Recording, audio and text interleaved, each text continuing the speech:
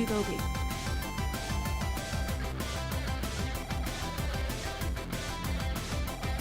Starting in just a few minutes.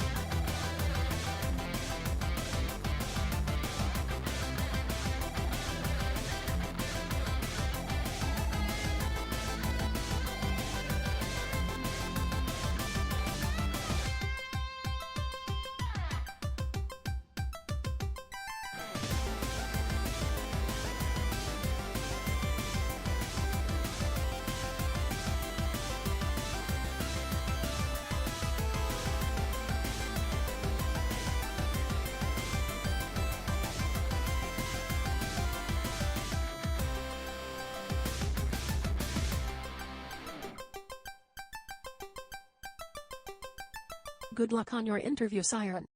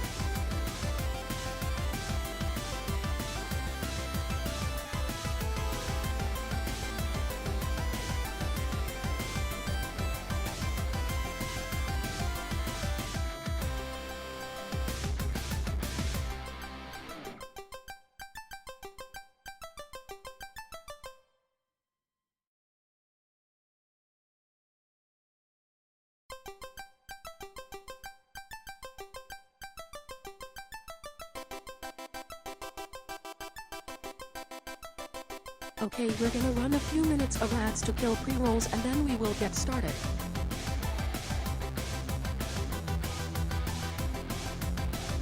See you on the other side.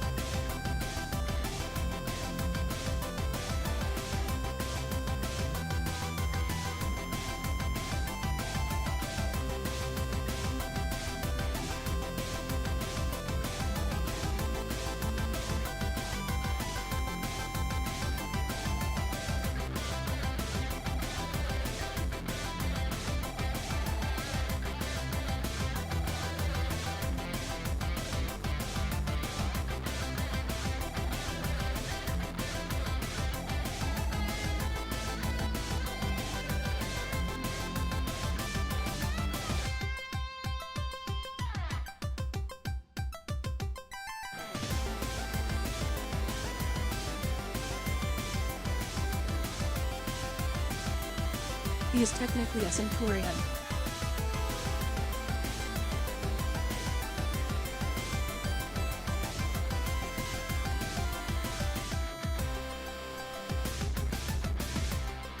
He says power extreme and then the armor comes on him.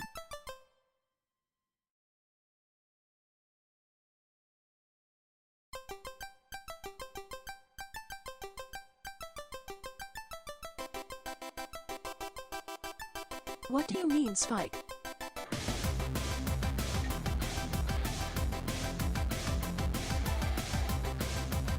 That doesn't mean anything, right?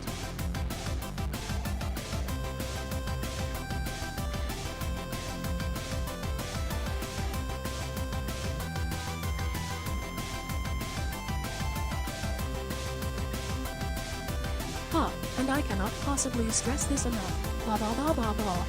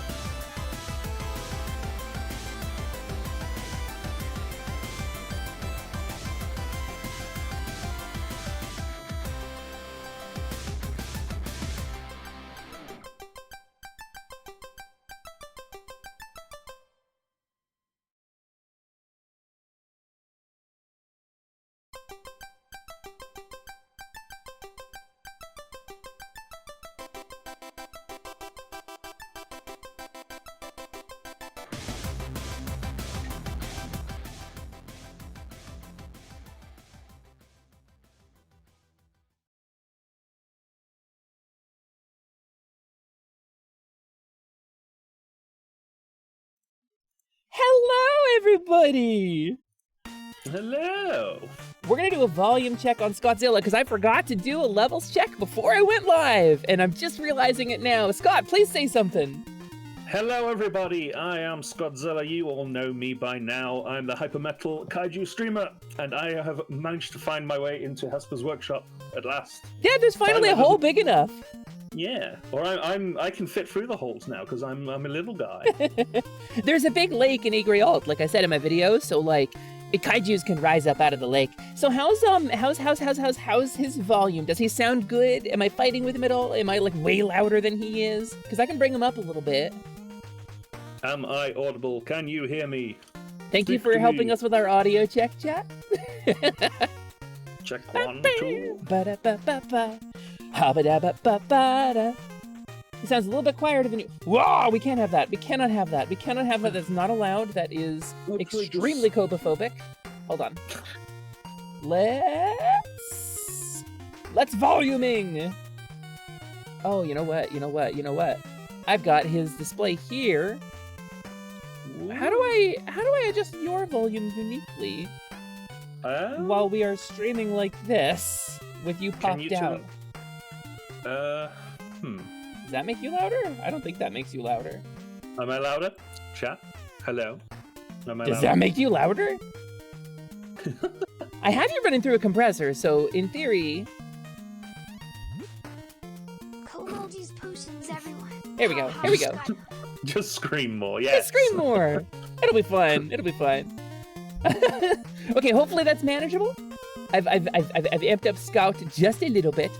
Skawtzilla. Oh, you should have Skawtzilla. So I was thinking Squabzilla. He could have a pigeon mode, but Scoutzilla's pretty good too. Yeah. That's kind of what Skawtzuki is. She's a scout. Yeah, she's kind of Skawtzilla, isn't she? That's her job. That's true. The more you scream, the better at Skyrim you become. So let's introduce ourselves a little bit. Hello, if you don't know me or if you're new to the stream. Hi, my name is Hesper. I am a kobold. I am a mid-level mage. I'm the foreman in the Kobold Construction Guild, and I am a scaly sorceress here today to rate your faves. That's right. We have a tier list. It is my very first tier list. I've been killed. That's great. Good stream, everybody. Thanks for coming. And let me recite this appropriately because the Fact Skull has once again graced us. Adventurer, I see there's a new person. I'm here. May I ask who he is? Go ahead and roll me a perception check or a history check. Your call, the Fact Skull, but you have disadvantage on this roll because you are unfamiliar with this whole circle of VTubers and you're new here. So you have a bit of a disadvantage at the moment. So go ahead and give me that roll and I'll let you know if I can identify my co-streamer. Oh, okay, they're gonna be right back. Quick, Scott, do your intro while Skull's away. I kind of did it a minute ago, but you did, but do it again. I am Skawtzilla. I am the hyper metal kaiju streamer. I used to be very, very big, and now I am very, very little, so that I can actually interact with people without destroying them. But yes, I've decided to come and help Hesper rate all of the best games in existence. Our opinions are very correct, and we look forward to sharing and inflicting them on you. Natural 17. There is only a 5% chance of rolling a natural 17. That is an extremely rare roll. Well played, the Fact Skull. This is, in fact, a kaiju mech VTuber by the name of Skawtzilla, and with a 17, you believe he's from Ireland or something? But generally speaking, he's like a YouTuber or a Twitch streamer or something like that. Well, I can't joke about that. Cuddle Wisdom's in the chat. He'll beat me up if I joke about the Irish. Oh no. Listen, as a person of Irish descent, I have enough Hurleys and McReadys in my family to also be offended by that. So. I'm just getting everybody covered. It's fine. I don't want to leave anybody out. Listen, Ireland sent me a silver play button recently, but mostly it was for being alive despite the English. So it was my reward. Everybody gets one when they turn a certain age. Yes, we do. Congratulations, you've made it.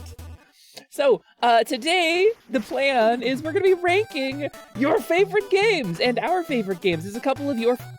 we've mostly collected your favorite games by looking at your play histories. We bought the information from Google. It was not cheap.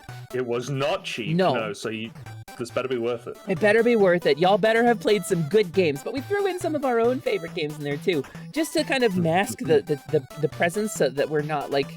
If we gotta go before the UN, this way it looks egalitarian, you know? Plus, some of the games are just terrible that you picked, so we need to rank some, find some good ones. We do. We need to pad the numbers, you know. By Hydra Burgers. Ethically harvested from a renewable source. No hydras were killed in the production of Hydra burgers. That's true. No hydras were killed in the production of Hydra burgers. What if it was? If it's a ghost Hydra, will you remember eating it? Scott, did we put Death Stranding in here? Did we remember to put Death Stranding in here? Sure. Hi, Tag! Let's say hi to everybody while I foist off my manual labor requirements on my co-streamer. Let me greet chat. Hi, Tag! Hello, my otter friend. I hope you're having an utterly wonderful day. Hello, Lilith. Happy 4/13 in advance. I hope you're prepared for Saturday. I hope you've made a bunch of really jank-ass looking JPEG compressed cookies to leave out for Sweet Bro and Hella Jeff. Cod of Wisdom, it is nice to see you. I've seen you in Scott's chat before, but it is nice to have you here. Hi, I'm me Hesper. I'm Kobo. Thank you for the follow, by the way. I saw that in there. That was my first notification today. Hello, Takirosh, my draconic friend. I hope you're having a wonderful time. Hello, Spike. We love Spike. We love it. We love a knoll around here. I collect knolls, actually. Knolls. We went through our D&D minis recently. We have a bunch of those whiz kids like blind packs. We have probably like $4,000 worth of whiz kids blind packs. So I traded with a bunch of my friends who also got the blind packs, and I have like a whole horde of knolls because I love knolls. I love me a knoll. I didn't realize the WizKid ones came in blind packs. They all are. That's the little like tubular cardboard boxes. Those you can't see what's in those. Yeah. Huh. Yeah, you're just rolling the dice, which is very addictive. The Fact Skull, hello. Whispers to the Cowbold. One. Hey, adventurer, who's gonna tell them about the farm? Nobody. Nobody's gonna tell them about the farm. Least of all you. You're especially not gonna tell them about the farm, okay? Okay, it's very important. Yeah. Right. You're not telling them about the farm. We're not telling them about the farm. Ow. Right? Yeah. Me and Scott, we know where you live. We bought your data from Google. We will come for you. My dad works at Google, so I can find out where you live. Okay, adventurer.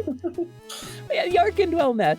Who else we got in chat? Is that kind of the chat for now? I think that might be kind of the chat for now. I think that's everybody who wants to sound off. If I've missed you in chat, go ahead and highlight your message, and I will respond to you. I will read it like a super chat. I'll pretend that I'm a HoloLive VTuber, and I will read your super chat. This message cost me $150. Oh, thank you so much, Skawtzilla. Oh. So moving that on. one hurt. Hello, Commander Chelonian. There's like a non-zero chance that would happen if I ever did a super chat. Yeah. That's what happens. That's what happens when you are doing super chats. I mean, again, like you're purchasing being noticed by a niche internet micro celebrity, and that's what you bought. You bought 3 seconds of notice for that little serotonin bump. It's brutal, isn't it? It's cruel. It's savage. Hello, Layla. Hello, and Hesper and Scott. That's correct. I am joined today by Skawtzilla, the Kaiju Mech VTuber. Hello. You call yourself something different now, and I've been calling you the Kaiju Mech VTuber. You're something else now. I'm still a Kaiju Mech VTuber. I'm just a hyper metal. Hyper metal. Yeah. Fear me. Oh. I'm made from hyper metal now. Are you? Explain that. Tell me more about that. It's like metal but faster. Oh, that's high tech. We The gotta get science Sprig is- on the line. yeah. Somebody call Sprig on the phone and be like, "Hey, what's hyper metal? It goes faster than regular metal. Is that what turbo hammers are made of?" And she'll tell you. Yes. And she'll be like, "Why do you have my number?" Stop calling me at 2 a.m. Yeah. I'm trying to sleep. Oh yeah, well my dad works for Sli- Square. Slyman, He's you are going having a in the dissociative critically break. acclaimed He's having an argument with RPG himself. Final Fantasy IV, which now has an extended free trial. His up dad to works level at Square and his 7, uncle works at free time Nintendo. in the award-winning Heaven's Nice. Ward and Stormblood expansions. Yeah. Sign up now and enjoy our RZA today. Also, hi, Gabby. So, Scott, do you want to get started? Do you want to get started ranking some games? Sure. Should we go to the first game in the list and just work our way across? I think that's very fair. I think that's very fair. We have some really good games lined up. And so we're planning on discussing the games a little bit. We're going to be hypercritical, you know. So if we rank your fave a little lower than you expected, you know, just try to bear with us. Yeah. You know, nanocarbon, you know how it's arranged in such a way to make it super strong? Something similar, but with titanium. That's titanium X alloy, actually. It's very similar in structure to lactanium alloy, which is what the robot form is made 80% lactanium. So, you know. I wish I was made of lactanium. No, It's you so don't. much stronger. It's so much stronger. It sweats when it gets hot. It's not a good metal to use. Don't build a robot out of lactanium. Okay. So we're opening up with Power Wash Simulator. This is an easy one for me. Yeah. I love this game. The last time I did a collab with Power Wash Simulator was with Carnage, and we streamed for like 7 hours or something like that, and it was huge. We had a huge audience the whole time. We had song requests on. What a vibe! What about you, Scott? Wow. Yeah. I'm only a fairly recent adopter of Power Wash Simulator because it was on Game Pass. Oh yeah. It was one that I always wanted to play, but it was like, oh, I'll get around to it. And then after becoming a master PC gamer, I was like, right, I can check it out at last. And I didn't for a while, but then I got it on Game Pass, and yeah, it's very good. I did the Final Fantasy level where you clean the The Final Fantasy VII crossover is so good. Cleaning up the Scorpion mech. Yeah. Yeah. And cleaning up just a horrendous gardens Hi, and Arbalista. horrendous, terrible children's play areas. Oh God, yeah. How did it get that bad? Well, the children's parents were complaining because some children came down with a mystery illness. You know, there's probably nothing. I love the narrative in that game. Yeah, and the crossovers just keep baffling me. Like Cod says, the 40k Yeah. one. I wasn't expecting Warhammer 40k. Dude, Scott, I haven't touched the 40k expansion yet, and I would very much No, like I to. haven't. Yeah, I need to try it. Yeah. There's a lot of that game I need to try. I've only really streamed it once. I need to go back to it and really roll up my sleeves, so to speak. Yeah, I And, played it with Carnage and Buncha and Misa the other day. We were just kind of vibing. We were discussing D&D stuff. Did you know that Slam ketamine it. is actually made of goat's milk? Goats genetically engineered to produce. That's actually true, Slyman. so lactanium isn't even that much of a Huh. stretch. It's not that much of a stretch. In fact, its ductility is pretty high. Mm-hmm. That's a metallurgy joke. For those of you into metallurgy out there, it's ductility. I got that one. And also about lactation, because ducts, it works on level. I'm a very smart kobold, okay? There are many layers to these games. Yes, there are many layers to the ductility joke about lactanium. So Power Wash Simulator, I was thinking like high B or low A, but if you like it that much, I mean, I really like the Final Fantasy level. I thought that it was is really cool. good. Mm. I don't know. Can we get That's can we get a take from chat? What do you guys think? Yeah. Maybe it gets bumped up into S. Maybe Power Wash. Maybe we're starting strong with an S rank. I mean, I think just the fact that you can play it with other people and just vibe and chill, I think it's. I think I'd put it in S, honestly. It's such a unique thing too, because there hasn't really been a game like it before. No, like, what's like the paper brief? Okay, so we're gonna get gamers to sit down and wash the outside. So what, like chores? Yeah, like digital chores. You know the Simpsons joke where they've got the VR farming and it's just Milhouse like raking with his digital hoe. It's like, yeah, I mean, it's literally. I would play that game. Unironically, that and the Waterworld game where you have to insert 40 quarters. I would play both of those fake Simpsons games and the MMO that Bart plays. That's apparently got voice chat built in. Yeah. I think a lot of people would play like Yardwork Simulator nowadays. Dude, okay. I mean, that's kind of what we're doing here. It kind of is. And so there was a game, Legend of the Mystical Ninja. It's the Goemon game on SNES that came to the United States, right? And I don't know what the Japanese name of it is, but it was localized really weirdly. But there is a level later on where you get to go and play other like Konami games, and I think this is the one where it had a couple of games in it, and there was like a lawnmower game where you had to mow the lawn. I think that was in Goemon. It was really hard, but I played so much of that. And thank you for the hydrate, Lilith.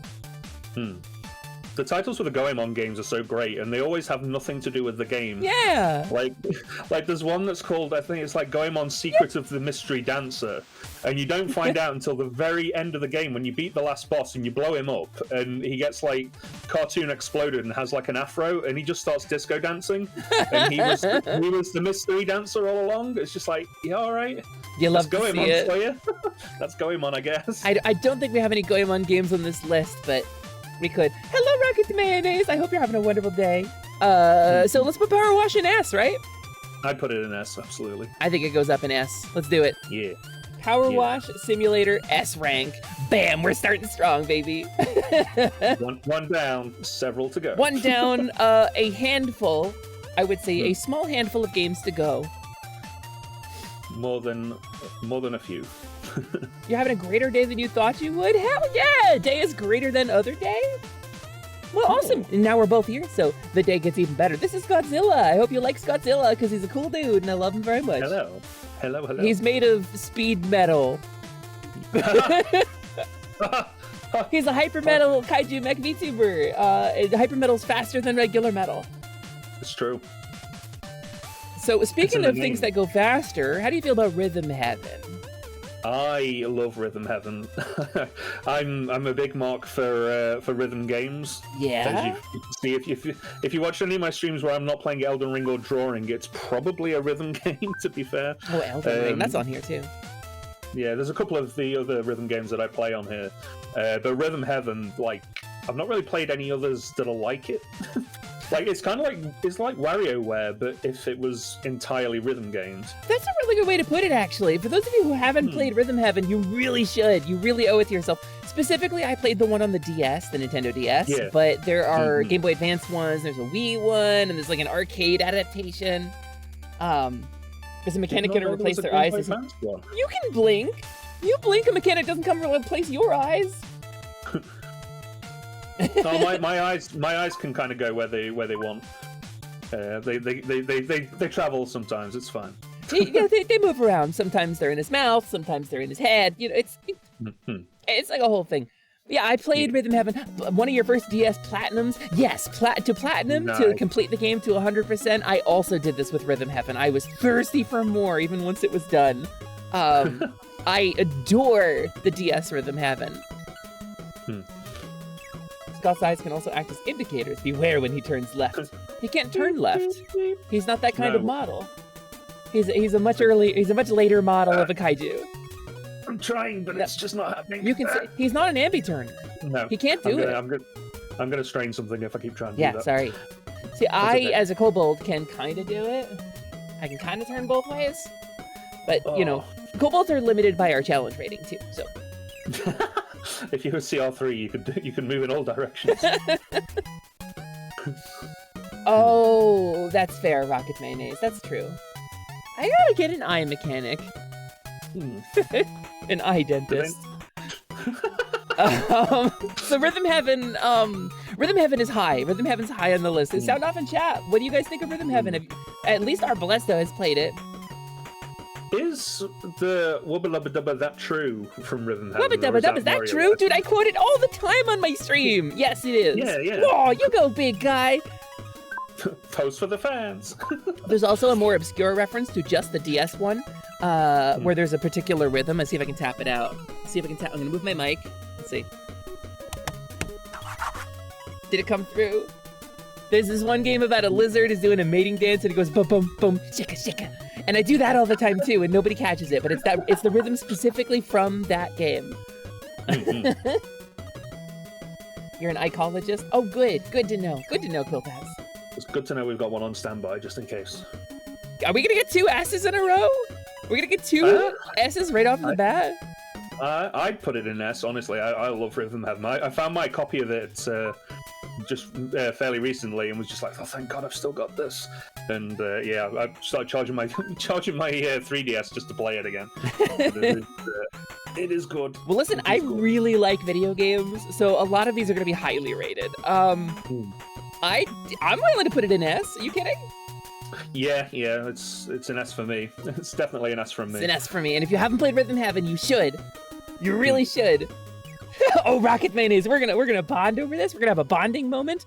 But River City Girls comes up before the Scott Pilgrim versus the World game, and I just gotta say, we can have a bonding moment over that too if you haven't played it.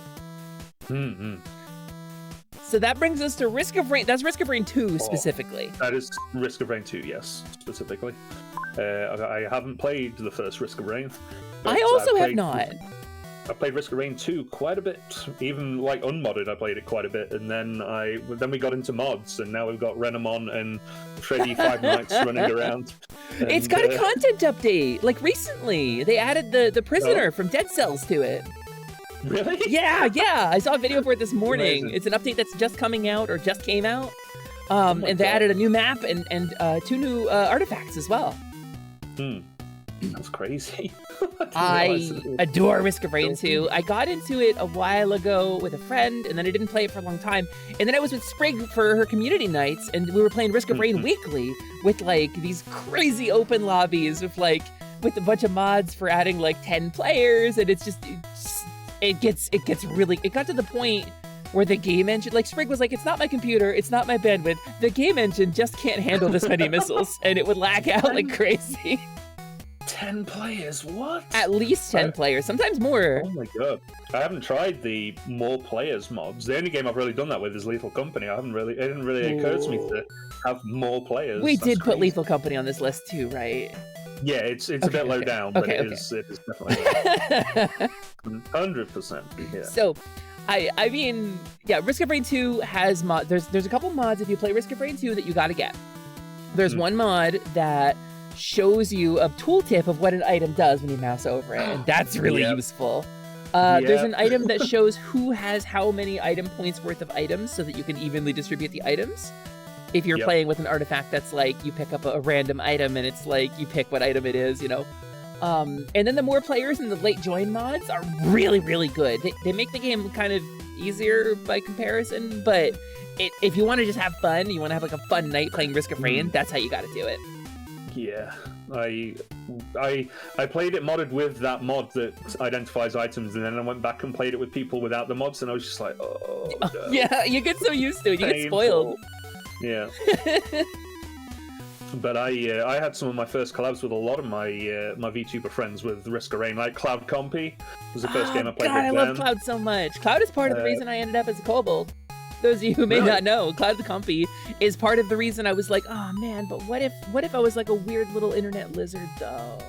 What if I was some kind of strange reptile? And I made a kobold model thinking about Cloud, and then I was like, ha, I could be a kobold, look at that. And that's how the first Plumie stream went. That's why I had that pink kobold. It was originally yellow. So I remember yellow kobold, yeah. Yeah. I think because I remember seeing it and going, wow, is that for Cloud? And you were like, no, I just made it because Cloud inspired me to make it. I was gonna give it to them, and I just was never happy with how it came out, so. Cloud Compy also creator of Skawtzilla, technically. Yep. Really? Yep, that's the law. Yep, Cloud. Cloud was is the one? person. Yeah, Cloud made the design for Skawtzilla. I gave her the name, but he designed her. Yep. Cloud's there everywhere we turn. That's awesome! Yeah. That's a cool lore! Have I not told you the story of how Skawtzilla came to be? You have told me. I did not, and I've had that in my head the whole time. Like we talked about, the gender identity thing, and I was like, hey Scott, if you want to identify as a girl sometimes, and you were like, no, really not. I just like the girl character. Not for me though. Like we had that discussion, and then you explained it to me, and I've had that in my head ever since. Yeah, it was Cloud who drew it. Cloud drew the original little Skawtzilla, and wow. another guy drew Prime, who's the one that everybody knows. Wow. That's so cool to learn. I really like Cloud. We haven't talked in a really long time, but I like Cloud. We used to trade images on Twitter. We would draw at each other.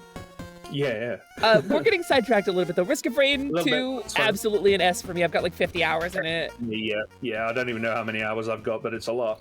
There's a lot of games I paid like $60, $70 for. I don't have 50 hours in. And I haven't had as much fun as I've had with Risk of Rain 2. Easy S for me. Yeah. 100%. So River City Girls 2. Yeah, let me ask you, Scott, have you ever played the River City Girls series? I keep waiting for them to go down in price because I'm just like, I've heard things. I've heard that they're very good and they look like absolutely my jam because I do love side-scrolling beat 'em ups. It's way forward, man. It's worth the money. Yeah, way forward as well. Way forward, 100%. River City Girls got a dab attack. It does got a dab attack. That's true. Kyoko's got a dab attack, and she goes all rainbow, and it goes boo-doo-doo-doo-doo, and it plays like the Vine Boom, kinda.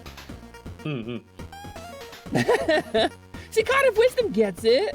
Cod, you get it. This game rules. So if you're a fan of side-scrolling beat-em-ups, if you've ever played like a Golden Axe, or the Scott Pilgrim games, or Streets of Rage, or anything like that, or, for example, the River City Ransom games, or the Kunio-kun series, this is a brilliant example. So there was, okay, I'm going to date myself a little bit. When I was growing up, I had the original River City Ransom on NES, which was Downtown Neketsu, whatever, Kunio-kun. It was like a fringe game. Like the narrative was different. Ricky and Kunio, Alex and Ryan, right, had different girlfriends than they do in the normal game. Like the characters were a little different. And so that's actually the game that River City Girls is a sequel to. But there was a game, an indie developer in the United States picked up the Kunio-kun license for one game, and they made River City Ransom Underground. Hey, Squeaky, thank you for the follow. Welcome in. Hi, my name is Hesper. I'm a kobold. I'm a mid-level mage. I'm the foreman of the Kobold Construction Guild, and I'm joined today by my friend Skawtzilla. Say hi, Scott. Hello.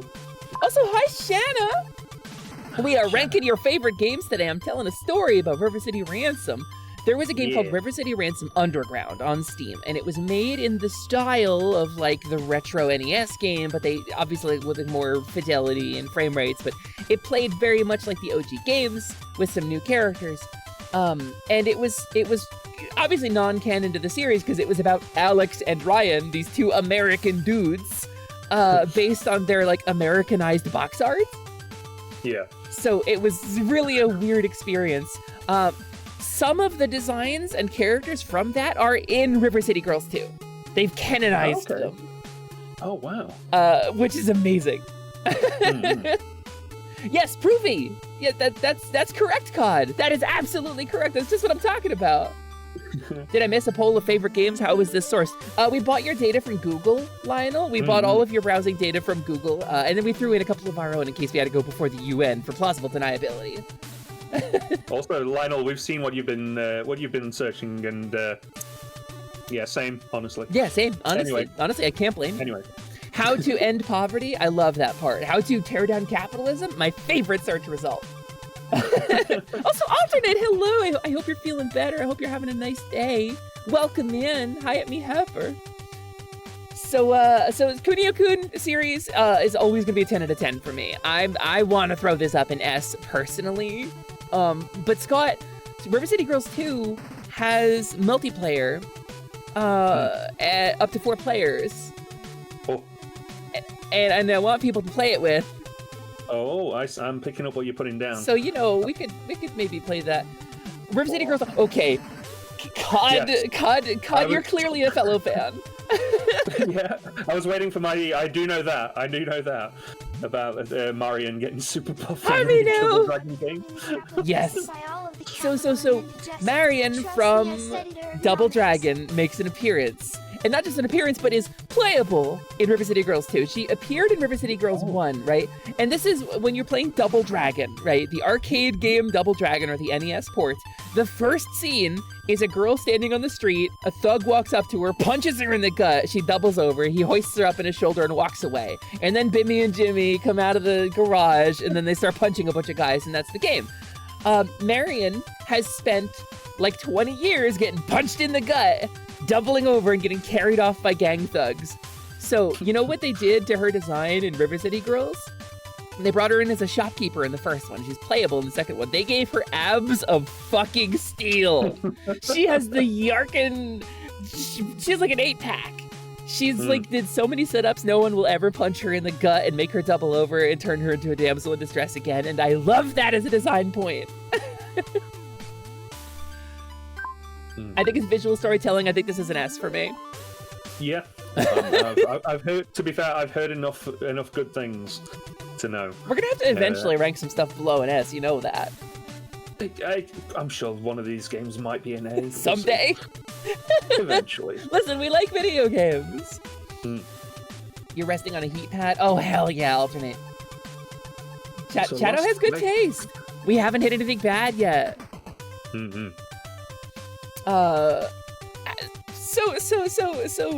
Scott, have you hydrated? Have you stretched? We've been live for about a half an hour now. I am sufficiently hydrated. I am sufficiently calibrated. We are good to go. Excellent. Good choice, good call, good job. I wonder if any of my big played games is on the list, though. Possibly Quiltaz. Scott, can we get a quick scroll down just to show the numbers that we're working with? We have a significant number of games to rank today. Yeah. We probably won't get through all of them. Some of them will be like the entire series rather than just one. We might like wax poetic about some of the entire series, but if they're ones that are like kind of similar. Yeah. Like when it comes to stuff like Etrian Odyssey or like there's a couple like the Metabots game, I guess. There's a couple things on there, so.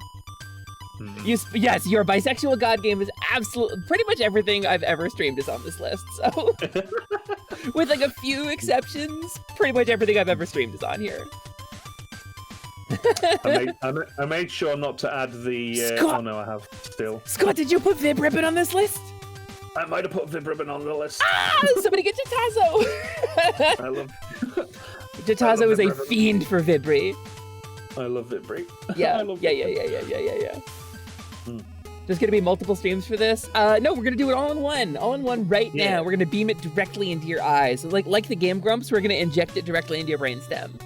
Yeah. So then, also, if you can think about your pin numbers while we're doing it, that'd be great. Think really hard about your pin number. The numbers don't have to be in order. You just got to think about the numbers together. You know, I can calculate the numbers later. It's fine. Yeah, we can figure it out. And the little numbers on the back of the card as well. If you can give us the CVW code, it's a security measure. It helps with your security. So if you give us that number, you'll be extra secure. Yeah. And we'll make sure no one else gets it. It's fine. Yeah. Well, obviously nobody else is going to get it. You're going to give it to us. That will keep it safe for you. Exactly. So the Lost Vikings. Yeah. Are you familiar with the Lost Vikings, Scott? I am familiar. I played it on the Mega Drive or Genesis. Bum, bum, bum, bum, bum, bum, ba, ba, bum, bum, bum, bum. It's Lost Vikings is one of Blizzard's first successful games, one of their first commercial successes in like the days of what's that other one, Blackthorn, the shooter. Yes. Yeah. The early days of Blizzard, before it was ABK.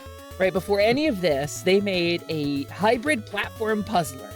It broke the rules of the genre. It was a Super Nintendo and a Mega Drive game, or the Genesis game, Sega Genesis, Sega Mega Drive, SMD.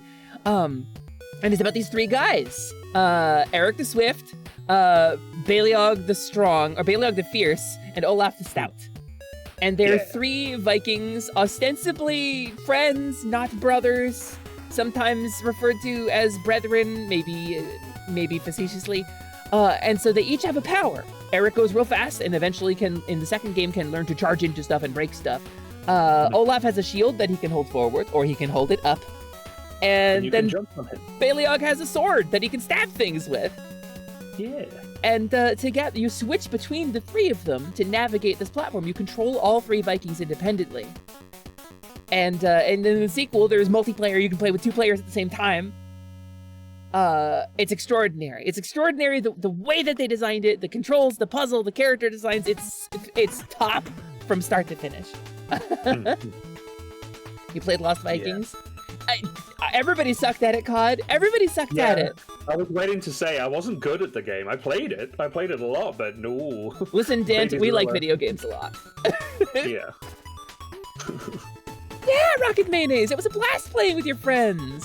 Like, so when you play a side-scrolling game or a platformer game with your friends, like sitting down, right? The couch co-op game, there's always the argument of how to do the camera, right? Does the camera like hover between both players? Is it locked to one? But there was a button to like pass the view camera to your friend, and it became a part of the co-op experience.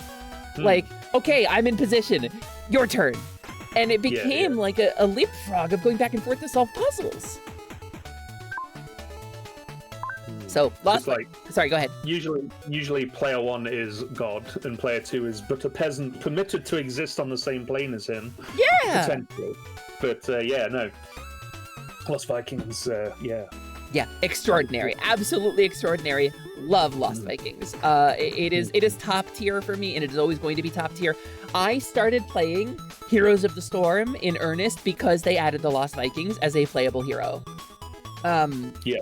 And it's, for the record, Heroes of the Storm is a MOBA. It's like League of Legends, but with Blizzard properties. They added the Lost Vikings. You control all three of them independently of one another. And then you can area select and get your APMs up like you're playing StarCraft or something and control all three of them. That's crazy. I didn't know that. Yeah, Dant, I don't know. This is back in the day when Blizzard was like, it'll release when it's good. And then they would submerge stuff. They would cancel stuff if it wasn't fun, if it wasn't really good and groundbreaking. They would just cancel it. We almost didn't get Diablo. Like, that's who Blizzard used to be back in the day. And yes, Quiltaz, Heroes of the Storm does have some cakes in it. I mean, yeah. We haven't got Heroes of the Storm in here, have we? I don't think. We could put it. We'll put it. Yeah. What was it? It was Death Stranding and Heroes of the Storm. Yeah, those are two we got to add. Yeah. Before we get too far down that road, Lost Vikings. I want. It would be a high A, but I think I can give it an S tier because part of chat likes it. I'll defer to you on this one because I don't. Yeah. I mean, you've played it before. Yeah, I have. It was a while ago. This was like on the original hardware, shall we say? Even a dude who's not a fan has played it. You know, and that says something. So I think, and yes, a lot of the games are in S because we like video games. It's true. Speaking of video games we like, Saints Row. Yeah. Saints Row that isn't 1 or 2. Oh my gosh. It took such a hard turn at 3, and I do not think it was a bad decision. Oh, Hi, 3 was...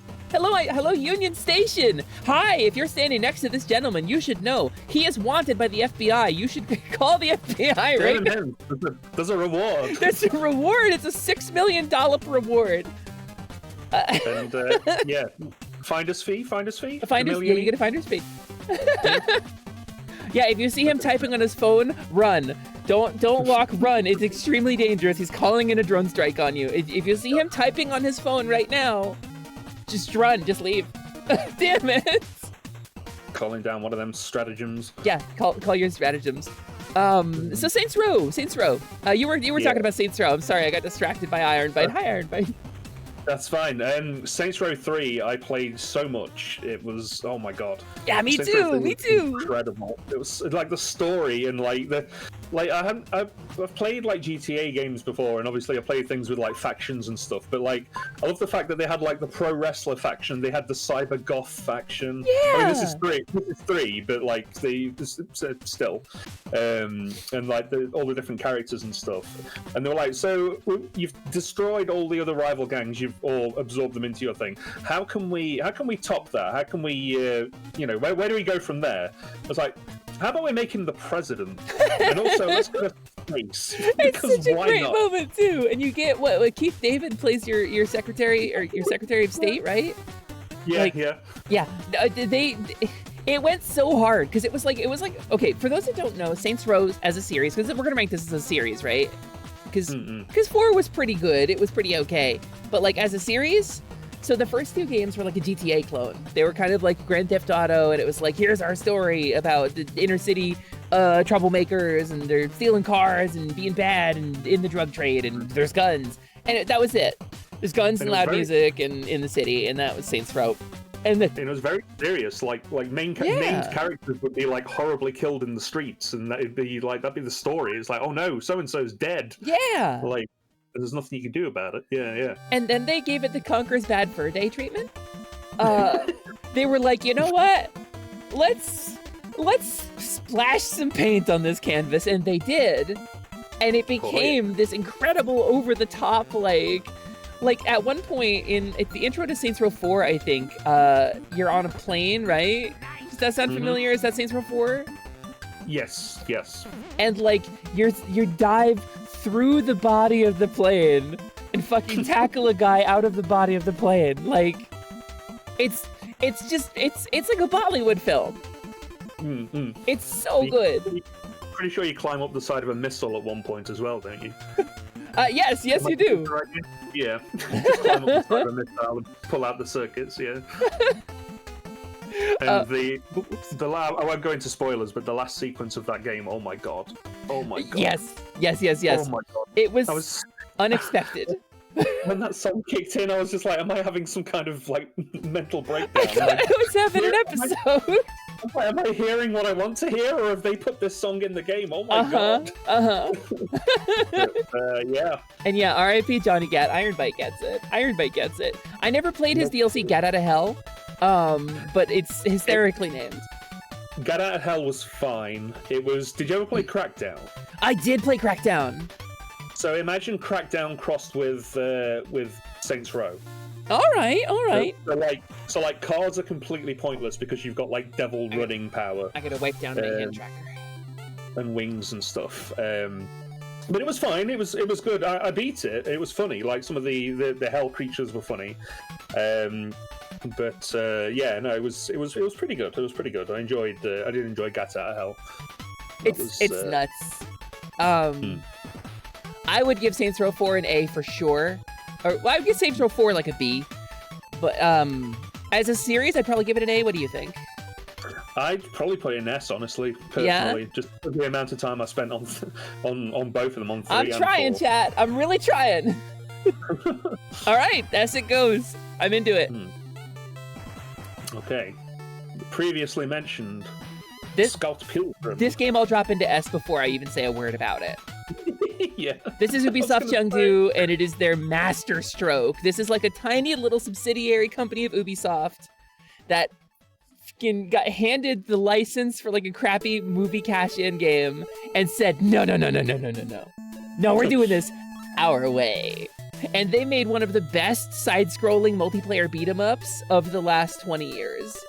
Yeah, still, even to this day, it's still like you can tell that the team are like, no, we've read the comics. We're going for this. Yeah, and they got that Paul Robertson sprite art. It really sells it. It really gives it a very unique vibe. The soundtrack. Yeah, this game is it's Ubisoft's Chengdu. It's like a little Chinese company. I think it's a little Chinese company, and they're like it's like a team of like 20 developers that made this game. It's not Ubisoft. It's like an Ubisoft-owned company that has the name, but no, they previously they had made like kind of like nothing garbage games. You know, it was like please produce games to fill a market, but this thing. A side-scrolling beats 'em up where you level up. It's crazy. It's so smart. It's got so much love for. Incidentally, this brings us back to River City Girls and River City Ransom, because Scott Pilgrim, as a comic, had a ton of inspiration drawn from River City Ransom. You know, the idea of people dropping money when they die. At one point, a guy gets punched and says "barf," like barf. It's a reference to the kind of localization, the Western localization of that particular Kunio-kun game. And so that DNA comes through in this game. And there's like a hidden doorway, Merlin's secret magic shop under the bridge, you know? Like the same secrets, a lot of references to the same stuff. Mm-hmm. Yeah. Can you tell I'm passionate? I was gonna say, it's like, when I put it on, I was just like, well, that's an easy S, honestly. That's got to be there immediately. Yeah, no, it's an instant S for me. In addition to my being a huge Scott Pilgrim fan, I'm a fan of a couple of Scotts, actually. Wait, do I know any of them? No, you wouldn't know them. You need to put me in touch with them. There's got to be a good one out there somewhere. Yeah, a Scott fight maybe. Actually, the guy who got me into Ultima Online was named Scott. Yeah, there was a dude by the name of Scott who lived close to me, and I used to hang out at his house, and he yelled at me for putting my feet up on the couch, but then he put his feet up on the couch, and I was really mad at him. So, but he got me into Ultima Online, so I can't blame him for that. Mm-hmm. Easy S for me, if you're cool with that. Easy S, yeah. What is this? What is this? 7 games at S? Can you be in the Scott fight? You are not named Dan, that's true. I think, yeah. I mean, I don't see why not. Yeah. There's nothing in the rules against it. I don't see why Scott. Coming soon to a underground fight club near you. Yeah. We do not talk about it though. Yeah. So good luck finding it. COD, you went Highlander. I was thinking like Jet Li's the one. We could have like a trans-dimensional Scott brawl. The Scott off. Oh. I like both of these, to be fair. What we like both of what? Mean Bean Machine and Skyrim, or both movies. I see. Yeah, both. Yeah.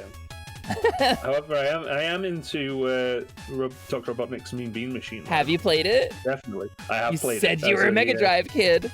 Yeah, as a Mega Drive child, I would be remiss to not have played. I also played Sonic Mania, so I've also played Dr. Robotnik's Mean Bean Machine. You randomly. It was Sonic Mania, right? That randomly puts the level of that. I don't actually know. I've never played Sonic Mania. Oh, Sonic Mania is really good. Yeah. Yeah, it's really good. Kat, can you verify that for me? That I think it is Sonic Mania. You're randomly playing it, and you just like jump into a thing, and it just turns into Dr. Robotnik's Mean Bean Machine, and you've got to win a level of that to progress.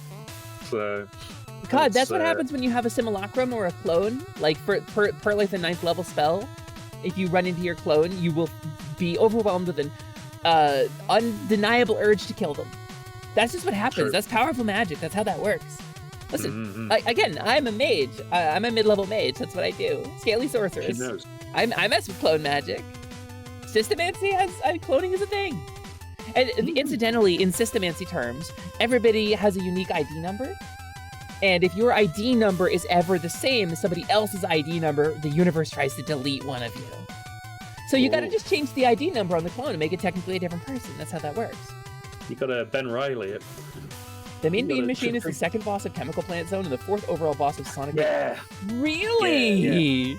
Yeah, you just randomly midway through the level just have to play around with it. That But, kind of rules, actually. So, for those who may not be familiar, Dr. Robotnik's Mean Bean Machine, in addition to being a really, like, lewd kind of name, if you think about it in those terms, that's his technique. You know, that's how he really wins the ladies. But it's a copy of Puyo Puyo, which also got copied in Kirby's Avalanche, which is a puzzle game where you have little globbies with cute little faces and cute little eyes, and they drop together, and you have to match them up. You have to like combine them into groups. And what am I hearing? Hold on, I'm hearing like a weird sound in my apartment. Scott, entertain them. I'll be right back. That's just me. Goodbye, Hesper. So, chat. Is there a game? Can you think of a game that we should put on this tier list before she comes back? Hang on, I'm gonna position myself. Whoa. Chat, what are your favorite games? Tell us. What are some games that we should put on here? Oh, Mass Effect is a good one, actually. Metal Gear Rising is on here. Don't worry. Metal Gear Rising is on here. Control is on here. Balatro is not on here, I don't think. I don't appear to have. Why haven't I become large? I should be large. Okay. I'll just put myself back where I was. Chrono Trigger's on there. Don't worry. Chrono Trigger's on there. Ryu, come on, buddy, come on. Remember who you're talking to. Even if I wasn't here, remember who you're talking to in terms of Hesper. Helldivers 2 is on here. Racketeer is on here. Oh, Metal Wolf Chaos. Oh, I need to add that to my little. I'm gonna make a little notepad, and I'm gonna add Metal Wolf Chaos. Oh my god. Mr. President, Michael. I love that. Sorry, what do we love? Metal Wolf Chaos. Oh, let me get caught up on chat. Mm-hmm. Hi, Cheshire. Hello. Also, hi, Lilith. I just said hi to you. I asked chat for games that we may have missed. And, Metal Wolf Chaos. They mentioned Metal Wolf Chaos, and I just popped off and lost my shit. We did not miss Reciteer COD. That is on this list already. Ryusei foolishly asked if Chrono Trigger was on here. Oh, and I was like, no, it is. Of course it is. Even if I wasn't here, remember who Hesper is. Come on. Yeah, thank you. Thank you. And no, Hard Space Shipbreaker, Hardship Spacebreaker, Hardbreak Space Shipper. No, that is actually not on the list because I forgot to add it. We did go through our Steam libraries to populate this list, but... Ah! It's Carnage! Wait a minute! Ranga. Oh my godness, it's Carnage. It is classic_Carnage. Hi, Carnage. Hey, my little bro. What's going on? Hi, it's home run rate. How did Mario Superstar Baseball go? Did you hit all the home runs? Did you smack a blooper in the face with a big ball? Gamers, if you don't know, Classic Carnage is my little bro. He is a quality VTuber. Who's a retro streamer. He plays a lot of retro games, a variety streamer technically. And he's one of the founding members of Positivity, which is the VTuber and content creator group that we all founded together. Carnage is one of my favorite people in the world. He's one of my dearest and most beloved friends. I knew him before I was a VTuber, before I was a kobold, and now we're both VTubers, because that's how cool we are. How was your stream, Carnage? You hit several? Hell yeah. Obviously, we're going to play a clip for Carnage. I don't know if my clip bot is going to work on this screen. But if it doesn't, I'm gonna make it work. Printbot? Whoa, look at that! Whoa. It's Kangaranga.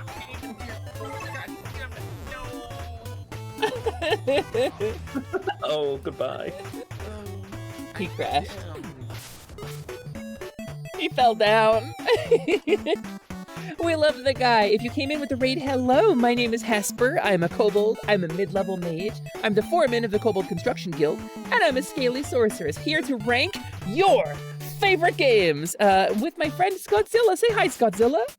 Hi, Skawtzilla. It's me, Skawtzilla. I am the Kaiju Mech Hypermetal streamer, and I'm here to help Hesper pick the bestest games out of these games that we have compiled today. And we have a comprehensive list. Yeah, all the games. Yeah, and so far, I'm a little embarrassed to admit it, but I've had a hard time finding fault because some of our favorite games are on this list.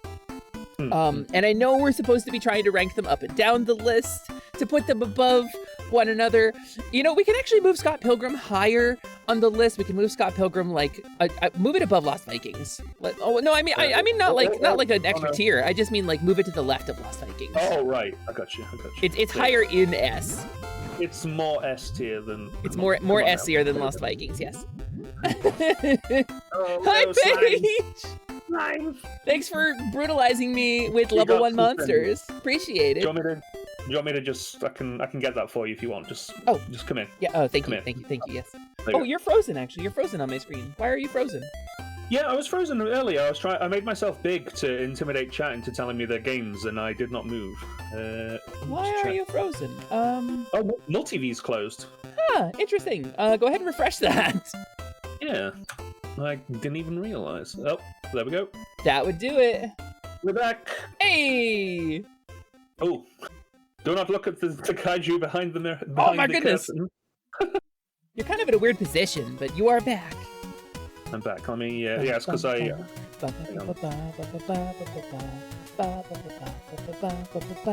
Mario RPG. It's not on list, but it's fun for me. I really like this game. There we go. What's that one that's in the second row, third from the left? Oh, we have yet to get there. That's an addition from Scott. Second row. But we'll third get from there. But Carnage, as always, thank you so much for the. Hey, tracking. Tracking, hey. Did my whole iPhone just crashed? Oh no. Woo! All right. Damn, I gotta, I guess, wait for that to restart. Sorry. Hop up. Or I'll just move myself around. Hey, Scott, how you doing? Hang on, I can do that too. Oh, I'm very good, Hesper. I'm enjoying doing this tier list so far. I'm having a lot of fun. Thank you, Scott. That's what I sound like all the time. The kaiju won. The kaiju won. That's me. I'm the kaiju. Koala, kobold, tanuki. The kaiju won. Why haven't we done that? I don't know. Holy crap. Hey. Hulk Hogan, oh no. I can't defeat Hulk Hogan. He's too powerful with his weird old man views. Sliman gets it. Hi, Mooney. But yes, Carnage, as always, you know the... Am I centered? Hold on. Center yourself, Hesper. I'm always centering myself, Scott. Okay, yeah, okay, I gotta... It crashed and my positioning got a little messed up. Okay, there we go. Okay, good. Carnage, as always, thank you so much for the raid. Thank you for bringing your wonderful community by. I know we have a lot of crossover. If you gotta go get Snack, Nap, or Shiny, please do not feel obligated to stick around. But if you do want to stick around, excuse me and Scott are ranking your faves. So it's true. You know, speaking of which, Mean Bean Machine, do we include Puyo Puyo and Kirby's Avalanche in with this? Like, sure. Can we can make this one like a Gestalt game, right? Because it's the same game. It's just got different characters in it. Beam matching. It's also one of the, I think, possibly the only Sonic game that acknowledges the existence of cartoon Eggman. Yeah. I think Scratch and or Grounder are in it, right? Yeah, Scratch and Grounder are on the box art, I think. From the Adventures of Sonic the Hedgehog, the weekday Sonic show. Yeah. Well, you had the good one, and then you had the one with that. Yeah, you had Sonic Sat AM, and then you had Adventures of Sonic the Hedgehog, which did kind of establish the Sonic like chili dogs. That was sort of the contribution of that show to the Gestalt of Sonic. Gotta get that shiny by going back to work, but I'll still be around as I can. Carnage, thank you so much for being here. Enjoy your shiny.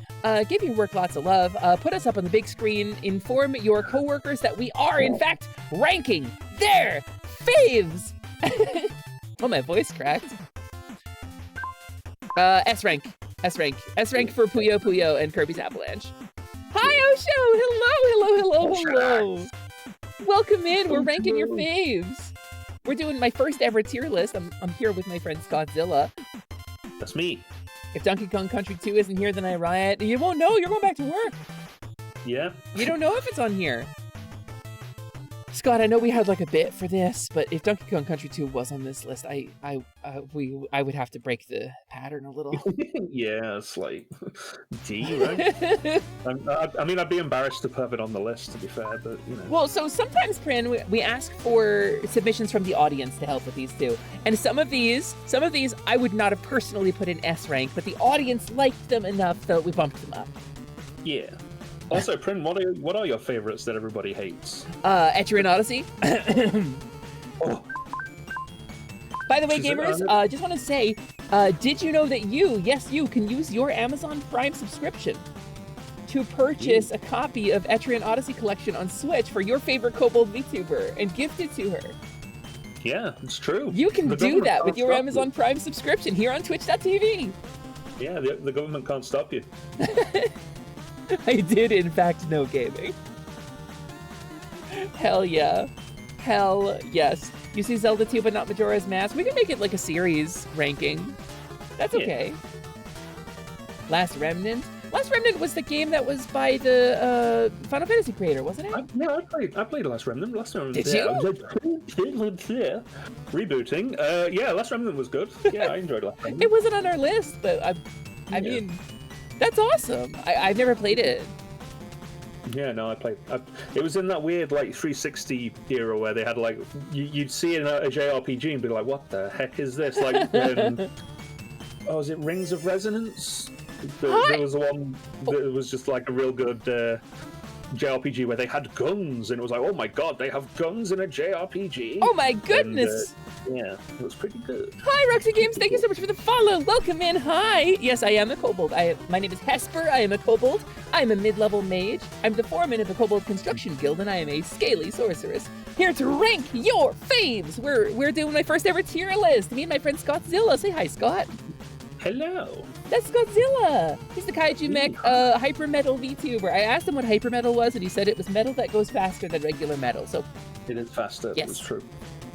But yes, I'm Kobo. I got 1 snoot for snoofles, 2 pokers for hitting, 2 floopers for listens. Here's many threats in many directions, and 1 big swoosh around back for tailing. That's kobolds, baby.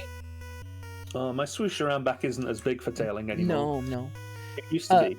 Listen, Scott, I don't want to make it weird or anything, but like, we should compare swooshers. We should. Hang on. Let me come over there. As you can see, Skawtzilla versus Hesper's Quest. Wow, yeah. Okay, swooshers. That's pretty good swoosher you got there, buddy. You got a pretty good swoosher. Poke, poke, poke, it's poke. spiky. Poke, poke, poke. No, Drazov, no tail off, please. It does grow back, but that is painful. I mean, I could like detach mine, but I don't think Hesper's comes off. No, mine does come off. It just takes a long time to grow back. Okay. Oh god, I've lost control. There we go. Hey, thank you for the lurk, Roxy Games. I hope you have a wonderful time. As always, the 3 most important things to Kobold is snack, nap, and shiny. These are the 3 pillars of Kobold life. So if you're in the stream and you gotta go get snack, nap, or shiny, by all means, please go do so. We love our lurkers around here, and I really appreciate you coming by. Mm-hmm. Does the new Hesper grow from the tail? The lost tail? Yes, actually. That's what you eat it. That's what do you think the Kobold Construction Guild is? In addition, Cloud is in there too, just masquerading as a kobold. You know, shape-changing dragon creature. Yeah. Sometimes you gotta trim your kobolds. That's hurtful. Rocket mayonnaise. That's hurtful. Don't trim your kobolds. We're very sensitive creatures. Wait, have you ever molted? Molting is painful. You get so itchy. Skyrim. Skyrim. I mean. Todd Howard's classic epic, The Elder Scrolls Skyrim. Here, hold on. I can actually do better. I can make this experience a little better. Hold on. One sec. Here we go. Let's talk about Skyrim. Skyrim. So, What's your favorite console you've played Skyrim on? And Stealth how many Archer. have you played it on? And how many consoles? I won't say how many playthroughs have you got. How many consoles have you played Skyrim Let's on? see. Stealth Archer, Stealth Archer, Stealth Archer, Mage that turned into a Stealth Archer, Stealth Archer, heavily modded game that introduces new classes and mechanics, Stealth Archer, Stealth Archer. And one time I played a 2-weapon wielder, and I got through the tutorial. Amazing. No, Amazing. COD, everyone has Skyrim. It like comes with your Xbox. You know, it's like Uno. Everybody gets it. On your Xbox. Yeah, no, every everybody. once in a while your bank account just decrements by like $30, and then you own a different copy of Skyrim. That's what happens. Mhm. Yeah, Quiltez, thanks for not flipping that one around. Yeah. Skyrim with all the anime mods is both D and S rank simultaneous. Can we put it in more than one category? I could re-add the image. Yeah, that's fine. I could do that. It comes in the mail with the samples of Tide. It comes with the America Online discs. That's true, Osho. You can play Skyrim on me. If I open my mouth, there's a screen. You can play Skyrim on me. I am compatible. Scott, It we doesn't run on can me. do this. You know, we can make this Yeah. happen on your model. I could just sit down and just yeah. Listen, if there's one thing I could do, is project a Skawtzilla onto something in 3D. So yeah, Skyrim. Like, what can be said about it? Like, it needs multiplayer. It would make it my perfect video game. With the exception of you can't be a little kobold in it, but the modding support is so good, I could put my model into it, and I could be a little kobold in it. Yeah, I imagine that's got to exist at this point, right? The mod exists, but you have to take like an FBX and like manually port it into the Skyrim skeleton and then add it as a custom race. And it's like, it's touchy. Oh my gosh. Oh, It's Simon is- Skawtzilla. From It's the game me. That's true. Skawtzilla versus the stinky kobold. I need an autograph. Yip, yip, yip, yip, yip, yip, yip, yip, yip. Hello, Simon. it's me. Simon, you're trying to start a yip. It's not gonna happen. It's not gonna happen. My chat is too good. They're too careful. They're too high grade for this nonsense, Simon. Then no, shoot, no! Yip, yip, yip, yip, yip, yip, here we yip, go. yip, yip, yip, yip, yip, yip, yip, yip, yip, yip. Oh, bye. Bye, Hesper. Anyway, good stream, chat. Catch you next time. I'm streaming tomorrow. Oh, you. I'm on to You you. got Oh, yeah, I got some cow on me. Yeah, it Little happens bit, yeah. sometimes. Cowbold happens sometimes. Mm-mm. So Skyrim, are we ranking it modded or unmodded? Because I have different opinions on both. Skyrim unmodded, I put in like B or A. I've only played Skyrim unmodded. I've never played it with mods. This could be so our first non-S, Scott. I'd have to defer to you on this one. Okay, so Mooney would say you ranking it unmodded, but the thing about it is the modding is so integral to Skyrim. They added it in as a core feature. They released a whole new special edition with improved modding support. Like the Skyrim script extender is like basically a part of the base game at this point. So ranking it unmodded is like, it's like ranking a game like Armello without including the DLC. You know? So I think unmodded specifically because of how important it is to it. What? So strip away the important part? I don't know. Okay, let's rule out like meme mods. Let's rule out like anime girl mods and stuff. Let's talk about like things like combat overhaul or things that like adjust the position of your quiver or like give you additional weapons, like the first person view model mods or like the body replacer mods. Hello, pseudoplugs. How you doing? We can't. That's true. We can't ignore the Thomas the Tank Engine mod. I don't know. Macho Man Dragon's pretty good as well. That's true. I want to get a mod that puts Spyro in so that I can finally kill him. Finally, end his life. He's had it too good for too long. All right. Well, I don't care. chat. Okay. Let's rank it unmodded. Chat. How many of you own Skyrim? Sound off in the chat. S in the chat if you either own Skyrim or think Ryusei Shining Heart is better as Cowrie. That's right. I know you're lurking, you son of a bitch. See that? Made him. You see that? Oh. Alternate refuses to own Sky. You already don't get a do. choice. You already own it. You just haven't checked Do your you own download. any smart devices? Because it's on it. All right, so chat is saying S. Chat is spamming S. We have to put it in S rank, Scott. S rank. Okay, Yeah. got it. We got to put it in S rank. Chat is saying S, so... Yeah, okay. Wow, who are we to ignore the whims of chat? Yeah, honestly? I would have put it in B or A, personally. But S rank it is.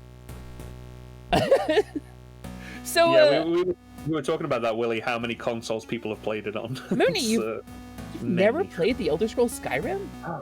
Wow. Mooney, that's Wow. like... That's like I've never seen Star Wars. Cough! Misa Deluxe. Cough. Scandalous. That's wild to me. It's really good. Like, genuinely. I've never actually beaten the story. I've got... Let me pull up my Steam real quick. Because I had it pirated, yo-ho, yarhar, fiddle-dee-dee. I put about 60 hours into a pirated copy of it. Okay, let me check my Steam library real quick. Library, Skyrim, the Elder Scrolls. It's gonna be under E, right? For Elder? Elder, yeah. Yeah. Just the special edition repurchase of it alone is 35 hours. Worry not that I have taken over Slimon's communication lines. But my name is High Toward. Oh, hi, Hot Howard. I like your shoes, Todd. You always have really nice shoes whenever you come Really out. nice shoes, yeah. And nice coats. Yeah, and like a very human-like face. It's better every year. Every year it's more and more convincing. Yeah, yeah. I think Mark Zuckerberg could take some notes from him. You were a Nintendo kid for most of your childhood and teenage years, so you never even heard of Skyrim until you saw the memes about. Damn, Mooney. That's crazy. That's actually that's like a high value trait. Like you're unspoiled, unspoiled wilderness. Hold on to it. Hot Howard's famous catchphrase: "I have a human face." He does say that, yes. He does. Whenever he comes out, like before he even mentions the games. It's yeah. It is a little bit like finding a unicorn. You're right. I did beat Skyrim, and the final boss encounter glitched, so I didn't get the ending cutscene. But I beat Alduin. I went into Skyrim heaven, and I kicked his scaly ass. Yeah, it was waiting for a cutscene that never happened. But I still count it. I still won. As a kobold, I am not legally allowed to defeat a dragon, so I can't beat Skyrim. Yeah, no, that's understandable, honestly. Yeah. And frankly, okay, I have an opinion. I'm going to sidetrack us from our tier list a little bit, which is going very well. I want to talk about Elder Scrolls Online very briefly, because I made a comment about Skyrim needs multiplayer, and somebody always invariably says, go play Elder Scrolls Online. To which I will reply, Elder Scrolls Online is pretty good. It's a good MMORPG, a good modern MMORPG. It is World of Warcraft mixed with like Terra, with the serial numbers filed off, with Elder Scrolls theming. It's built on a licensed engine called the Hero Engine. It's actually the same engine that SWTOR runs on. Or at least it was built on that engine. Yeah. And it is a good MMORPG, but it is not an Elder Scrolls game. And if they were not cowards, they would make a mode. Because World of Warcraft is now actually innovating. This is something WoW has never done. They've always been like the best, most polished version of an existing trope or an existing concept, right? That's what Blizzard does. Yeah. But they're back to innovating, and they've started doing like Season of Discovery or the Mists of Pandaria remix that I'm actually really excited for, or like the weird pirate battle royale. And so like Elder Scrolls Online, I'm talking to you, ZeniMax Online Services, ZOS. Yeah. I'm talking to you. Give us an alt server for Elder Scrolls Online that plays like an Elder Scrolls game instead of an MMO. Put Elder Scrolls part first and MMO part second, and you will double your subscriber base. I am confident. Hey, Rocket Mayonnaise, have a wonderful nap. I'm just going to nip to the loo quickly. Okay. All right. He's nipping off to the loo, as they say. There he goes. He shrunk and then he fell down. He fell down. I was born in Nintendo, shaped by it, molded by it. I didn't meet Todd Howard until I was a gender. I'm with you. Thank you, Paige, for the hydrate. Also, how you doing today, Paige? You having a good day? Thank you so much for the hydrate. I appreciate that. Would you like a little alternative hydration as well? I have, for me, It's hard because like I'm in an echoless chamber now. I have a Baja Point Break Punch, which is the Baja Blast that tastes kind of like Hawaiian Punch, but it's carbonated and loaded with caffeine, so super addictive. Off to the water closet. Yeah. Thanks for adding the H there on the end. All I knew about Skyrim was the names until I took an arrow to the knee. I used to be an adventurer like you. Hey, you're finally awake. You know, when I did my Skyrim stream, because I did stream Skyrim here, I actually opened with that joke, and it somehow everybody had seen it 1,000 times, and it still landed. Like the screen went dark from my loading screen, and then the carriage, or the wagon was going. Hey, you're finally awake, and it's never gonna get old. You started with Daggerfall. Me too.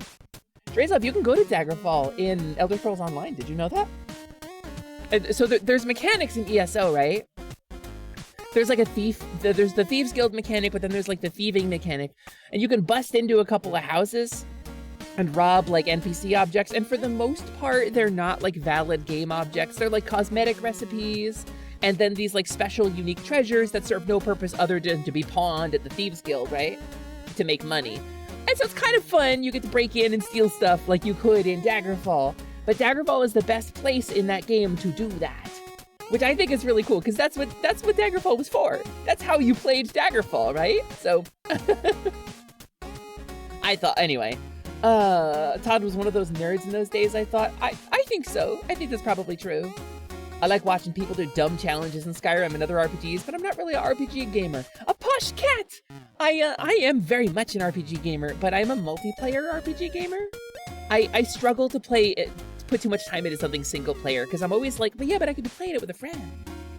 So, but you know, again, I come from a world where RPG mechanics are like a normal part of life. You know, everybody's got a stat sheet, everybody's got numbers and stuff, so can I just... It's not on this screen. Damn. Okay, whatever. It's fine. Yeah,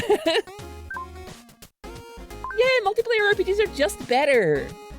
They're just better. I briefly saw Scott pop up, and then he went away again. I mean, when I try to... Hey!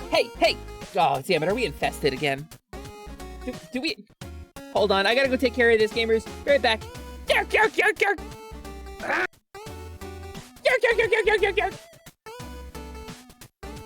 I return! I'm meant to be here! Yeah, are you? I was invited. Are you sure? I'm quite sure. Okay. I was invited. Okay, well then, I'll just get back to streaming then. Are we good with that? Yeah. Okay. Okay. Hello, welcome back, this guy. I'm back. It's me, it's that guy. It's that guy. Yeah. What a closet. He popped off to the water closet. Yeah, you have to drop every H. You have to replace every hard consonant with an apostrophe. And you have to add the H's back in at the end, kind of like, you know, putting the fat you cooked the bacon in back into the dish at the end, you know. So yeah, we got through Skyrim pretty good. Can we talk about Thief? Can we talk about Garrett's Legacy? We can talk about Thief. I'm gonna have to let you take the lead on this one, because I have played like one of the Thief games. I think I got one of the Thief games on PlayStation Plus. Okay, my question for you is it the one just called Thief, the reboot? Yes, it was the reboot, yes. Chat. I'm pretty sure. Chat. Hey chat, how you doing? I want to talk to you today about something very important. My friend Skawtzilla may have said some things, he may have made some decisions that lead you to believe that he is a bad person. And I want you to know that I'm aware of those decisions, and I agree with you. And for what it's worth, I also think he's a very bad person. You thought there was going to be a second half to this? There isn't. Okay, so okay. All memeing aside, critical panning is. Oh Jesus, he got big. Oh, hang on. There we go. Ooh. The face shift text is still a bit wonky. Yes. Listen, you rose out of the lake. It's fine. You had to climb through a lot of corpses and a lot of souls to get out of that lake. They grow when they feel threatened. Can we put that on like the sponge capsule dinosaurs print? Instead of gross to 80% size, they grow when they feel threatened. That's my sponge dinosaurs. So Thief is a series about a dude named Garrett, and it was a groundbreaking, absolute genre-defining masterpiece. And like, it's buggy, it's got bad quality of life, it's difficult to go back and play because of the quality of life issues and the bugs. But a lot of really good games are like that. I mean, Ocarina of Time is like that. People regard that as like their best game of all time, right? So they grow when they feel threatened. That's my pickup line. Nice as. Thief is a game where you play as a dude in kind of quasi-action RPG vibes, but you are a thief. You're supposed to steal stuff and get money, and eventually the narrative evolves to you are like an ACAB kind of like quasi-assassin, and the cops are kind of these, you go to this weird like Victorian clockwork place, and the cops are like really corrupt, and it sucks, and so you become this legendary shadow in the night. And so to do this, the game keeps track of how bright and dark individual areas of the game are. This was groundbreaking because this is like an early 3D PC, FPS style game, right? So lighting in general was kind of brand new. Like dynamic lighting was a thing.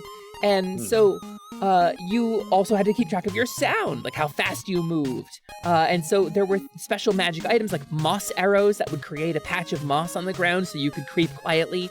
And then you had like water arrows to put out torches with. I was going to make a joke about the water arrows. Yeah, I know water arrows. Yeah. And so, so the guards had their unique personalities, and they had this specific like patrol routes and things that you could learn. And it was a game not about skill, but about patience and learning and paying attention and being aware at all times of your surroundings. And it really established a whole new meta. It was like the first really dedicated stealth game, at least on PC. Wasn't it one of the first ones to have like a bow and arrow as your dedicated weapon as well? Yeah, you didn't have, like, if you were sword fighting a guy, you had done something wrong, you know? So, Thief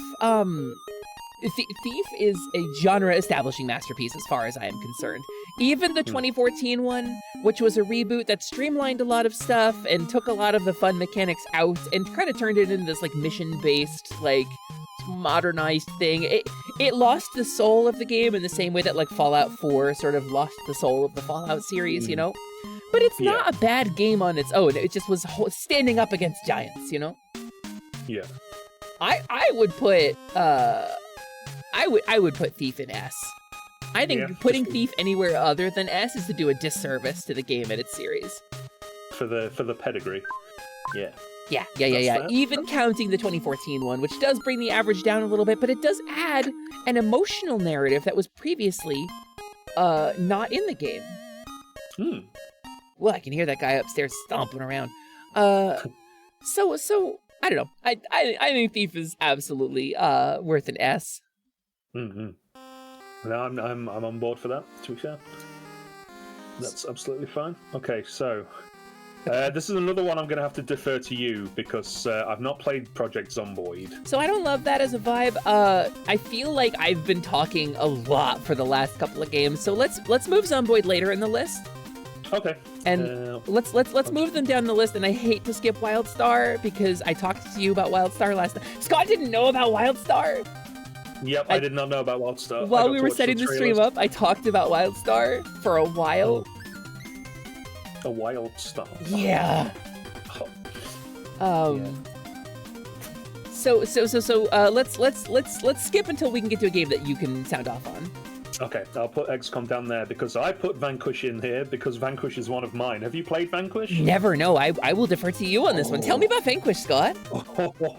So I'll put it this way. This can kind of sum it up quite nicely. Hey, it comes bundled with Bayonetta. So if all Bayonetta, instantly overshadowed. Yeah, well, no, not so much that. It's more if Bayonetta is a Barbie, then Vanquish is the Ken doll. in the Yeah. spectacle character action game. It is so ridiculous. Your main character's called like Sam something. He's always smoking. He's got like a really cool robot suit. Sam something, huh? I forget his name, honestly. It's so generic. But he always talks like this because he is action hero guy. Yeah, and Sam he. Dumas.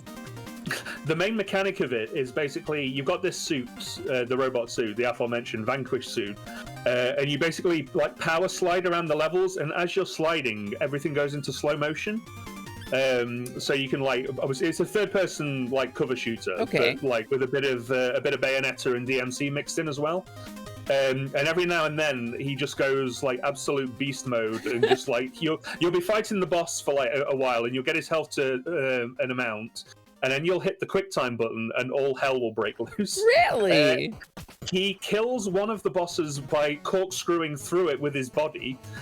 He spins so fast that he drills through the robot and follows it out.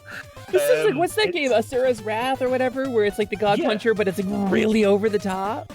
Yeah, it's kind of like that. It's not quite as over the top as Asura's Wrath, because I don't think I've played a video game that is as over the top as Asura's Wrath. Because goddamn Asura's Wrath. But yeah, no, Vanquish, it's in a time when I was kind of skeptical of third-person cover shooters, it's like Gears of War kind of thing. Like they managed to find a way to make it fun. Wait. I actually missed this part. Because you compared it to Bayonetta, but you said cover shooter just now? Yes, yeah. It's because you move so fast, and like you've got so many different weird moves you can do. You've got so many different weapons. So is it like Bulletstorm? It's more like imagine playing Gears of War, right? But every now and then you can just kind of slow everything down and just pop every enemy on the screen before they catch up and realize what's happened. And the best thing is, as the game progresses, you meet bosses who can do that to you. And oh my god, really? Some of the button mashing QuickTime things are ridiculous. There's one where he's fighting off two boss robots at once, and he's like blocking them at like JoJo punch speeds as he's like deflecting both of them, and it's so good. It's ridiculous, but it's so fun. This sounds so really much fun. exciting, actually. I don't know. Chad, do you know this game? Are you familiar with this? Because Scott's really selling me on this. Yeah, I'm feeling sold on this. It was the same developers, yeah. That's why it's really. Oh, so it's not Platinum. It's not Platinum. No. It's Sega, I think. Is it Sega? I think it's Sega, yeah. Damn. Okay. But yeah, no, I really enjoy Vanquish. It's so ridiculous. Chat. Yeah, I'm looking for some sound off. I feel like, is it Platinum? Did I remember that correctly? Okay. Yeah. Okay. That does make sense. To be fair. Cobalt Brain, very big. Yeah. Let's have a quick look. Yeah, all right. I want to find his name for you real quick, because it's very generic, but it's very good. So it's very generic. So we're feeling S rank. It's standard, yeah. Standard, S for standard. Yeah. Okay. I think S for standard makes a lot of sense. S for Scott as well. That was it. Sam Gideon. That was it. Holy shit! And he's got his augmented reaction to fucking Max Steel next time. Jesus. Oh yeah, no. Call him John Protag. Also, at one point, there's an Easter egg where you find a boombox and you walk up to it, and it transforms into a little robot and does a little dance. And I felt quite spoken to by that. S rank just for the little robot. Yeah, the little Transformers Easter egg there. Yeah, no, S for standard. S for standard in this case. I do like that John Vanquish gets a little dancing robot. I think that's really great.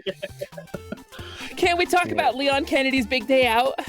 We can. Leon Kennedy's ill-advised European vacation. That's the name. Leon Kennedy's ill-advised European vacation. That's how they localized it in the States. I don't know if you know this. Oh. Biohazard in Japan, Resident Evil in the UK, Leon Kennedy's ill-advised European vacation in the US. Oh, I've not seen that box art. That's crazy. Because we were talking about weird variants in the box art. Yeah. Leon, Yeah. help! Help me, Leon! Leon! If we don't get an Ashley Graham skin in Dead by Daylight, and if we don't get a little Moushly charm in Dead by Daylight, I'm going to fucking riot. I am going to yarking riot.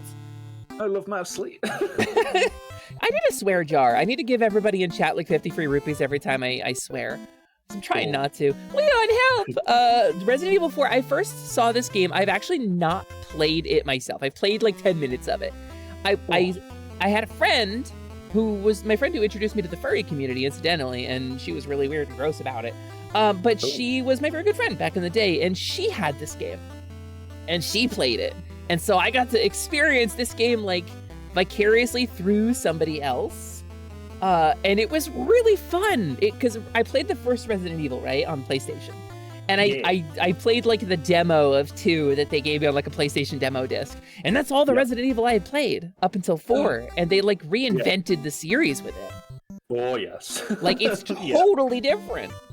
Mm-hmm. Gone are the weird tank controls. Gone is the incredibly slow pace, the kind of drudging puzzle solving. Like it's in there, but it's not the focus of the game anymore. Mm-hmm. And it was very cinematic. Like they got rid of the forced cinema camera angles of the previous games, but they added in so much cinematic power to it. I'm sorry, I'm rambling. You talk. No, it's fine. It's fine. I mean, what can you say about it? It's even now, it's like literally genre defining. To the point that I was listening to podcasts like yesterday that brought it up, just casually in conversation about how important it is. Damn. And like videos and stuff. It's like everyone is just Also, you never played Resi? Oh, we should play Resident Evil. We should play Resident Evil 3. 3's my favorite. I would love. I have. What's the remake that was big on Steam for a while that Misa played? Resident Evil. Let me scroll through my Steam library real quick. I bought because it was on sale. Resident Evil 2 remake. All of the remakes are very good. I haven't. I haven't played it. All the remakes are I play as Claire Redfield in Dead by Daylight when I'm Survivor. Like. No, I'm a enormous Resident Evil fan. I've got the novels, for God's sake. I've got the S.D. Perry novels. Really? The novelizations? Yes. Oh, the novelizations are brilliant. Because the novelizations are incredible because they added their OC into the main game storyline. There's a mysterious British man called Trent who seems to know everything and is always there at the exact same right time to help the main characters out, but then he disappears mysteriously. And it's just like you've just put your OC into Resident Evil, huh? Okay, but if a guy appears mysteriously whenever you're in need, that means he's watching you all the time. That's a stalker. Yeah, that's not an ally. That's a stalker. He doesn't help at a lot of the integral moments. It's just every now and then. No, that dude is checking your mail. that dude has a blood sample. Yeah, like he's not a member of STARS. He's not like on their side. He just appears mysteriously, and because a few of the novels are like original stories. There's one where they go to like a secret Umbrella lab under a desert in Arizona, in Nevada, and they've got like a dinosaur that they've made, like a horrible T-virus dinosaur called Fossil. And sometimes you get the watch company. Yeah, possibly. It's called Fossil, and you sometimes like get to read from its perspective, and it's just walking around eating everybody. The dinosaur. Yeah, yeah. The zombie dinosaur gets a chapter. Yeah. There's like all the little screeching things. What in the Jim Butcher are they doing over there? But yes, no, I am enormous Resident Evil fan. This sounds like an S, frankly. This sounds like an unironic S. We memed with one of these. We memed a little bit with Vanquish. That's in an S rank. Resident Evil sounds like it actually belongs here. Yeah, 100%. Are you telling me they made Dino Crisis? Yes. It's the novelization of Dino Crisis. Also, COD, it is both a perk for Fallout and a mod, because I don't remember if it's part of the base game that the mysterious stranger comes and like makes out with you, but you know, yeah. that's the mysterious stranger perk. That's what you're thinking of. Also, Resident Evil 4 is responsible for most of my my best clips as well. So. Yeah, I mean, it sounds like it's good for clips. Also, Lionel, I didn't want to interrupt Scott, but please don't think I don't freaking see you. I see you, Lionel, over there. I think that's a t-shirt. I think I've seen that t-shirt. Well, I mean, Subway also produced its share of monsters. Look at Jared. So, you know, he's perfect for the Resident Evil tie-in. Yeah. So, moving on, this game I gotta talk about. Mm-hmm. This game is called Pathfinder Kingmaker. This is a PC, it's a CRPG. And let me set the stage for you, right? We've got Dungeons and Dragons getting huge. We've got a bunch of D&D games on the market. We've got a bunch of celebrity D&D games out. We got Critical Role is real big. Pathfinder is by a company called Paizo that used to make content for D&D, and then when D&D did its 4th edition, they were like, no, you know what? We're going to keep the 3rd edition. We're going to make our own 3rd edition, and they made Pathfinder as a gameplay system. They made their own game system, and they were like, you know what would be really cool if we had queer people and people of color in our game worlds, and so they did that. And then Wizards of the Coast has been playing catch-up ever since. Pathfinder is so good, and I'm such a Pathfinder fiend, and if you've been around the stream, you know that I'm a tabletop RPG gamer. I'm a TTRPG freak. I have the monster core for Pathfinder Revised in my purse, and I carry it with me when I go out. That's the kind of neurodivergent I am. So Pathfinder, greater than symbol, Dungeons and Dragons. Freak 7 days a week, freak 8 days a week, baby. I will, you tell me your heritage and ancestry and I will run you a game. It's just how it works. And so they adapted it to a CRPG. They did a Kickstarter for this.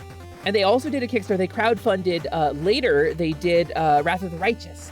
And so Kingmaker is a famous Pathfinder module. It's one of the iconic printed modules for Pathfinder, which is like a pen and paper tabletop RPG where you and your players will go to the Stolen Lands, right? Which is this place that was like indigenous tribes, and then somebody came along and like unified them. One of the tribes got real big and like kind of enslaved and owned all the others, and then they collapsed back into indigenous tribes, and then they keep doing that, and that's the Stolen Lands, and they keep getting stolen. That's the story of them. And so you show up as an outsider, and you declare yourself king after you beat the Bandit King, the current leader of the Stolen Lands, and then you see how long you can make your empire last, and that's the plot of the game. But it's a CRPG based in Pathfinder, where you can create your character from all of the feats and all of the options in Pathfinder, of which there are many. It is extremely easy to make a really badly broken character that cannot beat the game if you take a custom build. And the game has some problems. Towards the end of the game, towards like hour 50 or hour 60 of this gameplay, you will find that if you did not plan ahead for things that you didn't have any indication about, your empire will collapse. Because that's the story of the game, and you will fail. You will get the bad ending. And so it's like a multiple playthrough game that playthroughs take 50 to 60 hours. But it's so fun. It is absolutely, I will say, it's tied for my favorite CRPG with Shadowrun Returns. Right. It's extraordinary. There's a story about a kobold that gets reincarnated, and it's literally like a story that I ran independently in my game. Nice. So if you see this game on sale, gang, Pathfinder Kingmaker, you can get it with like a difficulty mod for the kingdom management sim part of it, where it like makes that easier or removes it from the game. And it is absolutely worth your money. This is worth your money. This is worth your time. It is worth the time you will put into it. Please put Pathfinder Kingmaker in S for me. Yes. It's one of absolute top tier game. That and Shadowrun Returns. Absolutely. I think Dragonfall was a better gameplay wise, but Shadowrun Returns was a top tier story. So. Yeah. That's my take. Wrath of the Righteous would get a B on this list from me. Wrath of the Righteous, not on this list. Is that a sequel or is that an expansion? It's a separate game based on a different Pathfinder published module. It takes place in a different place in a different time. It's got similar systems, but it's different characters, different stories, all disconnected. Okay. Interesting. So, moving on to Eternal Sonata, which I have never played. I'm gonna let you take the lead on this one. So this is a 360 JRPG where all the characters use instruments to fight with. What? Their weapons are like half instrument, half weapon. One of the characters has like a Guts Berserk greatsword that's like a saxophone as well. What? The main character uses a conductor's baton to fight with as well. No way. the system's really cool as well, like, because the battle system, you kind of, I don't know if you've played any of the Hyperdimension Neptunia games, but the battle system's kind of like that, where you're in like a circle and you've got so much movement. You've got like a movement bar, and as you move, any move that you take drains that bar, but you can mash the attack buttons while you've got bar left. So you can run up and just absolutely wail on the enemies and annihilate them. No way! But the reason the main character uses a conductor's baton as his weapon is because he is real-world composer Chopin, who gets isekai'd into a magical anime world. No way! As he lies dying of whichever disease it was that killed him IRL, and meets all these little anime girls and boys, and goes on an adventure with them to stop the corruption or whatever it is. So it's the reverse Full Metal Alchemist movie? It's an isekai, yeah. As he lies dying on his bed. Yep, Chopin is the main character, and they turn him into a hot anime boy. He's on the cover there. Holy crap! Yeah. And it's wonderful. The combat's great. The characters are all cool, really good. There's a character, I think, is her name Falsetto? I don't know. Thank you so much for coming. Have a wonderful night. I'll just double check her name real quick. Was it Falsetto? Yes, Falsetto. I was very normal about her when I played the game. Yeah? Yeah, I was very normal and well behaved. She runs up and beats and fights enemies with her bare hands. So, you know, you say normal about that. Her name. So I'm assuming this to be a female-coded character, yes? Yes, Falsetto. Yeah. Falsetto, which is a vocal presentation only available to people who are assigned male at birth. Falsetto is when you have a masculine developed voice and you go into your head voice and close off your chest voice. Falsetto is the Mickey Mouse voice. Well, she has the tomboy hair and she fights things with her bare hands, so I guess that checks out. It's a term that doesn't apply to cis females. No. That's kind of amazing. Trans rights, maybe? Falsetto confirmed? I mean, I'm kind of into it. But yeah, it was 360 exclusive for a long time, and then they brought it out on PS3 in like a special edition and just added extra characters into the story. Because in the base game on the 360 version, there was a princess that you were saving, and she was very much a damsel in distress and didn't do anything and got captured all the time. In the PS3 version, she's a party member, and she's got a sword and shield, and she looks awesome. That kind of rules. Yeah. They gave her the upgrade. She was like, "Yeah, no, you're in the party now," and she's like, "Yeah, no, she's cool. She's tough." So it sounds like you'd probably throw this at like an A, but I'm gonna preempt you a little bit, and I'm gonna say whatever your ranking is, move it up a notch for trans rights. Yeah, trans rights means S tier. There we go. Come on. All right. Yeah. If you get a chance to check it out, chat, I do recommend playing. I mean, I recommend playing almost all of the games that I've talked about, but Vanquish and Eternal Sonata, if you get a chance, are very good games. You should play them. Listen, I've learned so much today. I've learned about a bunch of games I've never played before. Yeah. So it's Jump King. Hey Pren. Oh. Hey Pren. Hey Ryusei. Hey Pren. You guys had a What are good your time with Jump opinions? King, right? I know Ryu did. Ryu, are you here? Are you lurking and working? Ryu was here earlier because he shouted at us for not having Chrono Trigger on the list. Hi, the outsider. Do you also know Jump King? So Prentice was enjoying it. I've never played it myself. Have you played it yourself? I have played it. I not only played it, I raced Gala playing it. We had our screens on simultaneously, and we competed to see how far we could get. The outsider you've been following since August 12th, 2023. I don't have a command for it, but I can check it. It is one of the games of all time. So, okay, there's something to be said, though, for an indie game that defines a genre, right? Because, yeah, like we've got, obviously, Getting Over It with Bennett Foddy kind of defined this genre of, like, the frustration simulator Ascension game, right? But then that evolved into things like Only Up and Jump King. But Jump King has a very particular vibe to it. The very particular vibe of Jump King is a simplicity that the other games in the genre lack. It is boiled down to exactly one mechanic. Yeah. But that one mechanic is used in many different ways throughout the course of the game. Doing short hops, doing long hops, bouncing off of walls deliberately, the icy levels where you have to do a little hop just to steady yourself.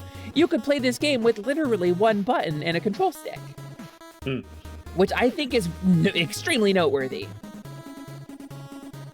True, it's true. I've watched many people lose their absolute minds at this game. God, yeah, I'm gonna watch for you say loses absolute mind at this game. I watched a speed run of it, by the way, and I think the worst thing you can do when you're playing Jump King is watch a speed run of that game.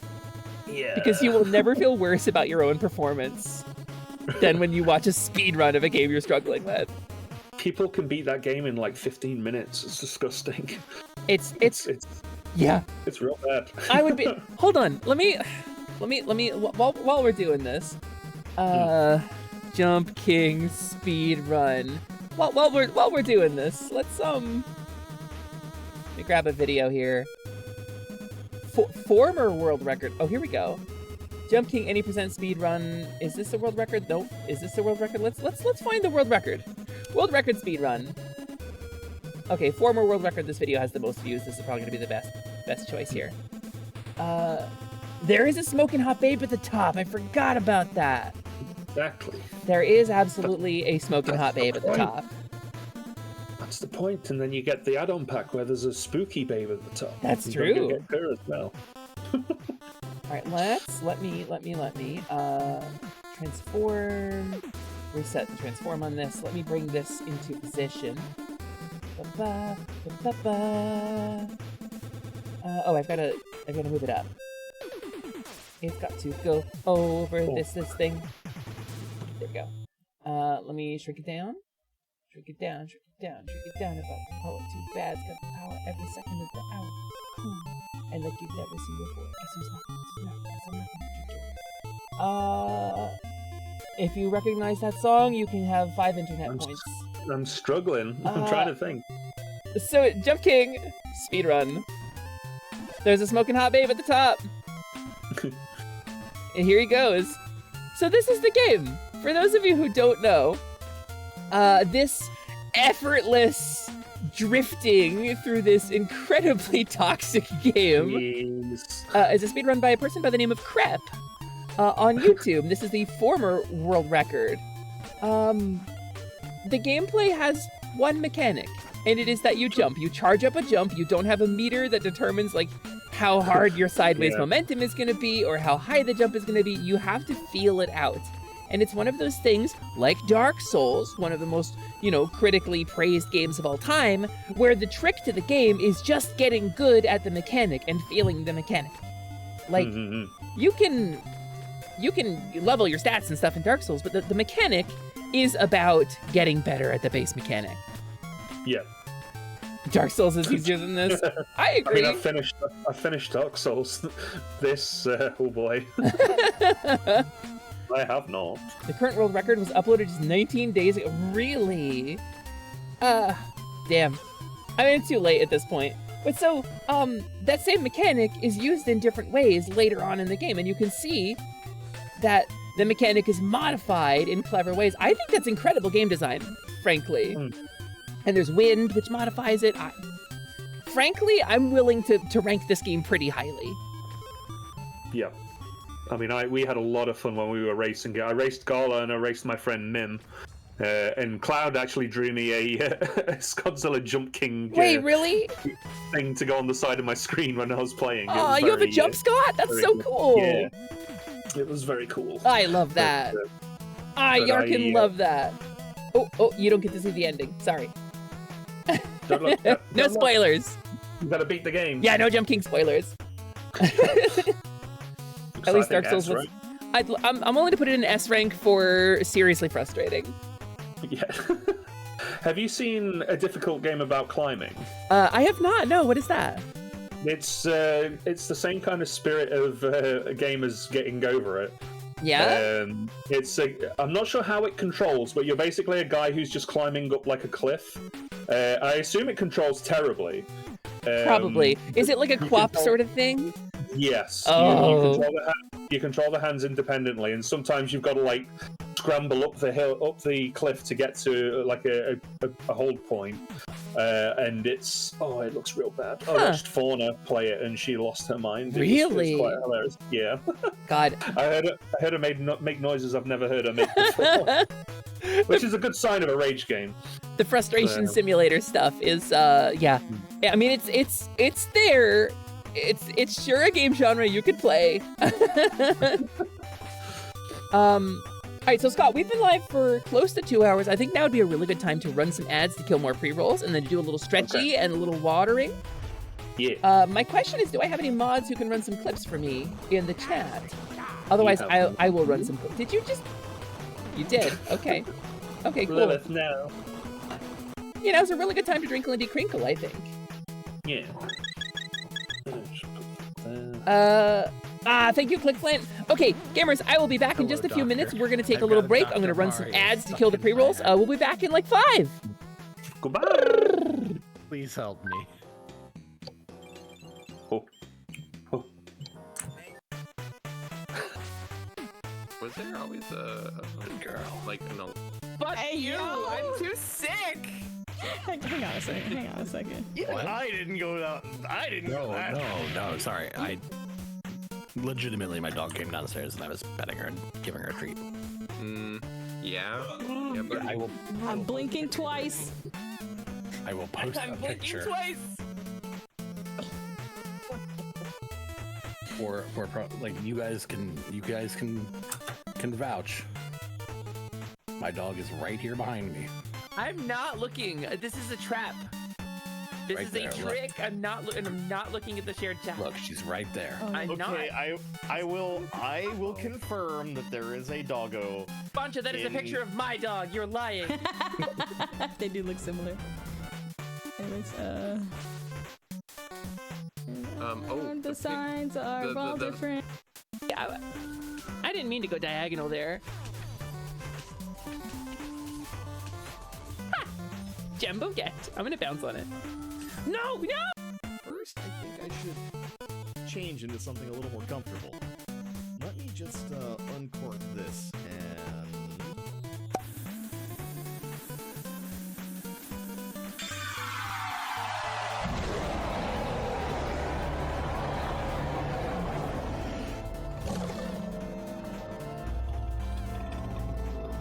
Foolish human. I am the strongest dragon and most powerful wizard of all time. When I invited you over for dinner, I thought you'd run away. But you fell for it. How does it go again? Oh yes. Oh, that good.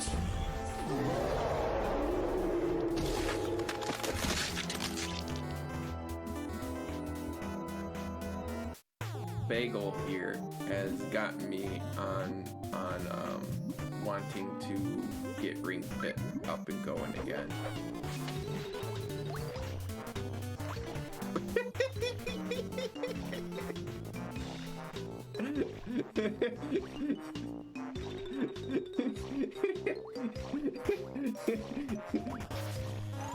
I don't know if anybody else just realized what happened. Turns out my King Me Redeem hotkey is the same hotkey to reload my save state.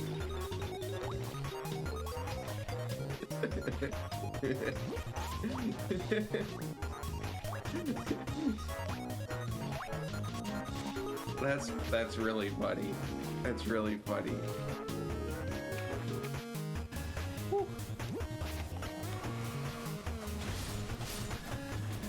A little imps really. Oh, Executioner's Great Axe. Let's go. There's something else we gotta kill for that. Yeah, the dude here. Dude stuck in the floor. That's unfortunate for him. Scott, get back! Whoa! Whoa! Oh shit! Yeah, that's what I deserve.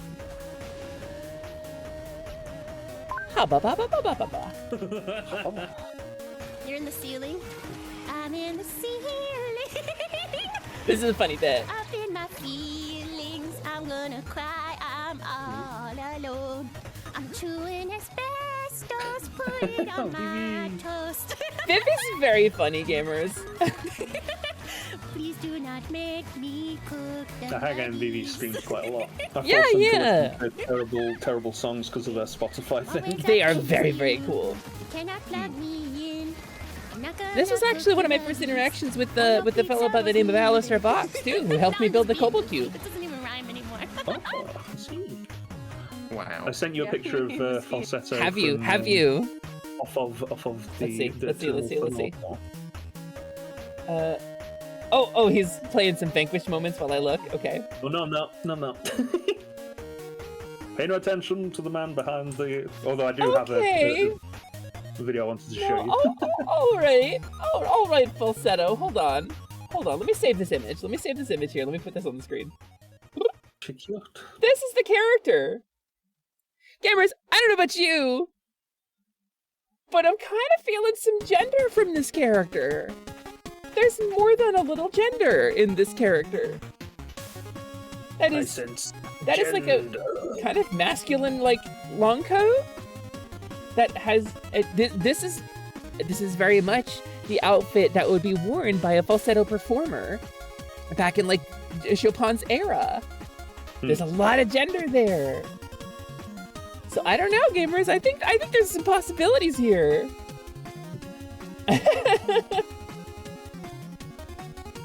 Eurosi could have this hair. I mean, it's good hair. All right, we're gonna delete that. So, is it just me or does the hair look like Dragon Ball hair? It's a little swoopy. It's a little bit swoopy, yeah. Before we move on to the next game, Yes. I've sent you a little compilation of Vanquish moments. We don't Have have to watch you? the whole thing, but All right, just all a right. little, just a taster. Let me grab it. Let me put it in my YouTube. Chopin the Third. Chopin the Third. All right, awesome Vanquish moments. Yeah. You can see it, right? Yeah. Yeah. Brought to you by Fearsome X23. Hell yeah. Which is not the name on the YouTube account. There's the robot. Oh, he does a little dance. He's shuffling. Oh my god. Yeah. Those are the bad guys. Those are like the generic mooks. So I'm kind of vibing in like the Halo grunt thing, where you like find the grunts doing goofy things. And a little bit of Metal Gear vibes. A lot of of Metal Gear vibes. He is very Metal Gear. He walked so that Raiden could run. What? Yeah, and also he can just pick stuff up that's like that big I'm as well. sorry. There we go. Get him. This is a cover shooter? Yeah.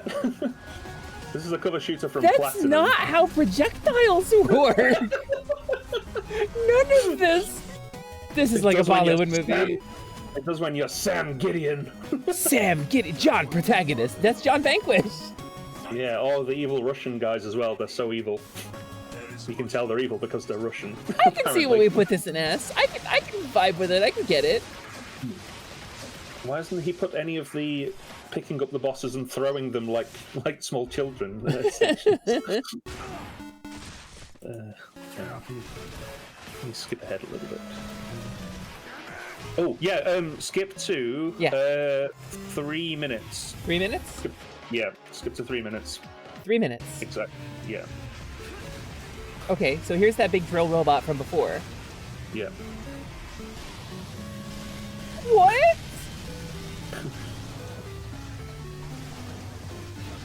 John Vanquish crushing it.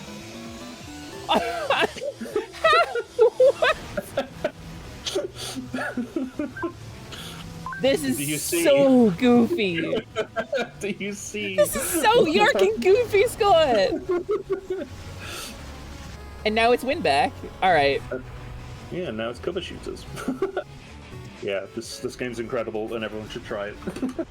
It's available on Switch. It's bundled with Bayonetta, so if you don't like Vanquish, you can just go play Bayonetta because that's also a very good game. Okay, I think my S rank is no longer a meme. I think it's no longer. I'm no longer memeing. That's incredible. He walked so that Jetstream Sam could run. God. He preceded Jetstream Sam considerably. But yes. Well, sick. Hi, Jalen. Hello, welcome in. It's nice to have you. Welcome back. You spy an Armored Core 6 on the list. Oh, yeah. Is it possible that both of your streamers in question have played the hell out of Armored Core 6?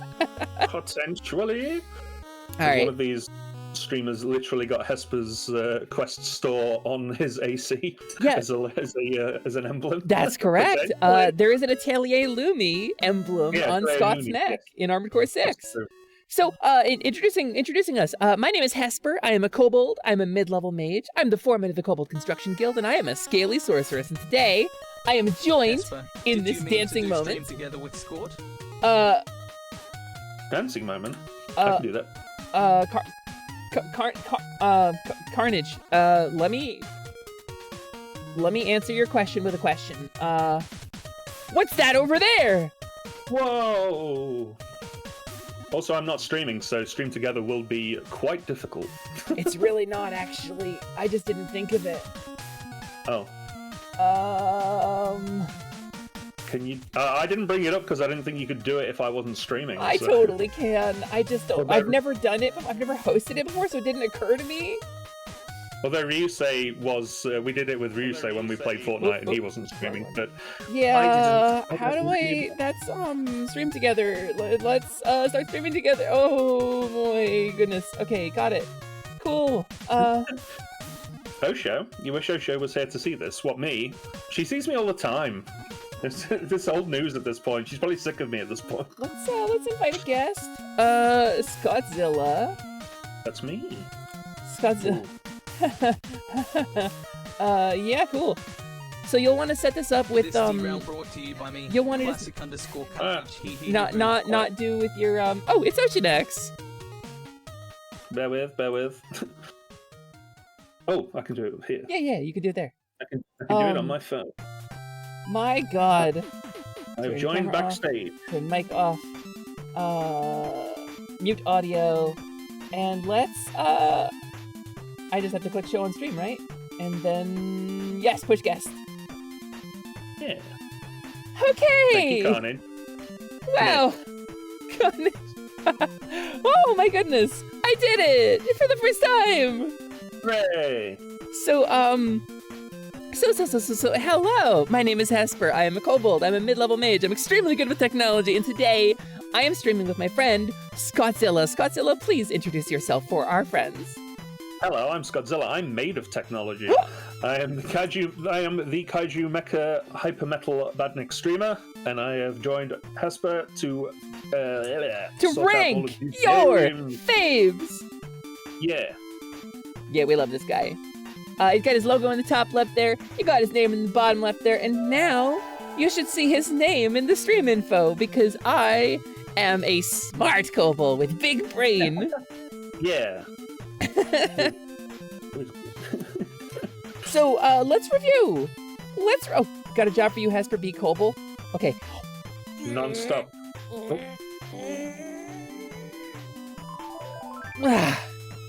Yeah, did I do it?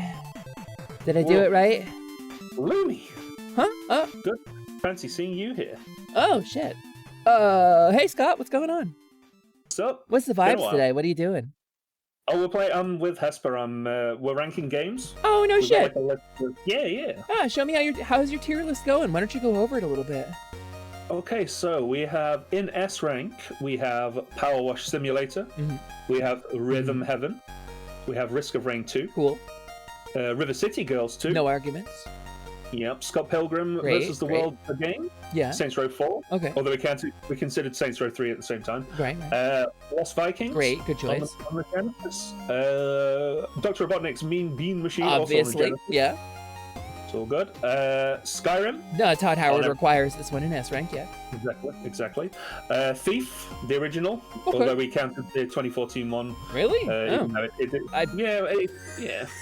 It probably averaged down a little bit, but it has had some nice things to say about it. So, Resident Evil 4. Cool. Vanquish, Let me just file for an extension real quick. Hold on. Cool. Okay, Hesper has been filed for an extension.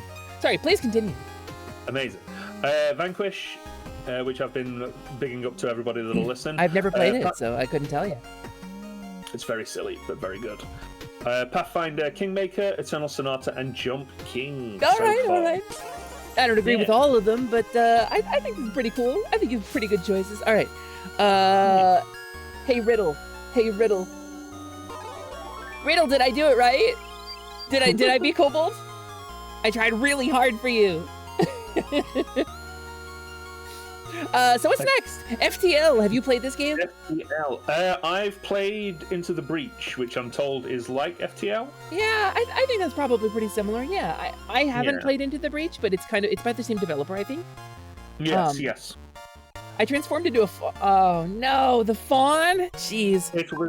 It was fawny. I'm sorry. Oh no. Oh my goodness. I turned into Are you telling me that I turned into Lumina Liciduous Temporaria, Alexandria Moet, Choco Taco, Hydro Puncher, everything went better than expected. First try, perfect timing, 10 minutes later, Choco Cloth, I just want everyone to be okay. Lily Hoof, funniest thing I've ever seen. I turned myself into Lumina Liciduous Temporaria, Alexandria Moet, Choco Taco, Hydro Puncher, everything went better than expected. First try, perfect timing, 10 minutes later, Choco Cloth, I just want everyone to be okay. Lily Hoof. Yes, that's what you did. I'm Lumi Hesper! So FTL. FTL is a game where you are in control of a starship. You are in control of a starship. You're traveling through. You are one of the Imperial ships that is dodging the horrible and cruel rebellion that is rising up and sowing chaos in the galaxy. And so it's a procedurally generated, kind of like roguelite spaceship management sim, where you can upgrade and. Has been lifted. The Paxton Ferry is satisfied. Yeah, I did it. Where you can take control of your ship and your crew and upgrade your ship and your crew. It's got an absolute banger of a soundtrack. It's got a really great in-game lore. It's got a really great design. The controls are tight as hell. The designs are tight as hell. The gameplay is extraordinarily fun. There are so many different ways to win and about 1,000 times more ways to lose. This is one of my top games of all time. If you haven't played FTL, if you haven't listened to the FTL soundtrack, you owe it to yourself to put this game on your Steam wishlist right now. It's old. Oh, my fairy spell broke. Hey. Oh no. Whoa, big. Wait, yeah, hold on. Let me fix this. Big too. There we go. Cool. Okay, I found the bug. We reproduced it. Yeah. Hey, you're Boncha, and you're here to entertain the watchers. Sorry, Carnage, it's on cooldown for you. Oh, it's on cooldown in general. You're just gonna have to wait 80 seconds. Wait, did it read the heart command? Did it actually read it out? Okay, but FTL goes on S tier, I think, easily. Yeah. All right, hold on. I did enjoy Into the Breach, although I wasn't very good at it. It actually read it out. Hold on. Let me give me a sec.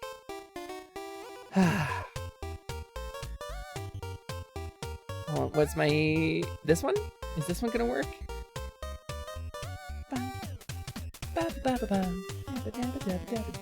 That one's not loading. How about this one?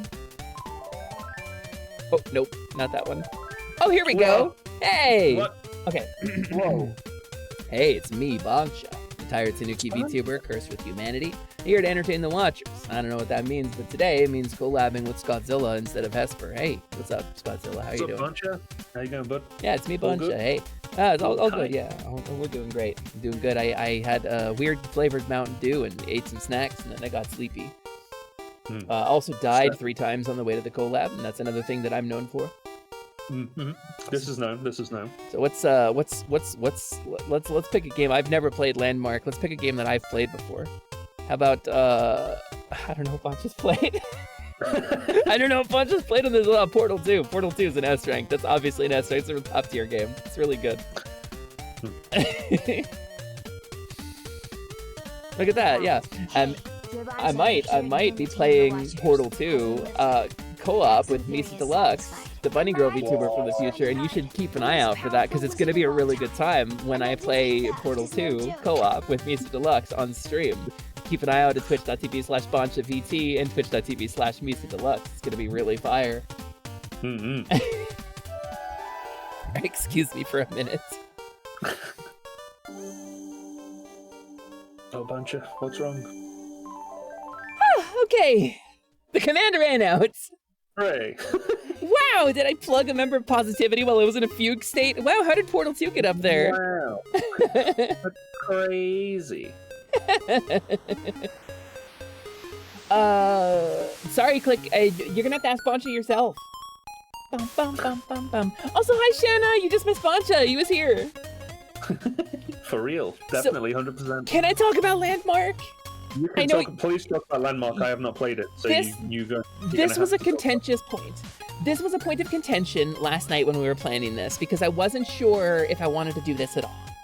But let me tell you guys a story, because I'm an MMO addict, right? That's my whole thing. I play MMORPGs. That's what I do. It's like my addiction. It's my strange addiction. It's like eating drywall, except it's EverQuest. And so, a fugue state, buck that up. Oh, Lionel. Oh, no. Oh, Lionel. Bye.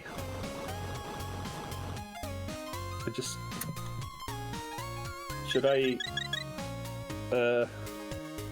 Hesper? I'm back, baby! Whoa. That's kobolds, baby! The cycle of death and respawn. Oh, I leveled back up, hell yeah! Nice. So. EverQuest. Y'all know EverQuest. Who doesn't know EverQuest? Story of Norath, you know, there's a bunch of spin-off games, you get Champions of Norath and whatnot.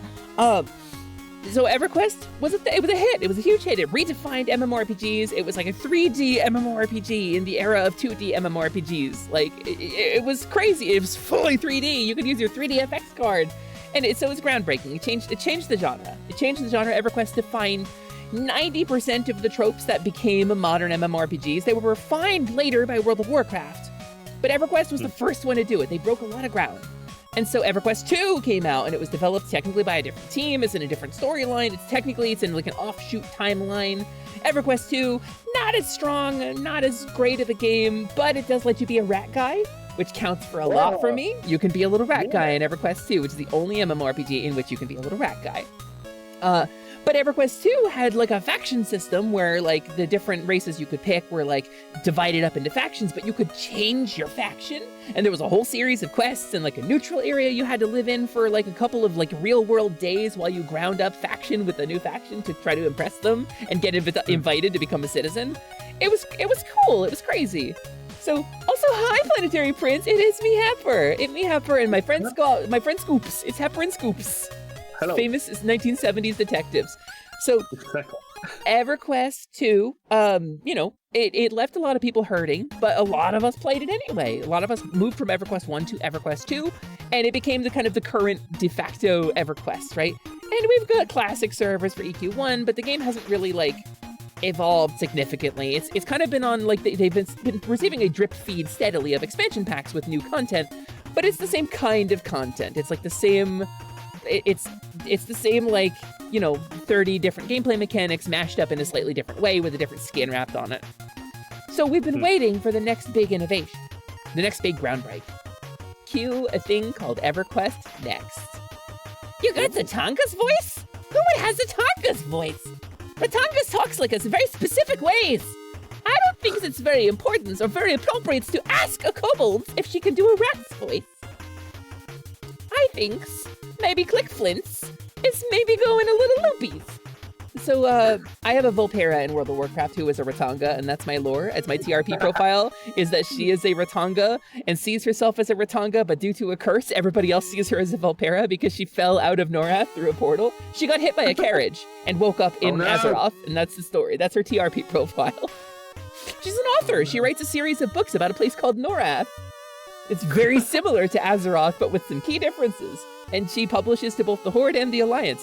She's a roleplay character I take seriously. So anyway, thank you for the lurk, Shanna. I love you very much. I hope you have a wonderful time. Go ahead, enjoy your snack nap or shiny. So, Landmark. Cue EverQuest Next. It was gonna be the next big innovation. Talking about, is it EverQuest 3? Is it not? And they were like, we're gonna go in a different direction. It's gonna be a whole new thing. Fully destructible environments, fully interactable, fully player-built world, fully sandbox from top to bottom, just like an old school MMO, but set in EverQuest. And they were developing this crazy new tech because that's the thing EverQuest has done. Scott, let me tell you a story, right? A side story to the side story. Sony Online Entertainment, before they got rid of EverQuest and dissolved the team and it turned into Darkpaw Games, Sony Online Entertainment pioneered a technology, right? Because it was cutting edge, bleeding edge technology for facial tracking. with a webcam that allowed you to turn on your webcam in EverQuest 2 and map your actual face onto your in-game character for animating purposes. I remember that. It was called SO Emote, and it was 10 years before VTubers. So Sony Online Entertainment and the EverQuest 2 team are known for innovating new stuff before its time. And the SO Emote got so much criticism. They're like, you're working on this and not balancing raids, F you. And it was like a bad optics, but it was such a cool technology for gameplay immersion. And there's a video, if you look up SO Emote on YouTube, you can see it. So EverQuest Next was in the same vein. A fully destructible environment, fully player built. This whole giant MMORPG world that would be a fantasy world in Norath, where you could build anything and be anyone and tear down any castle wall, right? Yeah. And so in order to test and pioneer this technology, they released a game called Landmark in the same way that Fortnite released a game called Fortnite Battle Royale during its development. Right. They released Landmark, and Landmark was a building game, creative mode for what would become EQ Next. Yeah. And I played the crap out of Landmark. It's still in my Steam library. It is still installed on my computer. Yeah. But it is. You showed me those pictures of the voxel buildings, and God, oh my God. I could go off about EQ Landmark for hours because it was so fun. It was so fun. It was so good. You could build such great. Let me. Also, hi Beamer. Yes, we're doing my first ever tier list. EQ Next. I'm just gonna search EQ Landmark. I'm gonna search Landmark images, and I want to show you all some of the things that players were able to build. Let's save this image and let's put it on the screen. Look at that! That is built with the game's player-available voxel engine. That is a player-built structure. That is this player's personal home that they built themselves. It is fully destructible, fully interactable, fully movable. It's extraordinary. And this game, EverQuest Landmark, was supposed to be, it was advertised as build the next generation of EverQuest.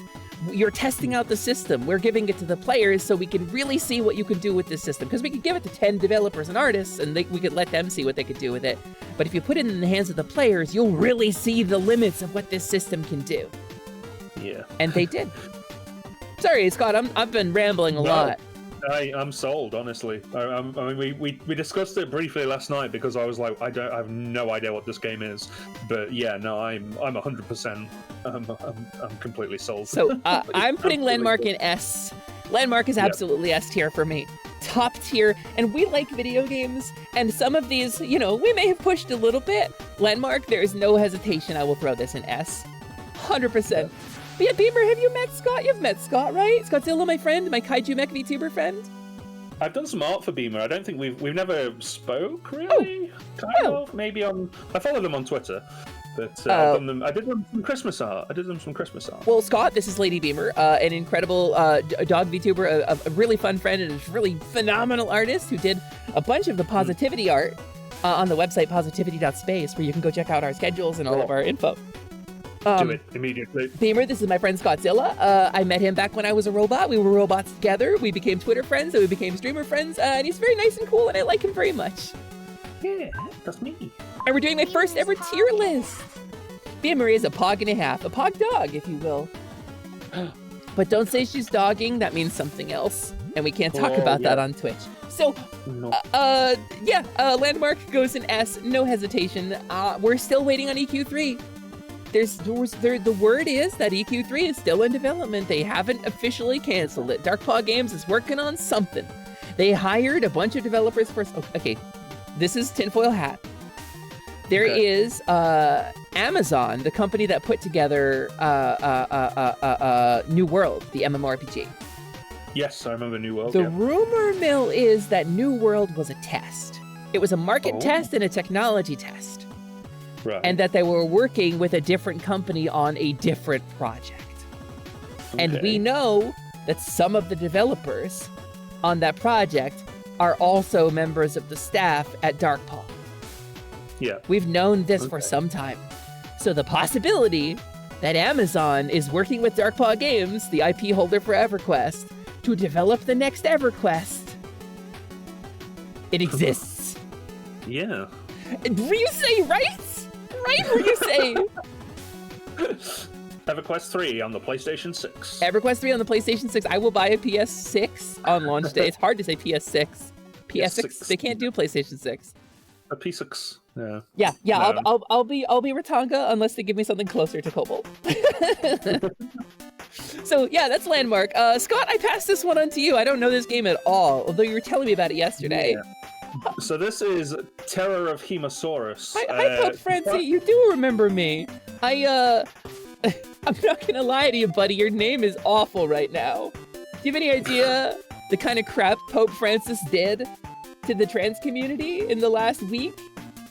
You're not gonna get a lot of love with that name, but you I remember. You I like.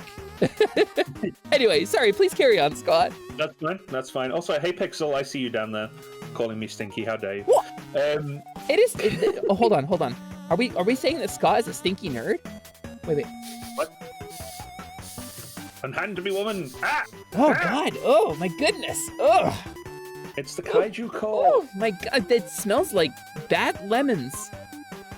Yeah, it's dead. But don't worry about it. Don't worry about it. Please carry on, Scott. Tell me about this kaiju game.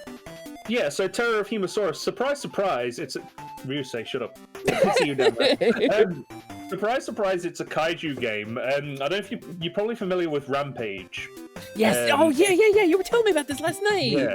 It's an update to It's basically, essentially Rampage again, but with a full-on story mode. Basically, this cult decides that humanity is polluting the planet too much, so they send some kaiju back in time to get frozen in the polar ice caps, so that when humans eventually ruin them and they thaw out, the kaiju will come out and punish the humans, and you play as the kaiju as you destroy the city. But as it goes on, it turns out that maybe the cult are not the good guys, and maybe there's more to be seen. And also, one of the kaiju is a pangolin, which is very cool. So it involves cool animals and is about environmentalism?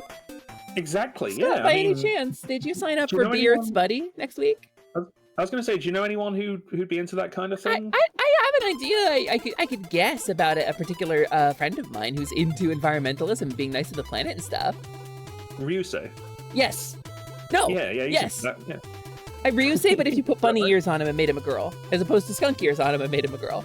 I mean, I've got my alt tablet like right here. I could turn Carrie into a bunny. That's within my power. Well, listen, I could do that. I've never played this game in particular, but I did play the ever-loving crap out of Rampage. I love Rampage. I'm such a fan of Rampage. It's Lizzie and Ralph and George are the names of the three monsters in Rampage, which I know off the top of my head. That's how much I like Rampage. Yeah, but it's 4-player co-op. I played it with a few of the kaiju girls. We decimated the city. It was kind of horrific. I like the fact that you can pick up dogs and pet them. You can pick up humans and throw them. Oh, you can pet the dog? You can pet dogs. You pick up these little corgi dogs running around, and you never step on them, but you can pick them up and stroke them. So that's nice. But yeah, it's great. It's really good. I mean, dude, where would you put this game? Like an A? I'd probably put it in S, to be honest. I had a lot of fun because I got sent. Did I get sent a code or did I just buy it? I don't know. I was pestering the devs for a while to make him purple, and they didn't listen in the end. Yeah, you said you had one of the devs in your chat when you were playing it, right? Oh no, that was a later game. Okay. That was Curse Crackers. Oh, Curse Crackers, right? Yeah, but I was in like the beta Discord for this, and Hello, I was like, Oddly. Thank you so much for the follow. Oddly, but yeah, I was going back and forth with him on Twitter, like DMing him and stuff. So I spoke to him. He's very funny. Lauren, his name is. He's very funny. S rank it is. I would S rank it. I love this game. Dark and well met, fellow adventurer. We're doing a tier list today. This is my name is Hesper. I'm a kobold, and this is my friend Scott, Skawtzilla. Yeah, I am well aware of Oddly. Oddly is one of my menagerie members. Yeah. Welcome in. It's super nice to have you. Thank you for being here. Thanks for joining us. Yeah. So yes, definitely S tier. Terrahemosaurus, very good. Get it if it's on sale. Yeah, Terrahemosaur. There you go. There's your indie game plug for the day. So, you are gremlin buddies? Hell yeah. You love to see it. Well, listen, I'm 50% gremlin on my father's side. 1 snoot for snoofles, 2 pokers for hitting, 2 floopers for listens, here's many threats, and 1 big swoosh around back for tailing. That's kobolds, baby. Kobolds 101. Ugh, gasoline. Ugh. Nah, I can't drink gas anymore. I'm too old for that. I gotta drink crude oil. It's better for you in the long run. It really is. It's not as cool, but you know, it's no, but it's a renewable resource. Crude oil is a renewable resource. You just gotta make more dinosaurs and put them in the planet and then wait for them to rot. Yeah, exactly. Thank you. I love your model too, oddly. It's me. It's me, Hesper. Hesper Kobo. Look at me. I am very partial to my model. Thank you. I am a mid-level mage. I'm the foreman of the Kobold Construction Guild, and I am a scaly sorceress. And today we're ranking your faves. Yeah, to find the best games. Let me do the thing. So, more games. Iron Bite, we just like video games. I find myself really excited whenever a game comes up on the screen here. So, yeah, exactly. A plush cat. That's how you make renewable oils. You make a Jurassic Park. If you do a Jurassic Park, oil becomes a renewable resource. That's all I'm saying. Yeah. We're trying to save the environment by filling it with dinosaurs. Dungeon Defenders 2. Have you played this game, Scott? I've not. No, this one's you. Have you played any of the Dungeon Defenders? I don't think so. I feel like I've been talking so much. I did back in the day when I was Ushi Mimi TV on Twitter. I did a segment called Ushi's Home for Troubled Games. And Dungeon Defenders 2 was like my favorite game on that segment. Out of all of the troubled games that I played, it was Dungeon Defenders 2. Because it was like, there's a whole controversy with the developers and the dev team of this game, how they they banged it out and they immediately stopped development on the first game and they said they wouldn't do that. And then they were like, here's microtransactions, here's this pay to win stuff. And everybody obviously hated it. And so they rolled that back and then they made the game its own separate thing. And then they were like, okay, but everybody still is back to playing the first one, so we need to win that audience back somehow. So, and then they made a bunch of changes and then they brought back people from the first one. And then they started developing a third game, a remake of the first game. And now they are developing all 3 of them at the same time. Right. There are 2 remake versions of Dungeon Defenders 1, and Dungeon Defenders 2 is still live and getting new content. Like a Terraria crossover that has my favorite character, the Dryad, in it. Okay. I could talk about Dungeon Defenders 2 forever, but basically, it is a third-person action RPG game where you play as a character who has like a sword and armor or like staff and magic spells, but you also have the ability to build tower defense items. Think like Orcs Must Die, but like 4-player co-op from the get-go, and like Dungeon Defenders 1 and its remakes have an endless mode. DD2 eventually got something like it, where it was just an endurance mode. You had to build like the ultimate tower defense thing. It is my absolute favorite way to grind away 20 hours without making any progress. But it's so fun to just sit there and build the perfect defenses with your friends and just sit there and grind and just chat. I made a bunch of really good friends on the internet just grinding in Dungeon Defenders. This game rules. This game, frankly, top tier for me, and it's an underappreciated gem. Especially now that they pulled the microtransactions out of it. Like, you can buy additional content, additional characters, additional cosmetics, and the support is bad because they've mostly dropped development of the game now, and they're focusing on the remakes. Yeah. Dungeon Defenders 2 is still one of my faves, and I'm gonna put this in S rank easy. Fair. I'm enjoying the not Link, not Aang avatar. Oh, yeah. Black Knight. And there are gender swapped versions of all 4 of those characters too, available for play. Fair. Okay. Yeah. Dang. Top tier game. I've played it a couple of times on stream. I tend to play it off stream because it's a little mindless, but I think playing that with people on stream would be really fun. Yeah. And you can have up to, I think, 4 people in a match. I think it's 4. So, you know. Next, Secret of Mana. You've played Secret of Mana, right? A long time ago. We can. Do you want me to bump one of my games up to? Yeah, go ahead and pick one of yours. I've been talking a lot again. give you a rest. Yeah. I'm gonna have a little bit of water while you make a case for your next pick. I will bring up Metabots AX because that's a game I put on for me, by me, for me. Worm Knight, you get it. Secret of Mana is one of my favorites of all time. Yeah. Like I know Secret of Mana is very important, very influential. I mean, we can just throw it an S if you don't want to talk about it, but I like discussing the game a little bit. Oh yeah. Why we're giving it an S?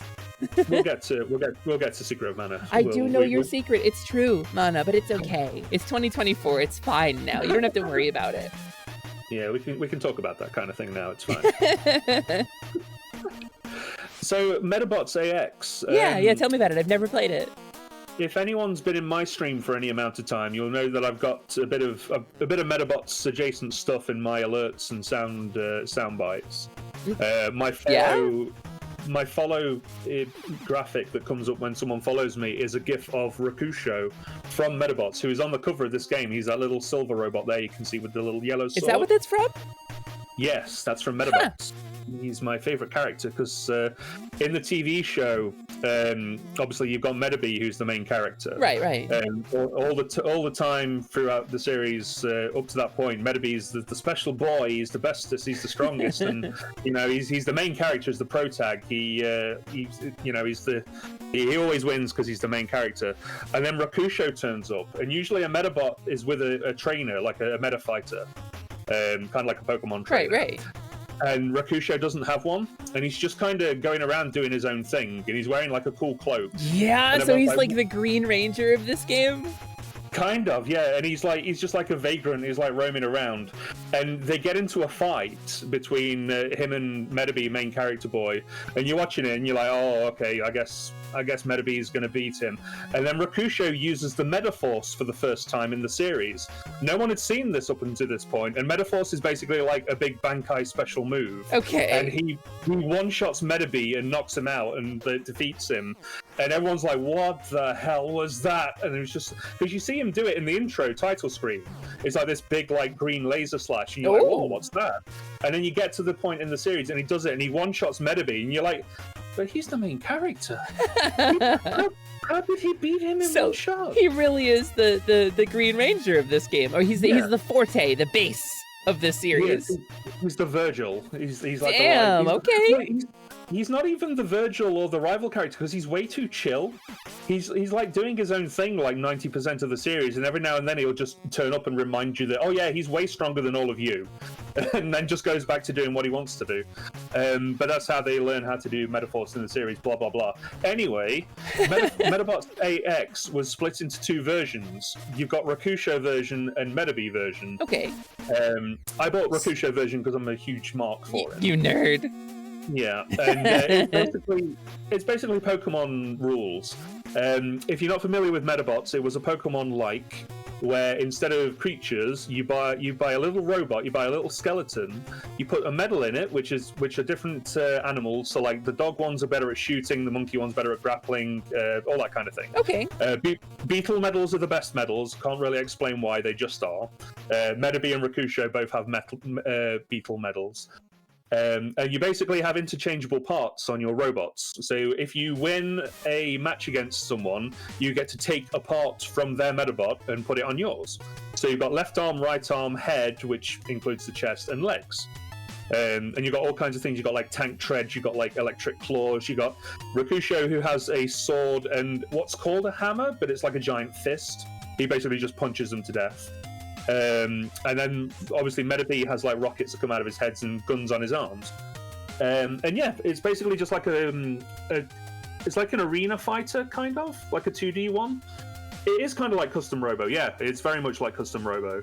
And Metabots AX was the Game Boy Advance game where you got to play as it, and it was really good, and I really enjoyed it. That sounds so intense. Like you definitely have a lot of love for this game. Yeah, I mean, I've got a lot of love for the franchise, to be fair. Huh. But Boncha was talking about it at some point. I think it was Boncha when we went when we were hanging out in Blanchton. We went to a used game store and Metabots came up. Also, hi Siren, hello. Siren, hello. Also, Ryu say, yeah, no, we know your type. You've got the shoulder pads, man. You can prove it. So, Metabots, AX, Rakusho version. Yeah. What are you feeling? Like obviously at least an A rank, right? Yeah, I mean, honestly, it was the better, because they brought that out and they brought a more classical RPG, turn-based RPG out around about the same time. This was way better. This was considerably better. Also, hell yeah, Siren, congratulations! That's tremendous. I'm so proud of you. I'm so happy for you. Amazing. Hell yeah. But yes, I've got to put this in S. I'm sorry. This one's Okay, one's no, for I me. trust you. I trust you. If it deserves an S, it gets an S. This is a treat for me. Yeah, good choice. Yeah. Have a good snack nap and or shiny oddly. I hope you have a wonderful time. Thank you so much for coming in. Thanks for the first time chat and dropping the follow. I hope to see you again. See you in a bit, Odds. I'll catch you in a bit, buddy. Hey. Yeah. Amazing. So, Amazing. Secret of Mana, really game needs no introduction. This is a Square Enix game from before the merger. This is a Squaresoft game. Kind of Chrono Trigger vibes, but it's an action RPG. It's an action RPG for 3 players in an era when they didn't do multiplayer RPGs pretty much at all. No. And it without spoiling anything, I don't want to say like, you know, a lot of my lore is inspired by Secret of Mana or anything, but like, there are things about Enum that have a lot to do with Secret of Mana. You know, like if I pull up my character sheet, for example, you might recognize the font that I use for it.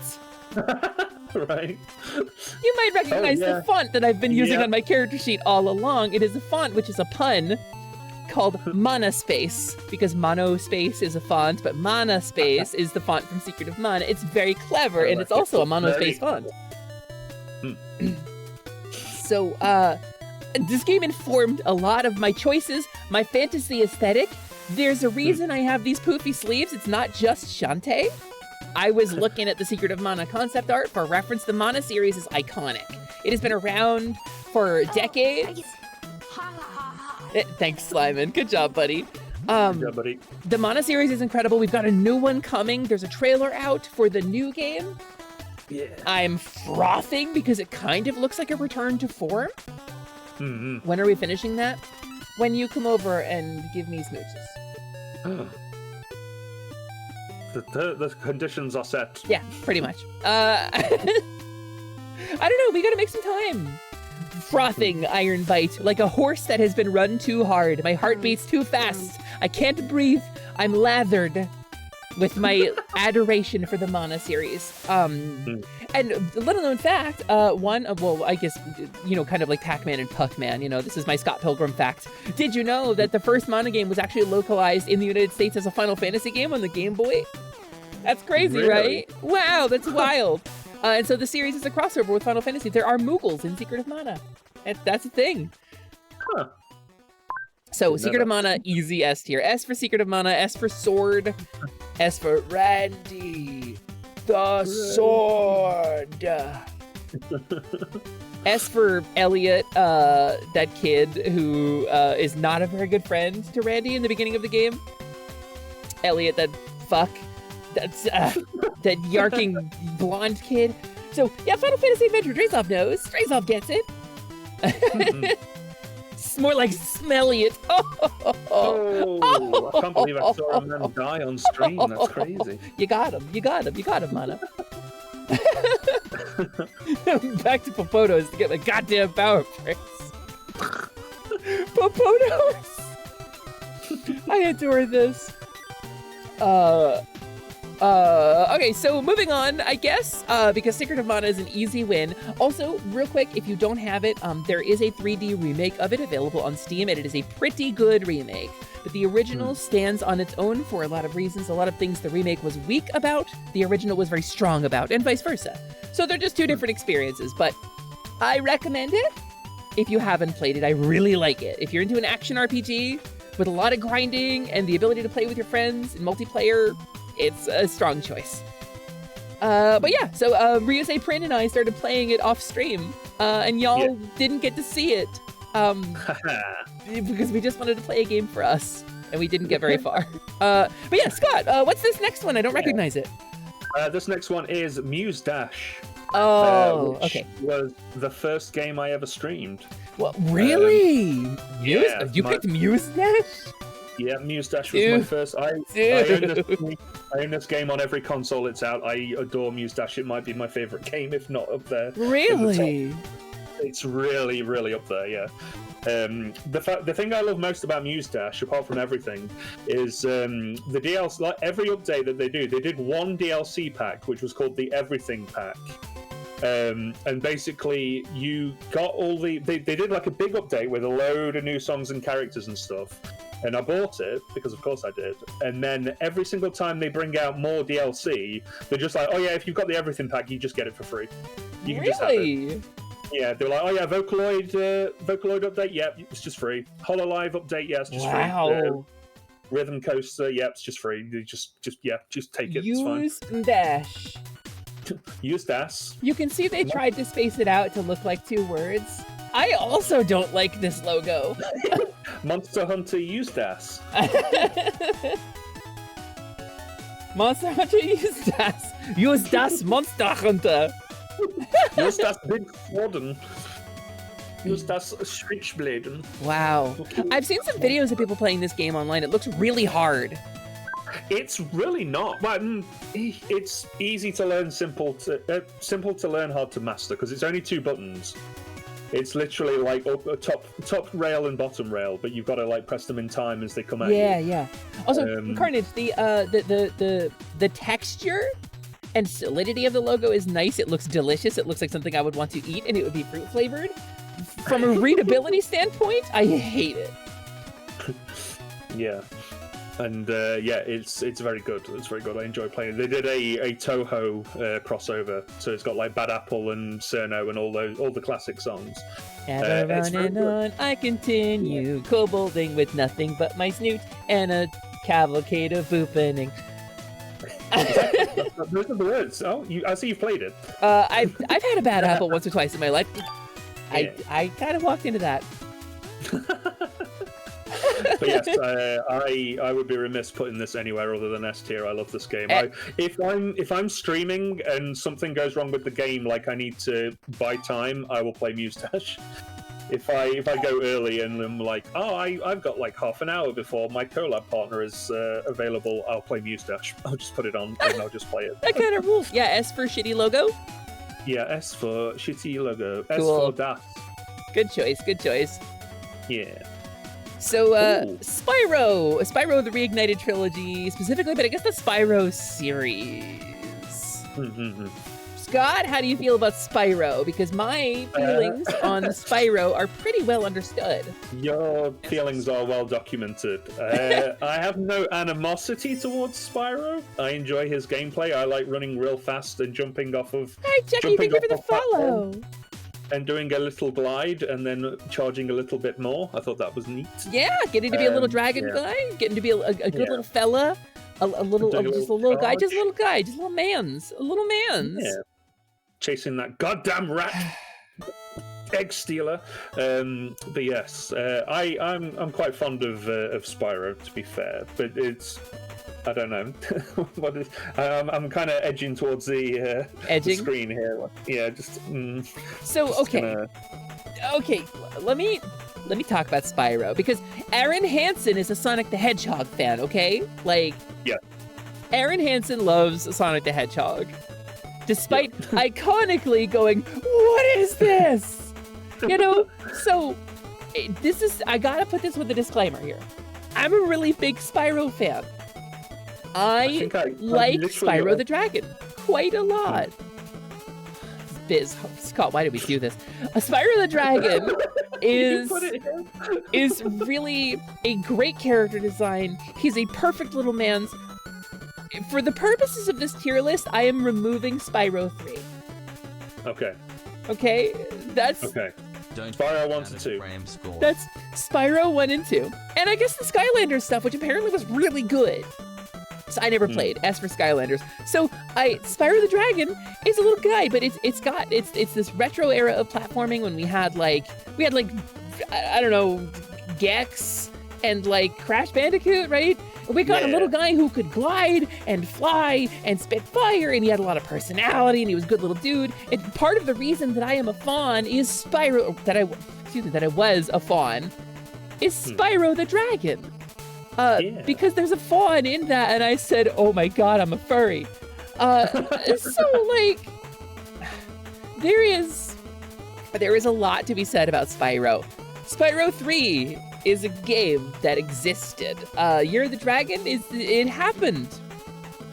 They did it. They did that. I feel like, out of a sense of apology for trying to drown Spyro the Dragon live on stream, I think we need to give him an S for Spyro.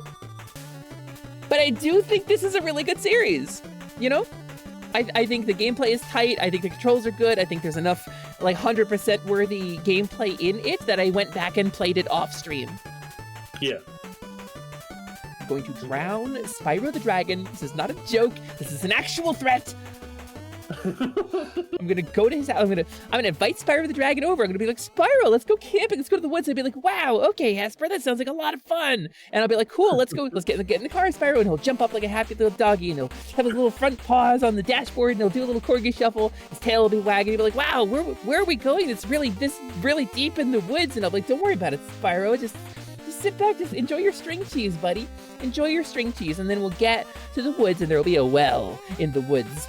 And I will be like, Spyro, okay, down there in the well is like your favorite thing. And he'll be like, what do you mean? Is it Jumbo's? I'll be like, yeah, it's Jumbo's. Get in the well, Spyro. And he'll get in the well. And he'll be like, I don't think there's any Jumbo's down here, Hesper. And I'll be like, there were never any Jumbo's. I choked on my own malice. You choked on the hate. I could see it in your model. As I slide the concrete cover over the well, as I erect barriers, this is not a place of honor. No great deed is commemorated here. No treasure is interred here. Nothing of value is here. I will look back over my shoulder and go, yeah, you know, Spyro 2 was actually pretty good, though. So S rank. I'm fine with it. 7 days. Gotcha. 7 days. That's only what happens if you play Spyro 3 and then don't make a friend play Spyro 3, Carnage. Amazing. So that's Spyro. I do think it's a really good series, and I think it's worthy of the praise that it gets. I think when I got into Spyro on stream, I was like, why have I never played this before? You know, so Deltarune. Deltarune, yeah. I've played the first chapter, and I've watched many people play it, so I'm clued in. I'm up to date. You haven't played Deltarune Chapter 2? No, because I'll be brutally honest, I didn't want to get invested because I wasn't confident it was going to be finished. Oh, yeah, that tracks. I was worried I was going to get so far in and then be like, haha, whoopsie, we're not making anymore. And I'd be like, oh, that's a lot of time. Toby Fox, I mean, 3, 4, and 5 are coming out together. You're going to have to pay for them, but they're coming out together and they're in development. So, and then 6, I guess, will be the finale. So, yeah. But I've watched people play it. Okay. So I know.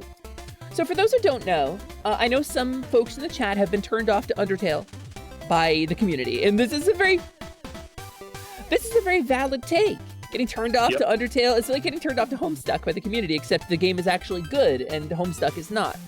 Deltarune and Undertale are really goddamn good games. Oh yes. But the fans are kind of awful. This is some of the best gameplay, some of the best writing in an indie game really ever. Frankly. As for stinky community.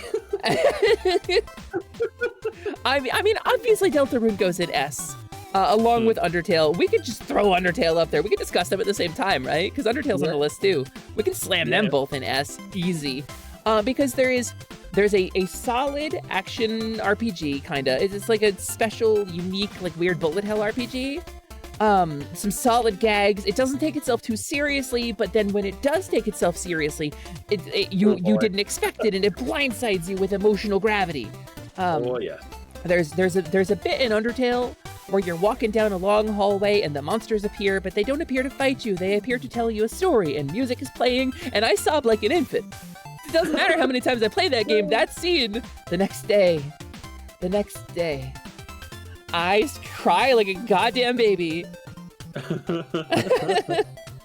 Yeah, a Posh Cat, that's a very accurate take on it, but that tells you about the game's reach and broad market appeal. The fact that so many people from so many walks of life love this game and the series, it tells you a lot, that it transcends a lot of cultural boundaries by being as good as it is. Yeah. But the community sucks. If you're gonna play Undertale or you're gonna play Deltarune, play it in a quiet room, pull the blinds, don't tell anybody you're playing it, don't let anybody watch you, just play it to enjoy it, because it's really good. Don't let anybody ruin it for you, because we will. And then play it again and murder all of your friends. That's your third playthrough. Hello, Chris the Baconator. You like chicken salad? I'm into it. Can we rank chicken salad? It's S tier, right? Yeah, I'd say so. Easy S tier for me.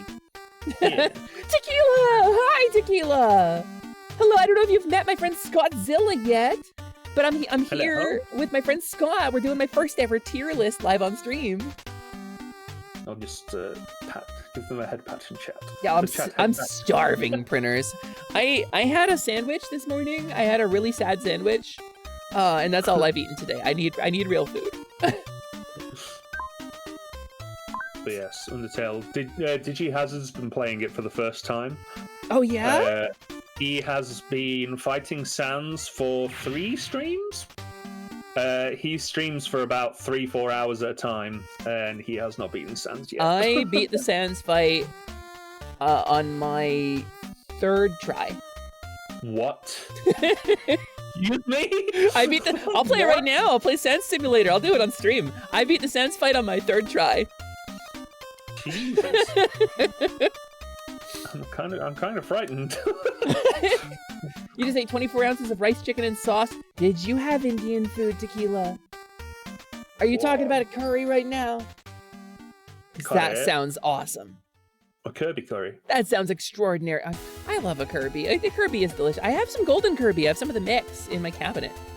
Satay. Ooh, satay's good too. Peanut flavored. I love this. Also, were you saying not a salad eater? I'm sad to hear that. I love a salad. But you know what? If you go to the Midwest of the United States, or the Great Span region of Enum, salad means you got chunks of something in mayonnaise. That's also a salad. But yeah, so we're doing a tier list. And welcome for those of you who, if you're just joining us for the first time. Hi, my name is Hesper. I am a kobold. I'm a mid-level mage. I'm the foreman of the Kobold Construction Guild, and I am a scaly sorceress. I'm a variety streamer, and I'm joined here by my friend Skawtzilla. Hello. Say hi, Scott. Hi, it's me, Skawtzilla. That's me. And we are doing my first ever tier list on stream. So thank you for joining us. I see a couple new faces in the chat, so I wanted to say hi. So, Elite Beat Agents. Yes. Where do we even begin with Elite Beat Agents? This one. Or like the Oendon stuff in general, right? Yeah, the like Osu kind of gameplay style. Yeah. I mean, really say they're the same thing. They are the same thing. It's American flavored Oendon. Yeah. Yeah. It's literally the same game. It's just you play as Men in Black instead of manly banjo cheerleaders. Yeah. But for those who aren't familiar with EBA, basically it's another rhythm game, because surprise, surprise, I'm here, wherein numbered circles appear on screen and you have to tap them in time. Sometimes you have to hold the stylus down and draw like a very simple pattern. Sometimes you have to tap it multiply, like stab, stab, stab, stab, stab. Or you have to spin it real fast. Yep, spin it real fast. It's a lot of the songs are all like proper licensed songs, like Jamiroquai and Rolling Stones. Oendon had the Full Metal Alchemist intro. It did. One. Yeah, they're really good. And then when you beat the game, you unlock the cheerleaders, who are like extra hard mode. And oh boy, their levels were pain, but in a good way. In a good way. But yeah, I'm a very big fan. I want more Elite Beat Agents, honestly. Or at least to get into Osu a bit more. But I downloaded Osu, I didn't understand it because it was like, load in your map. I was muted. Is this not? Oh no! I thought you were just listening. Love Me Deadly I'm listening, but Love Me Deadly brought me pizza bagels just now. Oh, okay. And a soda. So keep talking about Elite Beat Agents. I'm gonna put a pizza bagel in my face. I will Pizza buy time. in the morning, pizza in the evening. But I can tell the story about how I bought my 3DS because it was linked to Elite Beat Agents, because my regular grey DS was damaged. The bottom screen had been scratched, like gouged. It had like lines gouged into it, which made the touchscreen very difficult to play all of the things. And basically, I was playing the last level of Elite Beat Agents, which is Jumpin' Jack Flash by the Rolling Stones. And I got so mad at the game because I couldn't do it, because every time I tried to tap certain things, it would break, it would drop the combo and I'd lose the health and die, that I tossed my DS over my shoulder, got my coat on, stormed into town, and bought a 3DS there and then so that I could come home and finish the game, which I did. And it was well advised, and yeah, Elite Beat Agents is brilliant. He told me this story last night when we were putting this together. And yes, the last level of EBA is you chanting to, I think you're stopping aliens? Yeah, I think so. Yeah, it's aliens because they get turned to stone, and then everybody has to chant for them to free them. Is it Owendan that has the meteor on the last level? It has been a hot minute since I played Owendan. But I think that's how it pans out. And yeah, Elite Beat Agents, Owendan, incredible games, very good. If you can, Elite Beat Agents probably quite cheap at this point. Yeah, I mean, it's fully worth your time. It's absolutely worth your time. Hi, Nightwing. Thank you for the first time chat. Welcome in. My name is Hesper. I'm a kobold. I'm a mid-level mage. I'm the foreman of the Kobold Construction Guild, and I am a scaly sorceress, joined by my friend Scott today. We're doing my first ever tier list. We're ranking your faves, and so, in the vein of ranking your faves, Skawtzilla, where would you like to put Elite Beat Agents on our tier list? I will absolutely slam dunk it at S. Yeah, S easy. Slam dunk it into S because, oh my god. Easy. Scott, we have a lot of S's. We're like a snake. We're like a snake. We're like Cobra Commander. Oh, G.I. Joe! Those Joes! Joes! That's the one, yeah. I didn't really watch much G.I. Joe as a kid. I was more Transformers and everything else that we discuss every time 80s cartoons get over. So this next one here, Metal Gear, right? That's Metal Gear? Metal Gear Rising Revengeance. I have only ever played the original Metal Gear on Nintendo Entertainment System and Metal Gear Solid, and I yarking adore Metal Gear Solid. Yeah. It's one of my favorite games of all time. But I think, Scott, I'm going to put a pizza bagel in my face and leave this one largely to you, because I need you to justify, fairly rank this game. I mean, honestly, I'd probably put it in S to begin with. So for a bit of context, you've not played the Metal Gear games, but the first Metal Gear on PlayStation 1, the big bad of that game was the Metal Gear Rex, which was like a big bipedal tank that could launch a nuke from anywhere on the planet, and it was very scary. A nuke from anywhere on the planet, Snake. It doesn't have to be in a silo, it can just walk walk. Like my Japanese animes. Just what's his "Hurt me more, Snake"? That's what Ninja says. That's his big catchphrase. But Gray Fox. Gray Fox. Yeah, I love Gray Fox. Gray Fox is so cool. I played this entire game with a Gray Fox skin. I got it as a pre-order bonus, and I beat the entire game as Gray Fox instead of Raiden. Ironbite, are you saying you're an A man? Ironbite, I understand. Yeah, I mean A's valid. So we'll say Metal Gear Solid, and you'll have to tell me about this if it's true in the future games in the series. Sometimes it lifted the fourth wall a little bit in really fun and funny ways to remind you that you are in fact playing a video game and it is supposed to be fun and you're not supposed to take it too seriously.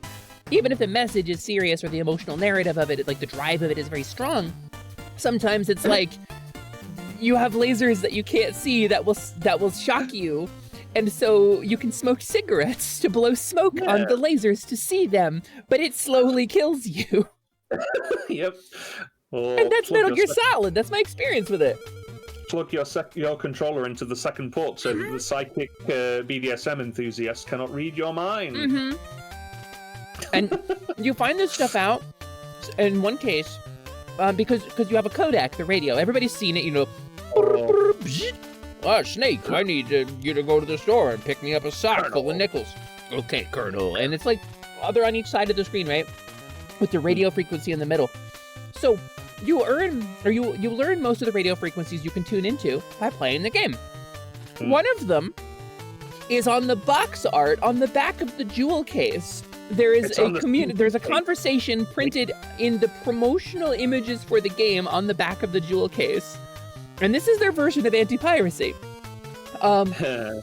Where Snake is having a conversation with somebody on a frequency you don't learn through the game. So you have to look at the jewel case and go, wait, that's not a frequency that I've learned in game. What happens if I tune to it? And then you get the advice you need to proceed in the game. Yeah. So like, it's on the back of the CD case, Snake. And I was like, I haven't found a CD case. Where's the CD case? And this was before the internet, kind of. So I was just like, where's the CD case? Do you want to know a funny story? The anti-piracy-ness of it 100% worked on me because my copy was... So I looked at the back of my... You have something in your throat there, Scott? Yeah, it's fine. It'll kill me or I'll survive. It's one of the other. Okay, cool. As long as it's one of the two. I don't need a Schrodinger's kaiju. I'm both alive and dead at the same time. So on the back of my very blank CD case, I was like, well, it can't be that because there's nothing there. So I had to go into town, go to the game store, go, one copy of Metal Gear Solid, look at the back of the box, go, 142.85, and then turn around and go home and continue playing. Like a 20-minute interval because I had to go and get the code off the back of the box. That is funny. So it worked, kind of. Also, hell yeah, Ryusei. Metal Gear, okay. Sorry, I'm eating some pizza bagels a goblin brought me. So Metal Gear is one of those games that I really want to play more of. I tried to get into Metal Gear Solid 2 when it came out, and I was like, I don't want to play as Raiden, I want to be Snake. Raiden's too edgy for me. I can't really relate to this character. Somehow Raiden Snake, I guess, was okay. He was a weenie at the start, though. He was a total weenie at the start. I don't know if he stops being a weenie at any point. I've only ever seen Weenie Raiden. But so playing through Metal Gear Solid is something I want to do on stream. I want to play these games on stream for the first time. It's gonna be my next first time play series, but I gotta get the games. It's either gonna be that or Etrian Odyssey. So whichever one I get gifted first, I suppose, because I don't have any money. Raiden has the best boss fight in Metal Gear Solid 4 that you don't get to watch. Yeah. Does he kill somebody off camera? No. So you know how we were talking about Raiden being a big weenie? Yeah. That we didn't like. So Kojima heard us because everybody had that opinion of Raiden, that he was a huge dork. So when you're playing Metal Gear 4, and one of the bad guys has you, and you're surrounded by his weird tanks with like weird human legs that moo and poop, and they poop. You're like, oh no, it looks like Snake is done for. A helicopter appears overhead, and Raiden jumps out. Raiden, who has had 90% of his body replaced by cyborg parts, and is now throwing these robot tank things around by his feet because they fire like cables around him to kind of grab him, and he starts breakdancing, swinging them around. Really? And he beats the crap out of them, and it's incredible. And everyone was just like, "Wait, Ryan's cool now?" That's like Bayonetta. That's like Vanquish level silly. Yeah, exactly, 100%. I'm 100%. So everyone was just like, "Wait, Raiden's cool now." And you may notice the box art there has a certain white-haired boy on it. It does. Because you play as Raiden in Revengeance, and if you thought he was cool in Metal Gear 4, oh my god. Ryusei, is that true? Scott, fact check on that. Yeah, that's fair. That really? Is true. That is, yeah. That's kind of amazing. Yeah, and so I mentioned the Metal Gear Rex, which is the big walking tank. In Metal Gear Solid 2, you have you've got the Metal Gear Ray, which is like a submergible one. It's the sleek, sexy one. It's the upgrade. It's got the Hydra cutting laser. And it's blind and it plays the piano. Yeah.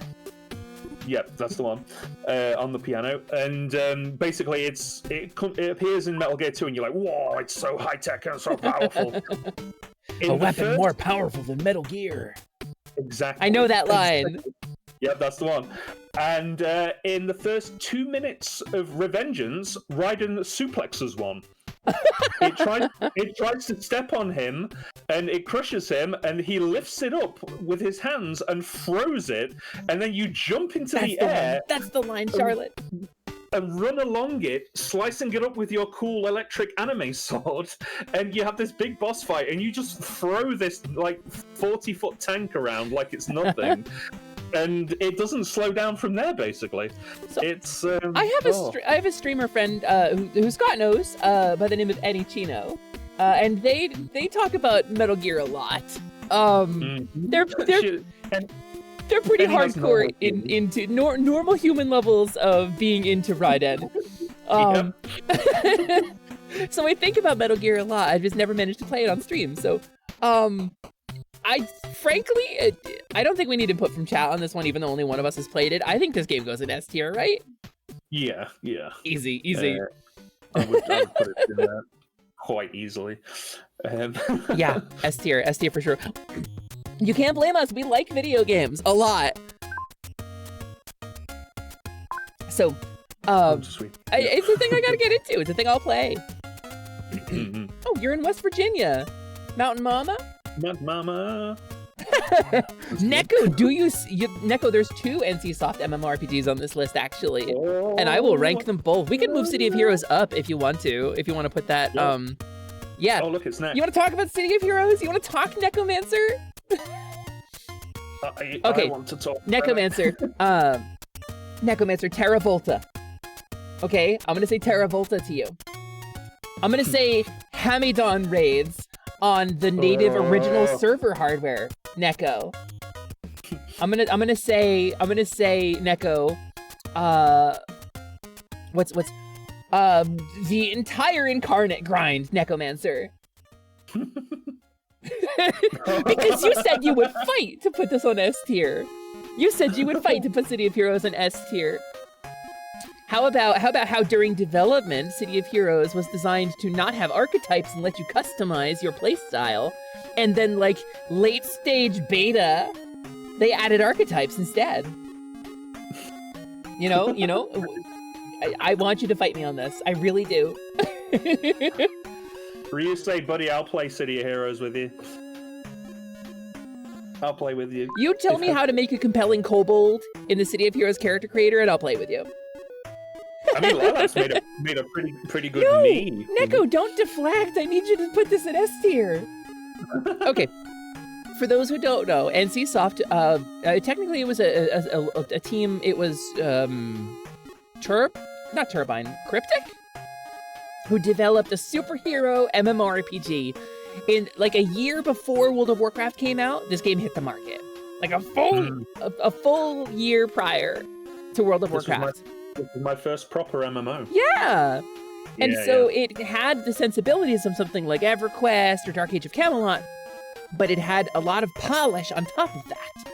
And so you get single targets, you get to build your character from a ton of power pools, ton of power sets, you get to pick a ton of archetypes, a full team is 8 players, it added the revolutionary sidekick and mentor system that allowed you to break the level gap. Oh, my friend's level 40, I'm level 8, I really would like to play with my friend, but I don't want him to have to make a level 8 character and grind it up. Well, no worries, he can come down to level 8 with you and mentor you, or you can go up to level 40 with him and be his sidekick. And you can gain XP. Power leveling was canon in that game. It was a game where a fallen angel from heaven could meet an alien from several dimensions away with Bob from accounting who got powers from a bad flu needle that was actually an experimental drug. Neko, Club Caprice, and Champions Online. I have a lot of roleplay characters in there because the character creator was better. But so, City of Heroes, eventually they released a game called City of Villains, which was a separate game that ran on the same engine with its own unique areas, its own unique servers, its own unique archetypes. But it played the same way, but you played as villains instead, and had a bunch of experimental features like the newspaper missions.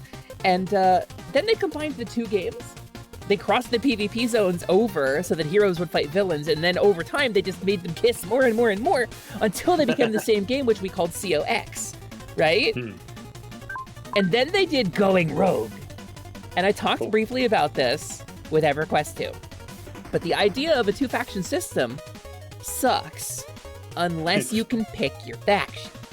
And City of Heroes and City of Villains COX went one step beyond that, allowing you to do a series of missions to change your faction, but there were neutral factions in both directions. You could be a villain that went rogue and fought other villains, or you could be a hero that went vigilante and fought other heroes. And so if you were in a rogue or a vigilante role, you could do content from both games. You could play with all of your friends, regardless of faction. That's crazy. It was incredible. And then NCSoft said, hey, we're shutting it down in 2 months with no warning. We're shutting off shop transactions. We're shutting the game down. Goodbye. And that was it. NCSoft pulled the plug on the MMORPG. It was still making the money. They just didn't want to pay for it anymore. They didn't want to develop it anymore. And they pulled the plug with no warning to the devs or the community or anything. So what happened? What happened, Skawtzilla? I don't know if you know this server about City of Heroes Homecoming. Oh, I have a character on the City of Heroes Homecoming. I am in. Thanks to you telling me, but yes. But not terribly profitable with a game you don't have to put any money into is still profitable. And so a bunch of rogue devs stole the code for the game. And they stole the server blade. And they ran a pirate server from the first day City of Heroes was shut down. And they had it running, and it was, it had a funny name, like a 5-letter acronym, and I don't remember what it was.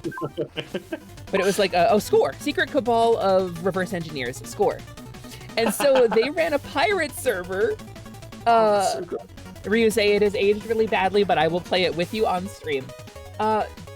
Unrelated to City of Heroes, I think that would be a really fun collab stream. They ran this pirate server. From day one, the game shut down, and then many, many years go by with all of us aching and missing the game. There were some of the developers of SCORE, some of the people in SCORE were like, we're worried about the health of this game because our player base is dwindling. We need to open this up to more people. And so they did, much to the chagrin of the people who were keeping it a secret, because this is a huge lawsuit, obviously.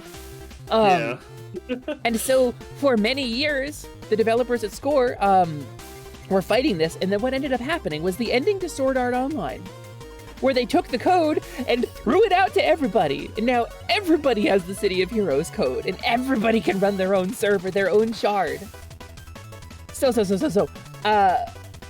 We got a bunch of City of Heroes communities starting pirate servers up. One of them, City of Heroes Homecoming, was negotiating with NCSoft to legitimize their pirate server, and they ran like a really good support team and moderation staff. It wasn't great at first, but they grew into their hat, and they ran it really professionally, and they had top tier security for account security and things like that. NCSoft very recently gave them the okay, officially licensing their private server. So yeah, anyway, City of Heroes, obviously S tier, right? Yeah, without a doubt. To tell you something, like, I'm an MMO addict. Necromancer was like, I'll fight you to put this in S tier. And I listed off like 4 major gripes with the game off the top of my head. It tells you how I feel about this game. The only reason I stopped playing City of Heroes was a little game called World of Warcraft, I think it was called. WoW? I'm not familiar. Is it... No, not many people really played it. Is it also an MMO? It is an MMO, yeah, weirdly. I should try it. I know Warcraft is like RTS normally. Yeah, right? I'm familiar with Warcraft. Yeah. This was like World of Warcraft, and really, not many people. I really struggled to play it with people. Sounds like a weird cash in. It didn't do very well. No, people kind of Cheshire, Warcraft, right? Like World of War. We're talking about the orcs and humans game. Yeah. Warcraft, Cheshire. Right? Yeah, like Warcraft 3. That's the good one, right? Warcraft 3 was great. I loved Warcraft 3. So they made it like an online version of it, like a quasi MMO. Yeah. So like, imagine you're playing Warcraft and you've got all your units running around. Right. And you can click on like squads. Imagine you were one of those little guys and you had like abilities and stuff, kind of like City of Heroes. Like imagine City of Heroes, but you're an orc. That's how D&D started. So Yeah, so like you're an orc, and you can. There's orcs you in can be City like, of Heroes. Fireball. Just play City of Yeah. Heroes. Just play. Yeah, I mean that's. I probably should have. Probably shouldn't have put like. You You were know, like 8 hours of my Zug life done. into Warcraft. Zug zug. Zug zug. You're not that Yeah, like kind of Dota as orc. well. Yeah, like Dota but open world. That sounds kind of rad, actually. I'd be into it. Yeah. I'd play it. We'll have to look into it, see if it's still running. We could maybe get a game going or Mists of something. Pandaria remix is coming. I'm just saying. Next patch. It's supposed to launch the end of spring 2024. Oh, I can't go back. I can't go back. I I've will been be clean streaming MOP remix. I've been clean for a long time. Are you going to be the one? Are you going to be the kobold on my shoulder getting me to play Warcraft again after all these years? No, I won't. Okay. I mean, you could if you wanted. It'd be very easy. Orcs and mice can't understand each other. It's true, but they never gave us little rat guys in World of Warcraft, so That's true. it's inferior to EverQuest 2. You can't switch your faction in World of Warcraft. There's no little rat guys in World of Warcraft. The item crafting isn't as comprehensive as EverQuest 2. The raids are shorter and less involved than EverQuest 2. EverQuest 2 has a better party size. EverQuest 2 has more class roles and character roles and has a more complicated dynamic for parties and raids. Yep. Really takes the craft out of it, huh? EverQuest 2 has an overarching narrative and some really high-tier voice actors. World of Warcraft is catching up a little bit, but it's still behind EverQuest 2 on a lot of really important factors. I'm just saying. Yeah. So Project Zomboid, I want to talk about this. We skipped it before. Let's take a little break from NC Soft because we'll get into WildStar. Yeah. I want to talk about Project Zomboid. Project Zomboid is a game. It is a like 3/4 view, top-down kind of Diablo-style game.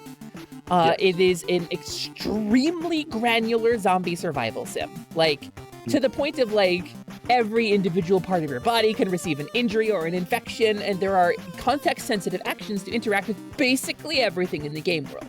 You can bandage yourself, you can pull glass shards out of your feet after jumping through a window, you can get bit on the arm or the leg or whatever, and then you build these incredibly... Is go out? You're refreshing. Okay. I've just hit refresh. It just seems to have closed for some reason. Understood. Maybe it's crashing or something. Does it? It might time out after. Let me double check and make sure that my thing is still running. Yeah. Where is it? So I'm connecting. To Still desktop. running. Yes. Let's hide and show myself. It should be here. I should be back in a second. Okay. Does it look like it's loading? Yeah. Okay, cool. Connect to India. Yeah, there you go. Good stuff. So, frozen grass can hurt you if you don't have shoes. That's the kind of thing it is. Like, you can take like an auto mechanic skill and you can pull like individual components out of a car and rebuild a different car of a similar model. Like, it's multiplayer. You can make a persistent server. Some of my fondest memories of hanging out online with my new friends that I made when I went into Sprig's community. I hung out with Tequila and Bucket, specifically Tequila Wolf and Bucket Lamp, my friends, playing Project Zomboid for many, many late nights before we left Seattle.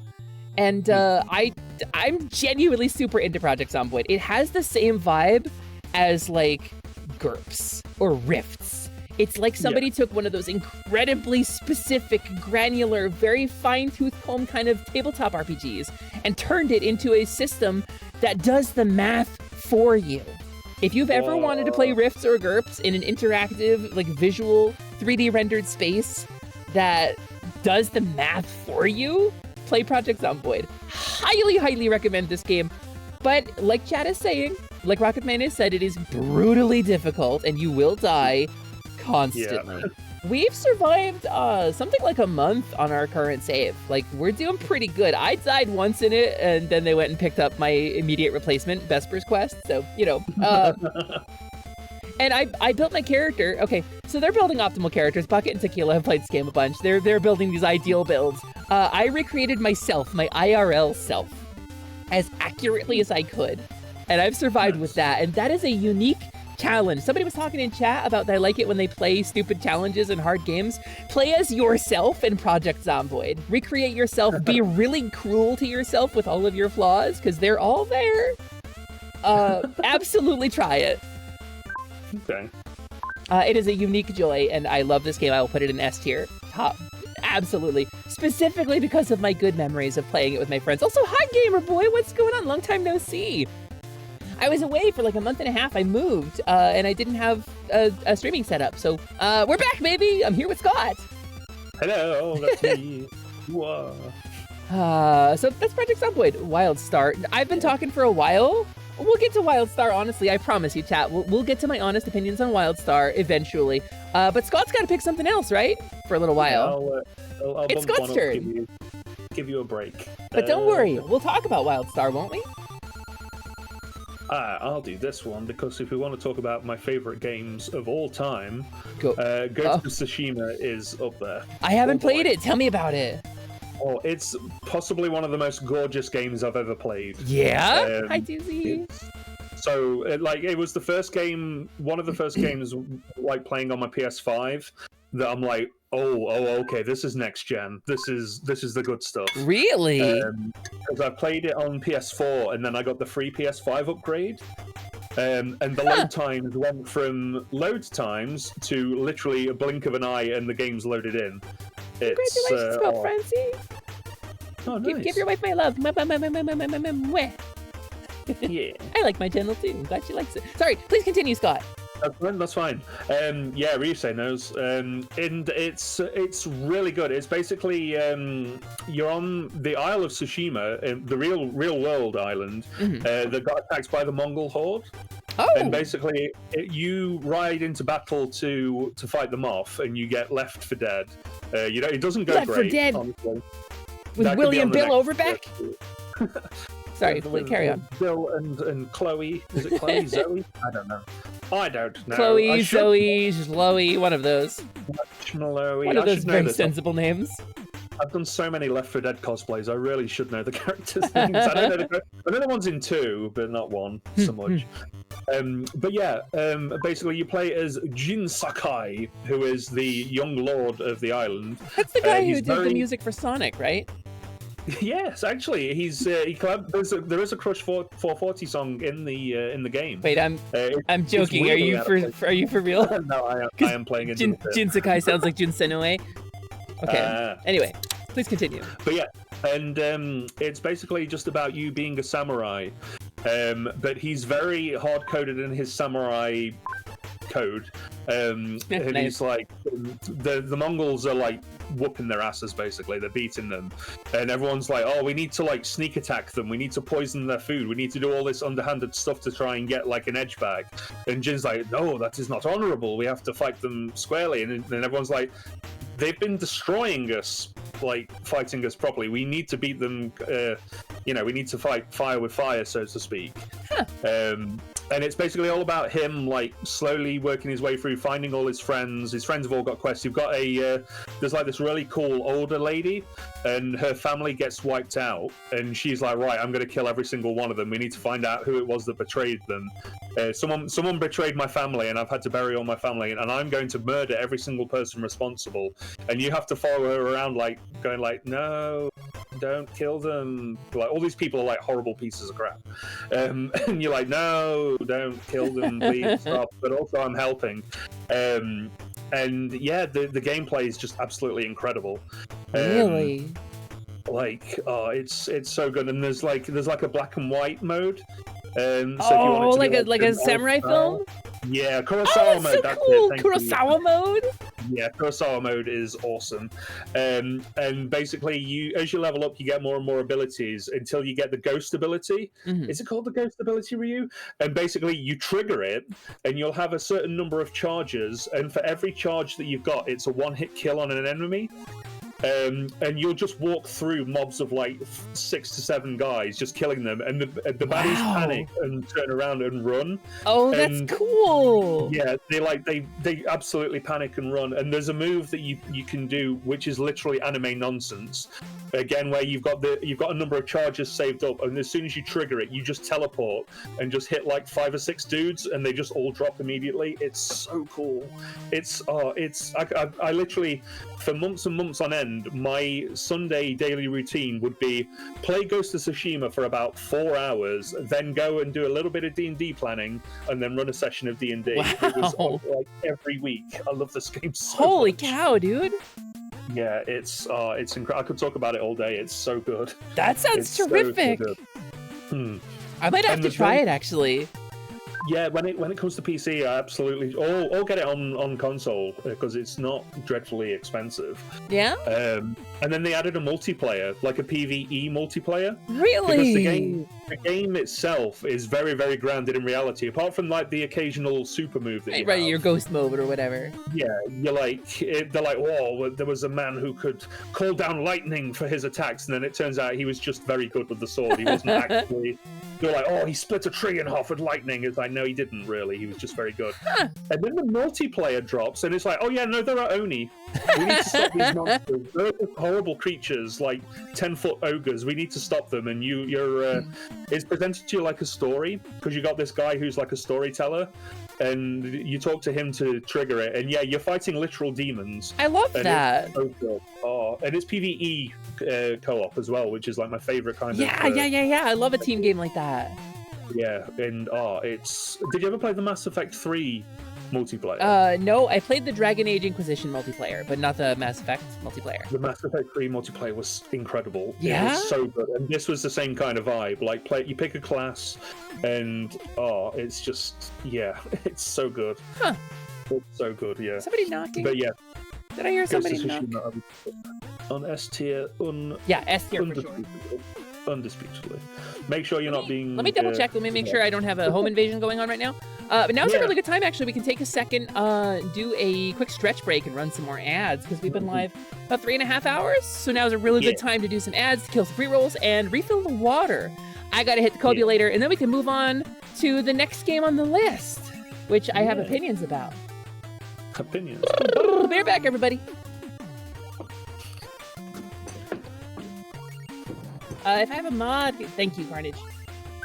No? Ubu, classic Quanage. Squeeze the Ubu concentrate straight from the Tanuki. I feel like this is good. So Vivi, how do you like our first collab? I think it's beautiful and wonderful. I'm really happy that I get to spend time with you. I think the gamers are really funny and normal.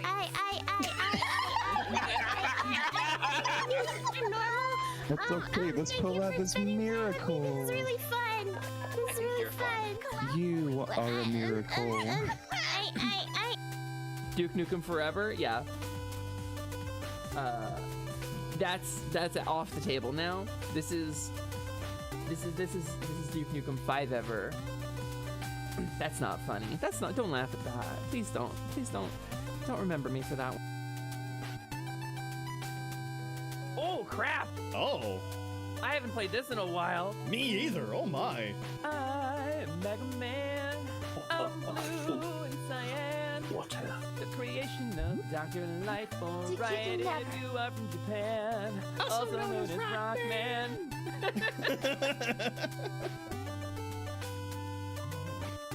It really is. See this road. It looks like candy. I want to eat it. I want to eat it. It looks like a fruit roll-up. That's what it looks like. The rainbow roll-up. Yeah, rainbow fruit roll-up. It's kind of a rainbow roll, isn't it? No!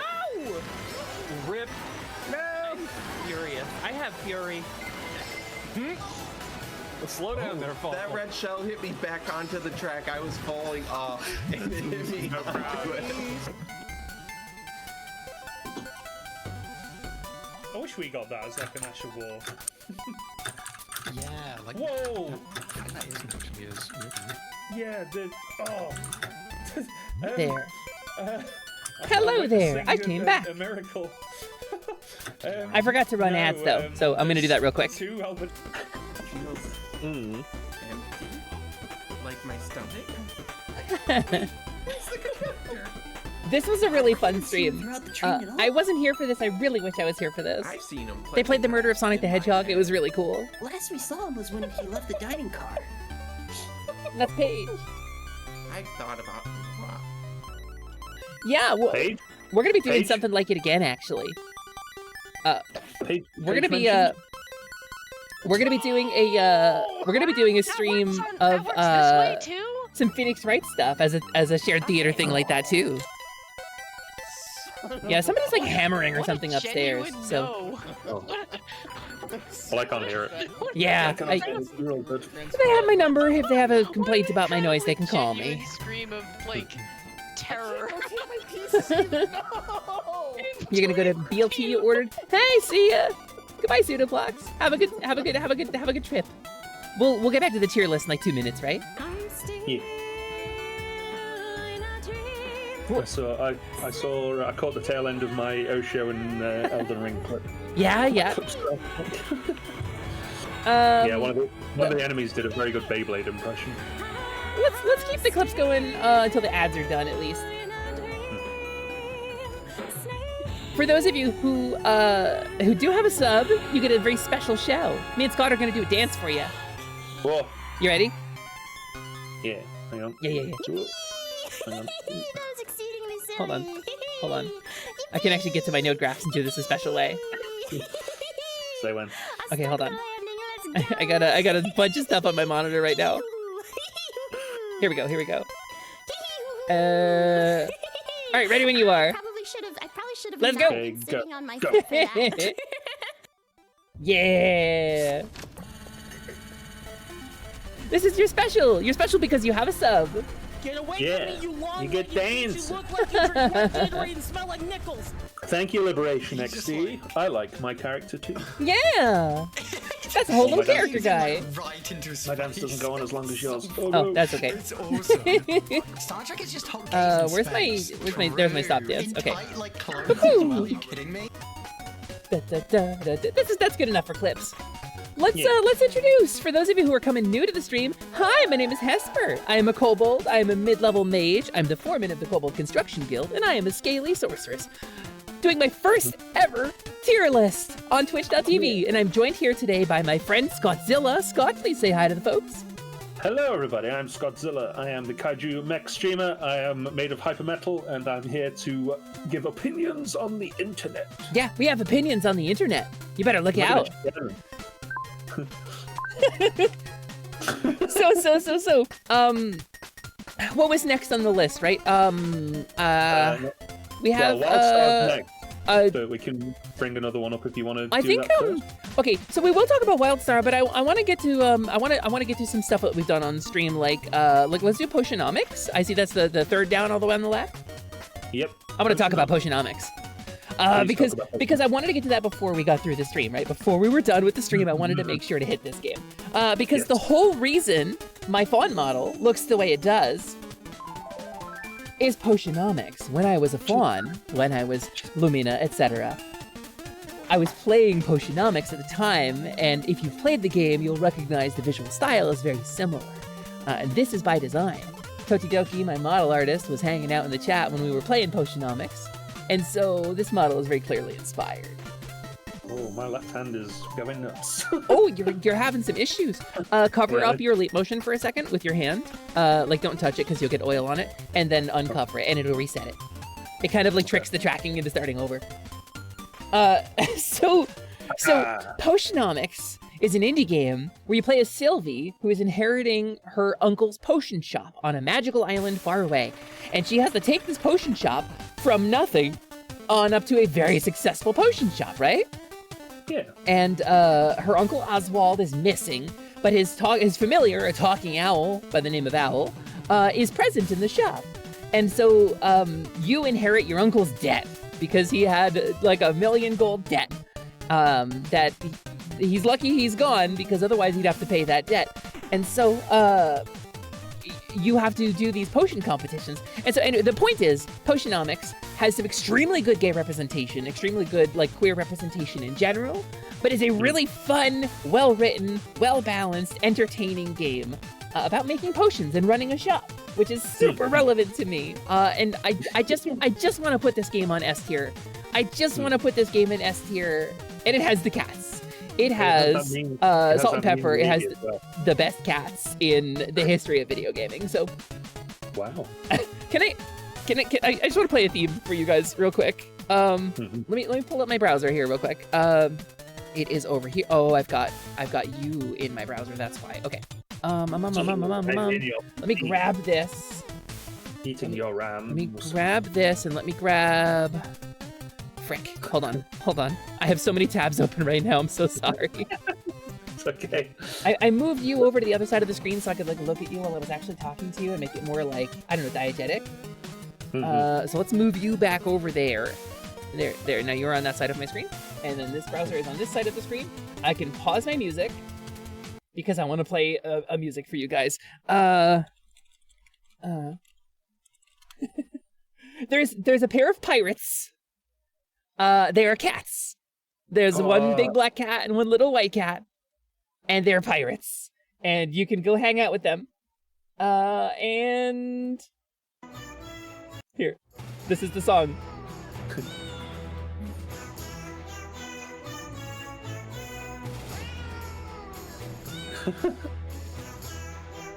Oh, my guitaring. It's extraordinary. Just Potionomics is so good. From top to bottom, an incredible game. Absolutely worth your time. If you see it go on sale and you weren't sure about it, if you were on the fence of getting it, go get Potionomics. You deserve Potionomics in your life. You deserve it. It's very nice. So Potionomics S tier, if you don't mind, please. It's one of my top tier games of all time. Okay, what's next? What do we got?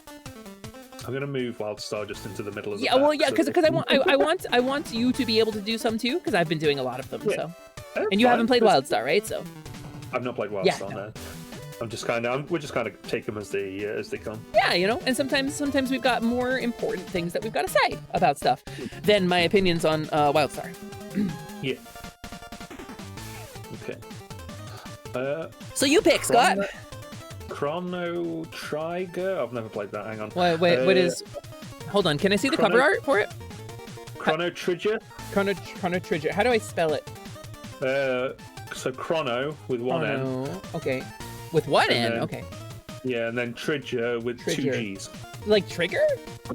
Yeah, like it looks exactly the same, but... It kind of looks like Dragon Ball Z. Is this a DBZ game? I don't really go to the Budokai games. Is it No. Cranimal Tromsing. I prefer watching Dragon Ball to playing it. Yeah, I don't. Anyway, has anybody in chat played this game? Has anybody in chat played this game? Because I haven't. Chrono. It does look a lot like Dragon Quest, God. Huh. It does look like Dragon Quest. Is it the same guy? Chrono Trigger. Yeah. Is it the same guy who drew Dragon Quest and I Chrono think Trigger? it might be the guy who did Arale. Yeah, I can see the yeah, it kind of looks like that. And Tobal #1. I know that game is awesome. That's fighting. That's S tier for sure. Tobal #1. So I didn't know. Is this like a lesser known Akira Toriyama game? Yeah, I mean, I don't even know how this managed to find its way on the list. Yeah. Has anybody in chat played it? You guys know? Yeah. Chat. I'll bring up the title for you guys, so that you guys can see how it's spelled. Let me save this real quick. This is one of the ones that they sold to us. Yeah, when we bought everybody's information, I was just like, this game. Are we even getting our money's worth with this? Because I've never seen this game. It looks before. like there's a frog guy in it. That's pretty cool. Oh, frog! I love frogs. Yeah. And then there's like I don't know, some kind of like beastkin girl. And then Bulma. Bulma's in this game. Oh, Bulma, cool. Yeah. That's like a guest character. That's a guy in like a diving costume. The girl from Secret of Mana. That's surprising to find Prim in this. Yeah. Is this like a Smash Brothers situation where they get all the characters? Maybe that's what's going on. Just make sure no spoilers for Carnage's sake. Oh yeah, he's gonna play that, isn't he? Okay, yeah, no spoilers. No spoilers, please. We're gonna have a first-time playthrough on stream. Are you seriously not knowing what Chrono Trigger is? It's a really good game. I've never played it, but I've seen people play it and they'll never heard of it. No. Sorry. To me. Where would you guys rate it? Audience, if you want a game to not be S tier, now is a really good chance. Where would you rate this Chrono Trigger game, audience? I mean, I'm feeling like a C. Yeah. Like low B? B, C. F. Maybe an F? Prince said F. Should we make a new thing for F? Yeah, let's make a new thing for F. Okay. Add a row below. Make it green. Make the tier like a darker green. Okay. Just yeah. Oh, hang on. Sorry. No, it's okay. It's okay. Here. C for Toronto Trigger. Yeah. Lowercase f as well, just because. Yeah. Absolutely. All right. Yeah. Printer says it goes in F, so let's throw it in F. F tier. Yep. Oh, here you. Do you know this game? I've never seen it before. I don't. It looks like it's by Akira Toriyama, the Total #1 guy. So. Yeah. I mean, maybe there's like. Have you played it? Do you know what this is? A Raleigh DLC for it, maybe? Yeah, maybe there's some Raleigh DLC. So it's got, like, again, it's got like a beast girl and like a dude in like a diving costume, which is kind of weird. It's got a frog guy, which I like. And then for some reason, Prim from Secret of Mana is in it. So, I don't know. Okay, so what's next? What game is next? XCOM 2. XCOM 2! Yeah. Yeah. You've played XCOM 2, right? I have, yeah. I played XCOM 1. I had multiple people, like IRL friends, who named their characters after friends. Mm-hmm. And multiple times, my character was the one who did the big thing at the end. Like, multiple different people. Spoilers. Yeah, Spoilers for XCOM 2. Well, XCOM 1, I've not beaten XCOM 2. But XCOM 1, the big events towards the end, one character does a thing, and I think it's always at random, and it was always the one named after me that did it. I was like, wow, wait. I think it's like the person who lands the final hit or something. It is determinable. Right. Okay. But yeah, it seemed kind of wild that it was always me. Just like, yeah, okay. I had a character for you too the last time I played XCOM. I didn't beat the game with it though. XCOM is amazing. XCOM 2 is part of the reboot of the XCOM series, which is a series from like the 90s in the era of like the cowprint Dell computer and the Pentium, about a secret government-funded force that fights invading aliens. And it's a tactics game in the vein of like, what's like Mario and Rabbids works like XCOM. That's XCOM. It is an XCOM-like. To some extent, like Fallout series has stuff like this. It's cover based. It's got a lot of percentages. It is really extraordinary. It's one of my favorite games. It's really good. It's all about stacking the deck in your favor and manipulating like averages and RNG. But there's always going to be a chance. You have a 98% chance with that railgun shot. You're gonna miss, and then you're gonna get swarmed by snake guys and killed. Yep. And very much like Fire Emblem, this is a game where your guys can die and they can stay dead. You know that meme like, you cheated the game and also yourself, you learned nothing. That thing, that's from XCOM. That's the XCOM narrator. That's the voice of the narrator from the game criticizing you for save scumming because they want you to play that game on hardcore mode. Yeah. So XCOM, absolutely S tier for me. Actually, Ryusei, and COD. You guys have played Chrono Trigger. Do you think XCOM 2 is in the same tier with it? I mean, I've never even heard of the Chrono Trigger, so yeah. I mean, I like XCOM. Yeah, I love XCOM. XCOM's great. Yeah, XCOM. I'd just throw it an S. S for serpent guys. S for snake women. Yeah. Okay. Shall I grab one? Yeah. You grab one. I did one. You grab one.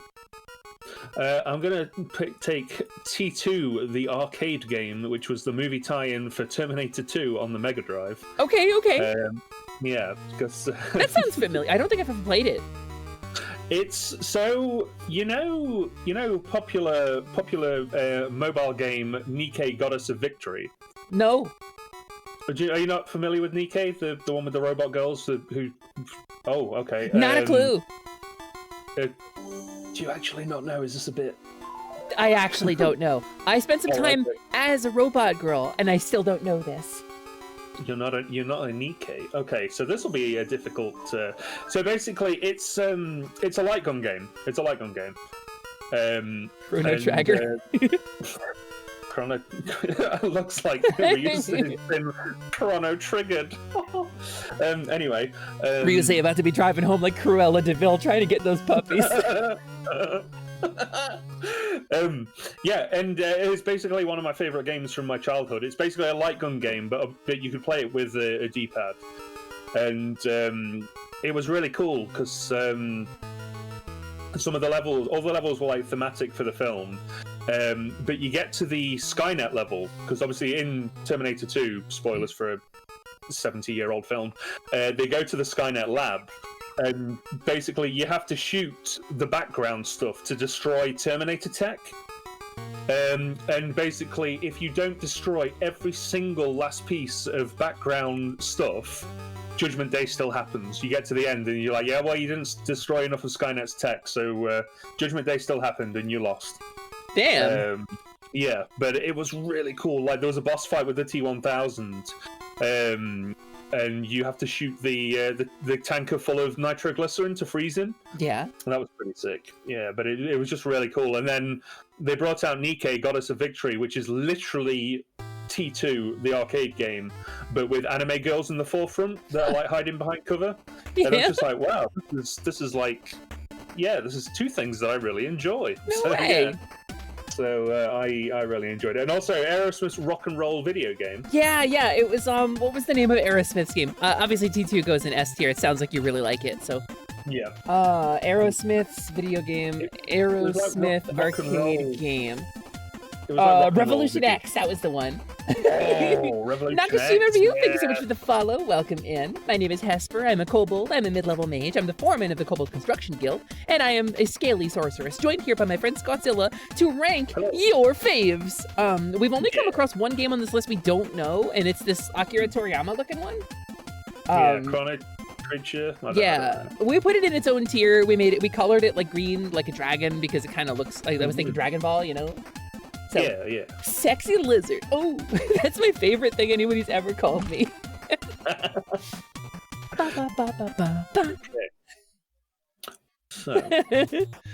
Okay, so you did one. I'll do one. Obviously we gotta put Shantae on the list, right? She's in the bottom row.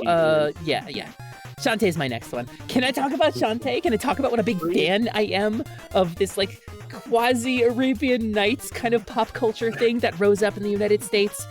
Going back to like what Jordan Mechner's Prince of Persia back in the day, where it was like, this is a white dude dressed kind of like an Arabian dude in like Arabian Nights fantasy. Jafar is the bad guy and he's got to rescue the princess.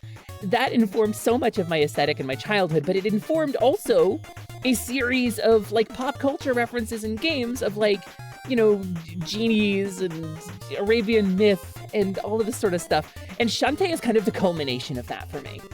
Like, obviously we got stuff like the Monster World game, Monster World 4, what the heck, I played it on stream, Green Hair Girl. Damn it. Oh, I know the one you mean. Yeah, I know the one you mean. I can't think of Asha and Monster World. And so, like, obviously there's, like, other stuff that leans heavily into these vibes as well, but there's a reason that I look the way that I do, and Shantae is a big part of that. And so, the mythology behind this, the culture behind this, we had, okay, imagine if you will, you're a child. Imagine if you will, you're a child. If you didn't have to go too far, you're probably in the wrong stream. But I will say, Game Boy Color is out. You know, and we've got a whole bunch of grunting, snarling white protagonists with guns and things just hitting the forefront. We're just starting to see the Call of Duties show up. We've got PC gaming is at an all-time high. You know, blood and guts and Mortal Kombats. And then out comes this game on Game Boy Color about a girl, a female protagonist. A girl in video games. Who is not white. She is, in fact, like a brown-skinned girl. And she dances as her primary gameplay mechanic. Imagine, if you will, how ridiculous that is compared to the other games in the market. And it's American-made. It was made by an American company. So it was groundbreaking and revolutionary, and nobody cared, and nobody thought about it for many years. I played Shantae the first time on a used copy when I worked at GameStop on a Game Boy Color, and I loved it, and I almost bought it. And now a hard copy of the original Shantae goes for like thousands of dollars. Yeah, I can imagine. I almost owned it. But so the game we have on this tier list specifically is my favorite in the series. Iffy, because Pirate's Curse was really good too.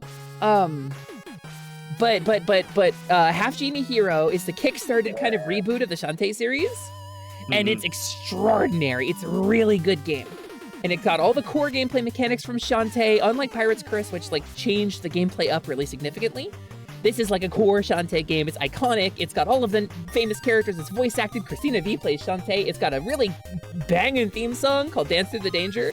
Shantae is my favorite game series of all time. The Smash music is playing in the background, and this is the universe deliberately giving me the middle finger. It is Yarking giving me the middle finger on purpose right now, because she did not get into Smash Bros. Smash Ultimate 2, manifesting it. Mooney, Seven Sirens is also really good, but not anywhere near as good as Half Genie Hero. Half Genie Hero is the best game, I think.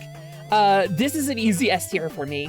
I don't know if you've ever played it, Scott, if you have any opinions on this. I have played Shantae. I am a big fan. I'm a big fan of Boots, the horrible zombie lady. Hi, Allie! Okay, hold on.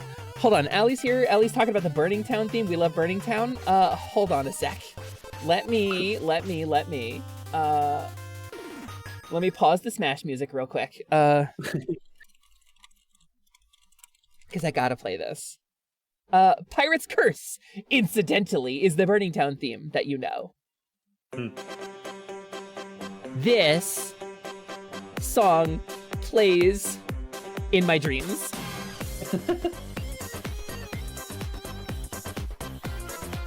Oh, damn. It's fire. It's just straight fire. Okay, look at my model, what he's doing. My leap motion is off far to the side, and I'm holding my phone, but he's just air guitaring for no real reason other than... It's leap motion, baby. It makes its best guess as to where your hands are. No, my leap motion's way off to the side. Like, I don't know how it's picking me up. But, yeah. They didn't have to go this hard with his music, but they did. I'm just saying.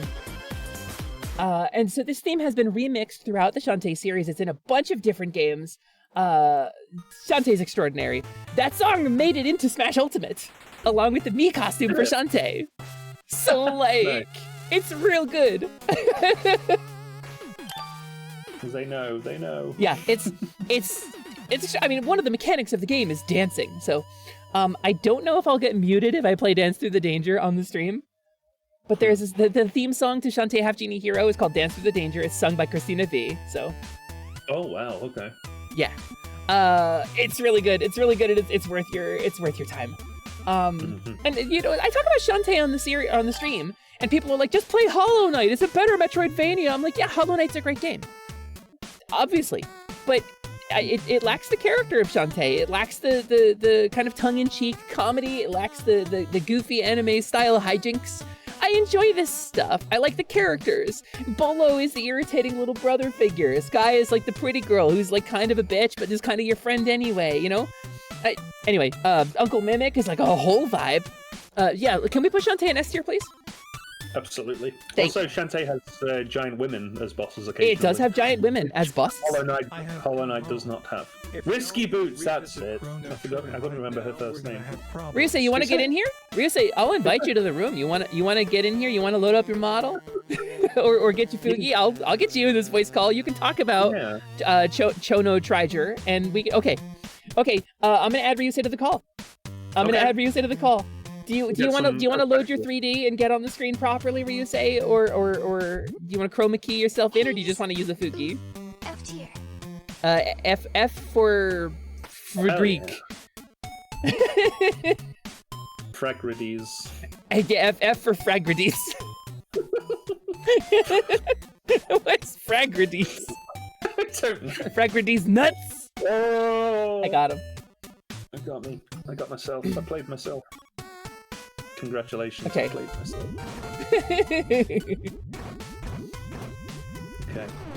Okay. Yeah. Hold on a second. Hi, Raiders. I'm getting killed. Ah, Raiders. Oh, who we got? Sprout. Raided a planet and not like what was this stupid? Oh, bye, Hesper. goodbye. Anyway, so this is my stream now. Welcome, It's Raiders. not your stream. Let me greet our raiders, Scott. Hi, You came back Sproutmate. to Thank you life. so much for the raid. Welcome in. Hi. I hope you had a wonderful stream. You liberated a planet, and all you got was this planet. That sounds like Freedom Planet, but maybe you were playing Helldivers. It's one of the two. I'm trying to think of other things you liberate planets in. But hi, it's nice to have you. How was your stream? How did it go? Would you like me to play a clip? Do you have one in mind in particular, or should I just pick a random one? Hello, Raiders. If you don't know me, my name is Hesper. I am a kobold. I am a mid-level mage. I'm the foreman of the Kobold Construction Guild, and I am a scaly sorceress, joined here today by my good friend Skawtzilla to rank your favorite games. They're up there, or down there. Yeah, or Up there. in that direction. They're over here. Ta-da! Scott, please introduce yourself for our Raiders as well. Hello, Raiders. I am Skawtzilla. I am the Kaiju Mech streamer. I am made of hypermetal, and I'm here to help pick these games and find the good ones. Unlike this Chrono Trigger. Chrono Trigger, I've never heard of this game before in my life. It looks like an Akira Toriyama thing, the dude who made Tobal #1 characters. So like probably it's probably good, but like I don't know it. I can't rank it. So I'm gonna throw a clip for clip Sprout Mage. We're gonna clip our raider real quick, and I'm gonna type it Ryusei so that I can tell him how to get in here. Yeah, Sprout, just click their heads. Yeah, okay, I got it. Switch to clear. What? No, nothing. Oh, I love your model. What the hell? Ah! What? Oh no! Go get your stuff. Fuck it. You got Haloed. My sniper was out of ammo. Oh, never mind. I guess I did you a favor then. When is the last time I DM'd you, I Ryusei? think the best part was that you comedically walked in just in time for the rocket ticket too. Prick. Alright, Ryusei, if you want to get in 3D, you're gonna follow that link. You're gonna need to install the thing that it says to install there. And then I can walk you through the next part once you get through that. Oh, was it your partner Emerson's mod? Really? Oh! I think you're covering them up. Oh, was I? Oh my god, let me do another clip for you. Let me do another clip and I'll uncover. What? Is that you? What did you do? Wait a minute. Wait a minute. What did you just yarking do? Oopsie doodles. Well, thank you so much for the raid. Welcome in. Hi, it's nice to have you. I'm doing my first ever tier list. So as a kobold, I will say the 3 most important things to a kobold: snack, nap, and shiny. Now, you've just had a long stream. I understand you were doing a whole thing. You liberated a whole planet. You were diving into hell. So if you gotta go get snack, nap, or shiny, please don't feel obligated to stick around. We love the raid and fade. We love the love 'em and lurk 'em. This is a great vibe. So you can you looked up tops on Google without thinking. That's oh no. Oh no. But yeah, please don't feel obligated to stick around. But if you want to stick around, me and Skawtzilla are ranking your favorite games. And I'm currently pulling in my friend Ryusei here. Yeah, there's a thing you gotta install. Tell you what, why don't we I'm gonna get you in the call, Ryu. How do you feel about getting in the call, and then we can talk through it instead of having to type. I hope that's cool with you, because I'm gonna add you to the call. Hope you enjoy, because you're here. Oh, now. you gotta get ready for D&D. Before you go, D&D tax, please. What are you playing? Or are you running? Are you a forever DM like me? D&D tax is necessary. If you bring it up, you gotta tell me. Let me add Ryu to the call here. Skawtzilla. Let's add a friend to the DM. Shinning Heat Vit. Shinning Heat Vitamin. Oh, it is called Scott too. Okay. Hey guys, what's going on? Hi, Ryusei. Hello. Hello, Ryusei. Shining Heart, the most powerful wizard of all time. We're gonna get you visual before we worry too hard about, you know, what's exactly going on with this game that you are so fond of. Yeah. The Dragon Man. I can't imagine. Ryusei's some kind of wonderful magical lizard, and I love him very much. We are the lizard conglomerate. Hi, Vote. Thank you very much for the follow and the first time chat. I really appreciate it. And Mellow M, thank you for the follow as well. Cat with dragon eyes. Have I seen you somewhere around? I feel like I've seen you, and I feel like your name is familiar. But hi, it's me, Hesper. Nice to have you. Oh, I see Digi. Hello, Digi. Okay, Did you so have the- Ryuzi, there is a thing to install on that page. Did you see it? To quote Diggy, did you see it? It takes me to a link that says open beta, new room, joining room lobby. Yeah, you want to join my room. This is open beta. Ah, there's an app. Okay. Yeah, there's a little app. You don't have to run the app. It adds on and it works through your browser. This is by Iron Vertex. This is the Iron Vertex solution to co-streaming with the 3D model. So. Ah, all right. Yeah, I want that to have net access, obviously. Okay.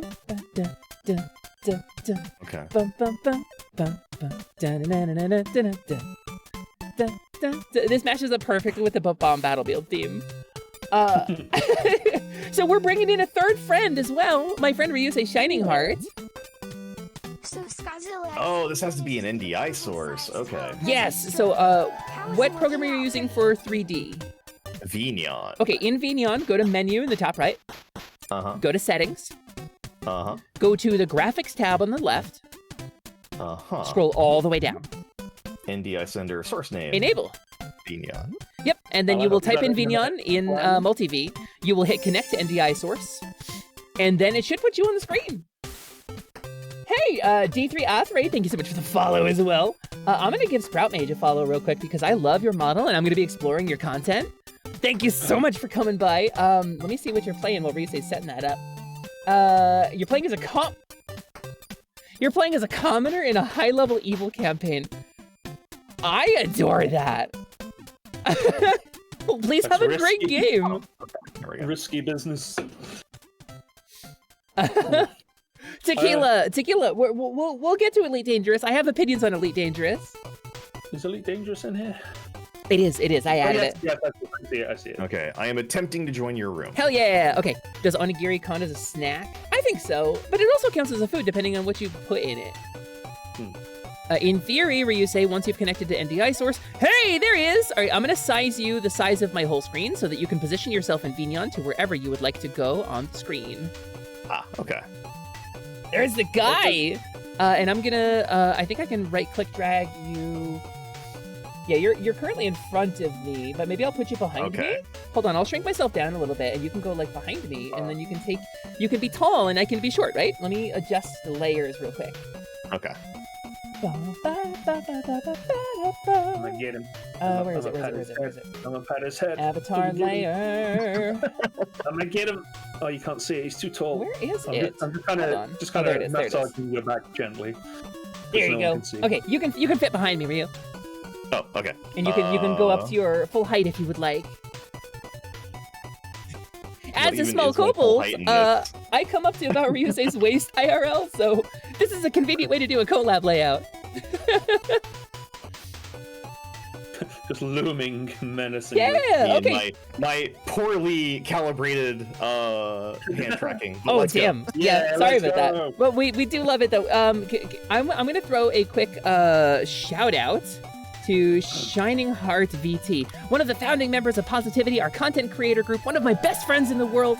I love this man more than life itself. I am so happy to be joined by him on stream today as a tiny little kobold, and my height canonically is taller than that rock. I need you to know that. I'm about a meter, but kobold, we're very small. Check it out. Hold on, I'll come out here. See, look. Ta-da! It's kobolds, baby. It's me. So, yeah, this is kind of canon height here. This is let's be canon. Shit, let's be canon. Yeah, let's be canon. Let's go. Shit, let's be canon. So Scott, you can adjust yourself as well. It will be canon heights for the duration of this. Ryusei, if you'd like to stick around and join us for the stream, you're welcome to hang out too. But I don't want to like force you to. Right. But if you'd like, I'll add you to the stream together if you plan on sticking around. I have to eat dinner at some point between now and Kaori going live, so. Oh, is Kaori streaming tonight? I love her streams. Hell yeah. Wow, over at Shining Heart VT, you could follow Shining Heart VT on Twitch, and Kaori's gonna be streaming. Kaori of the Shining Soul, who I helped with some magic. Maybe you can play the video. you can follow, and if I hit 900 follows, I will be doing a karaoke stream to celebrate. Whoa! Hey, it is okay. No, it's actually 2 whole dorks because it's 1 large dork and then 2 much smaller dorks. we're all at our canon heights though, so that tells you. So Ryusei Shining Heart. Let me. Okay. Hey Ryu. Hey Hesper. So you know a thing or two about this game on our tier list that we didn't recognize. Chrono Trigger. What is it? Chrono Trigger. Chrono Trigger, one of the best Super Nintendo era JRPGs of all time. Wow, tell us more about that game. That sounds awesome, Ryu. Yeah. This game is the reason that I love floating kingdoms and time travel so much. This game defined my childhood. So is there a reason it looks like Tobal number 1? My favorite fighting game is Tobal number 1 on the PlayStation 1. Is there a reason they look so similar? Is it Akira Toriyama did the art and character design. Oh, You may wow. recognize him from Dragon Quest. I don't know if you're familiar with that little indie Never series. heard of it. No, I know Arale. Is that the same guy? Yeah. Yes. Okay, Is there cool. more crossover then? Is the redhead guy like a Super Saiyan? He's Goku, yes. Okay. Sword Goku. Okay. He even dies and comes back. What the hell? The Steam port has gotten better. I will address that. The Steam port has gotten better. It is not ideal. You definitely want to do either the original on Super Nintendo or the DS version is a great remake. That's rad as hell, actually. To my understanding, my little bro Classic Carnage, the quality VTuber, is going to be doing a first-time play of Chrono Trigger over on his channel very soon.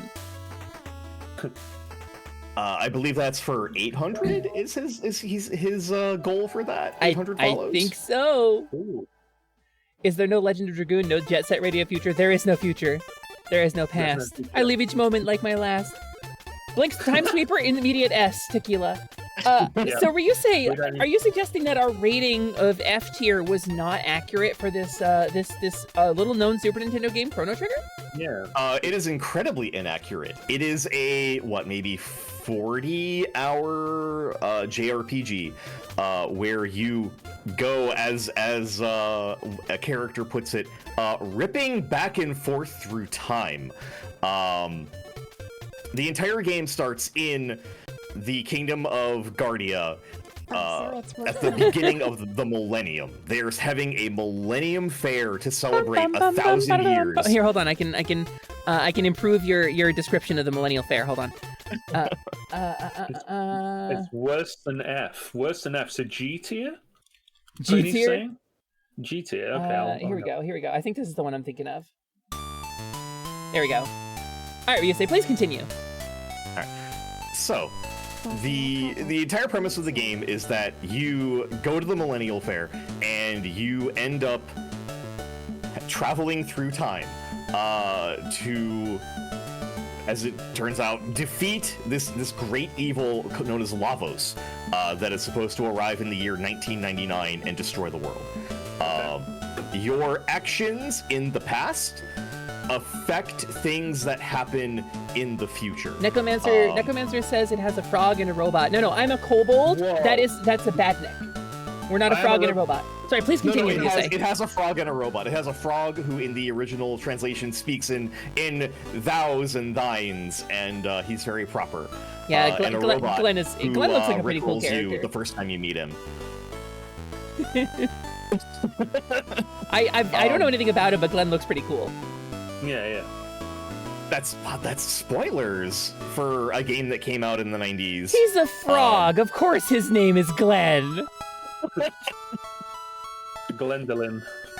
But no, like there is actually a quest where you're right. Speaking of like things in the past changing, where like for example, you meet this mayor in the present day who's like this really greedy guy that even his kids hate him, and you go back in time and you give his mom like jerky for free so she can make dinner, and she's like, wow, I'm gonna make sure that my kids know the meaning of being kind and giving. And when you go back to the present, he's like, yeah, I love giving stuff to people for free, my kids love me. Hey, you guys are looking for this thing? Here, have it. I don't need it. Like Yeah, it's okay. So, Ryusei, you've given us a lot to think about, and I think our rating of F is probably inaccurate, Scott. I think we need to bring it up higher. Scott, officially, formally, let us raise Chrono Trigger to D tier. There we go. I think that's Thank fair. you, Ryusei, for your feedback. I really appreciate that. Do I need to continue? Do I need to continue? Do I need to go on more? No. The soundtrack. The soundtrack. No, I mean I think we're pretty good. Yasunori Mitsuda aside, I think a D tier is pretty solid for this game. All right, Ryusei, thank you so much for your help. Please enjoy your dinner. Please have a really good food. I don't want you to starve yourself on our account. I'm graduating. Goodbye, Ryusei. Goodbye, Ryusei. I love you. Goodbye. Oh no, he's actually gone. Goodbye, Ryu. He's such a good dude. If you haven't followed Ryusei Shining Heart BT, please go do so. I love that man more than life itself. Drazov, it's still in a class of its own. It's just it's in a class of its. That game is in a class of its own. Tell me I'm wrong. Tell me that Chrono Trigger is not in a class of its own. You can't. So here it is. All right, let's bring the music back. So was a part of the bid, or was Tobal #1 legit? I've never actually played Tobal #1. Drazov. Is it too late for me to what game, Rogue?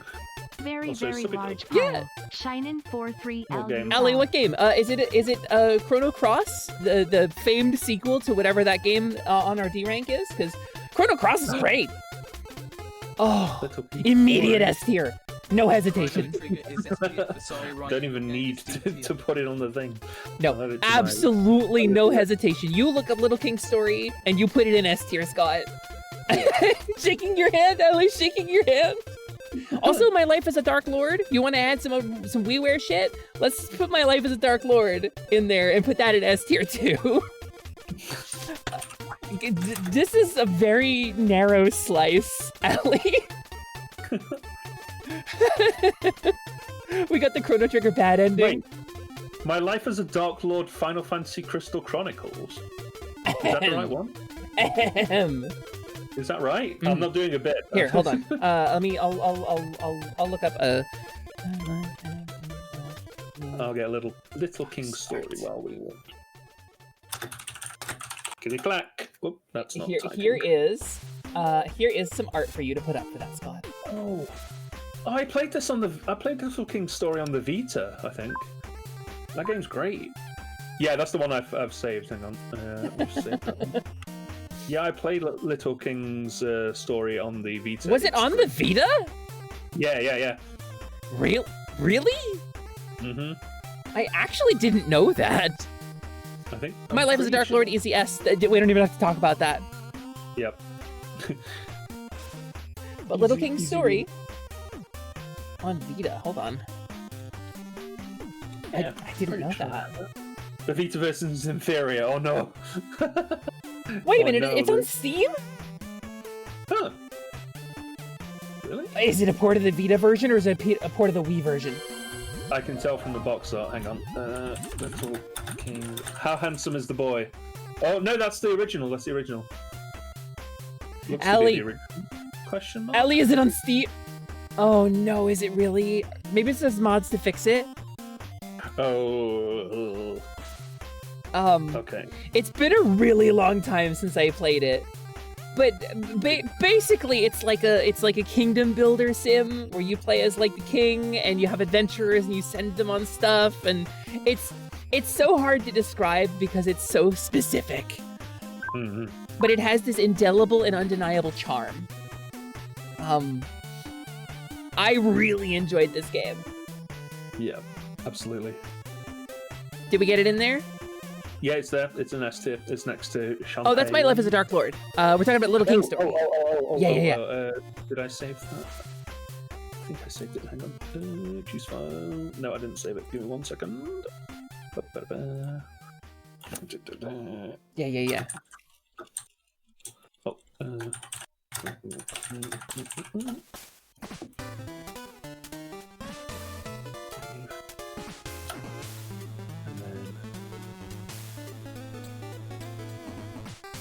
This was WiiWare, right? Yeah, it was WiiWare. Okay.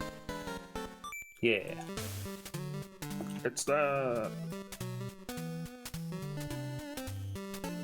Bum, bum, bum, ba-da-da-bum. I have never played Majesty, Neko. That I'm not familiar with.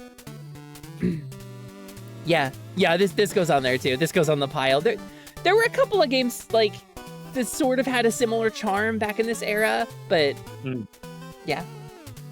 This is something I should revisit because it's been a really long time, but I have really fond memories of it. All right, so I've been we got Ryusei in to talk about a game, his favorite game, that time travel one with Goku in it. I want to talk about Zelda 2: The Adventure of Link. Can we put that one up? We can. Adventure of Link. Yeah. Legend of Zelda 2: The Adventure of Link. Oh.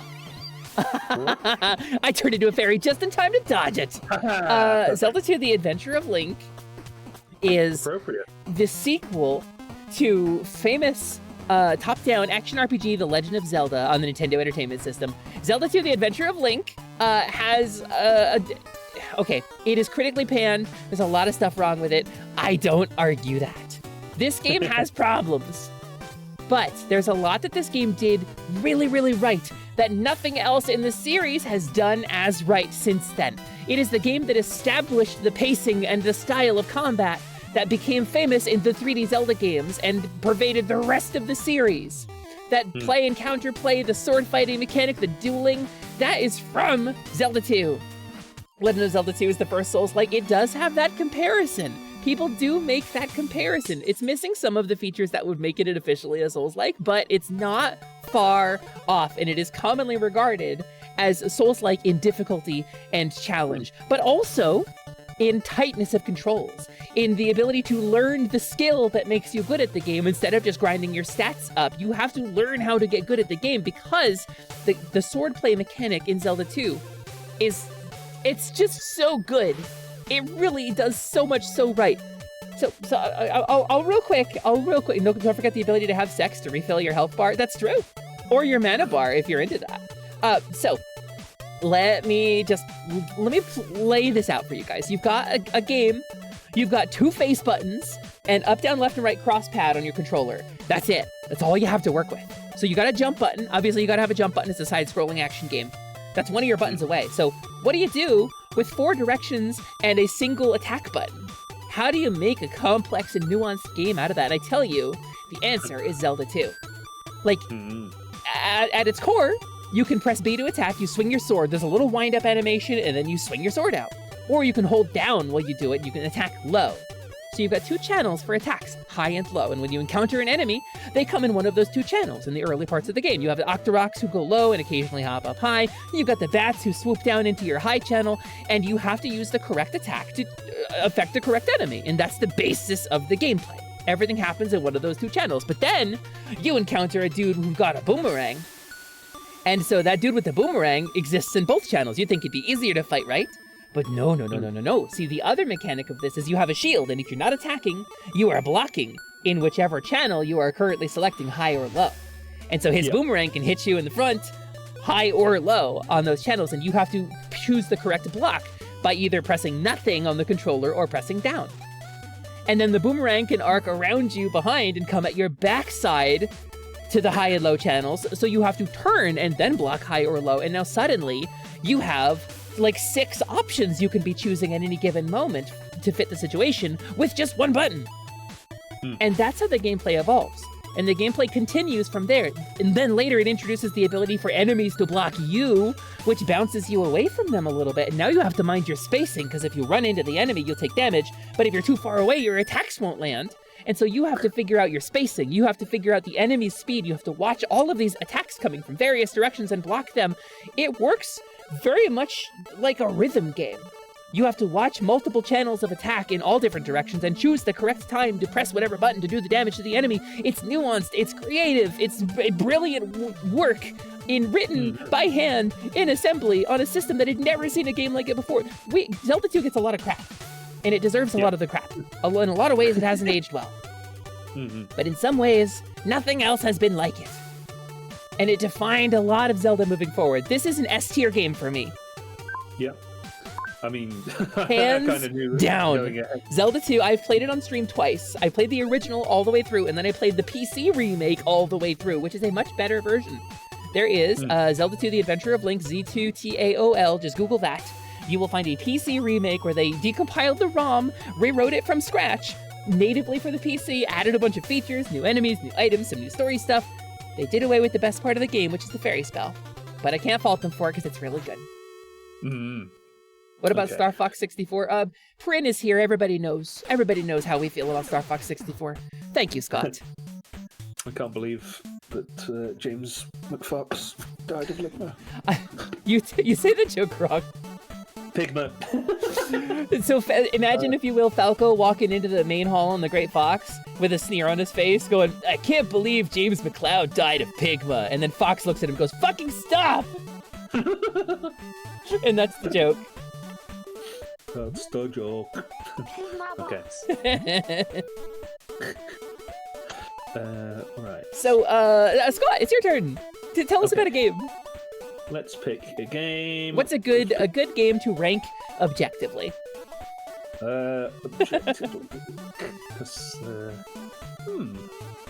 Also, if you need to take a break or anything, we're about 4.5 hours in. You said you were good for the long haul, but I want to double check. I want to check in with you.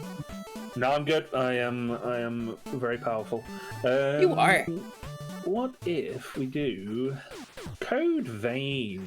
Oh, Weep Souls! I've never played this one, but I've heard a lot about it. Weep Souls. So, Weep Souls is very good. It's a very good game. The combat's very good. It's a bit floatier than other Souls games, but you've got a lot more going on because you, besides your weapon that you use to fight with, you have like this. And I'm doing the. Oh, hang on, let me get my. Yeah, please. I'm doing the biggest air quotes I can possibly do. Vampire. All right. You're a vampire, air quotes, and you have to eat these things that are called blood jewels that grow on like creepy, gross trees. And basically, it's all about the entire plot is you're like captured by a gang of stronger vampires, and then eventually the main characters come and save you, and you join their little Scooby gang. S for Scooby. That's for Scooby. And the character creator is just ridiculously... It's really good, but it's not especially in-depth. But the amount of stuff you can do, because there's a lot of toggles you can toggle on and off. I love a toggle. Say there's a pair of jeans or like a skirt with like a bajillion chains and charms and dangles. You can kind of unequip a few of them.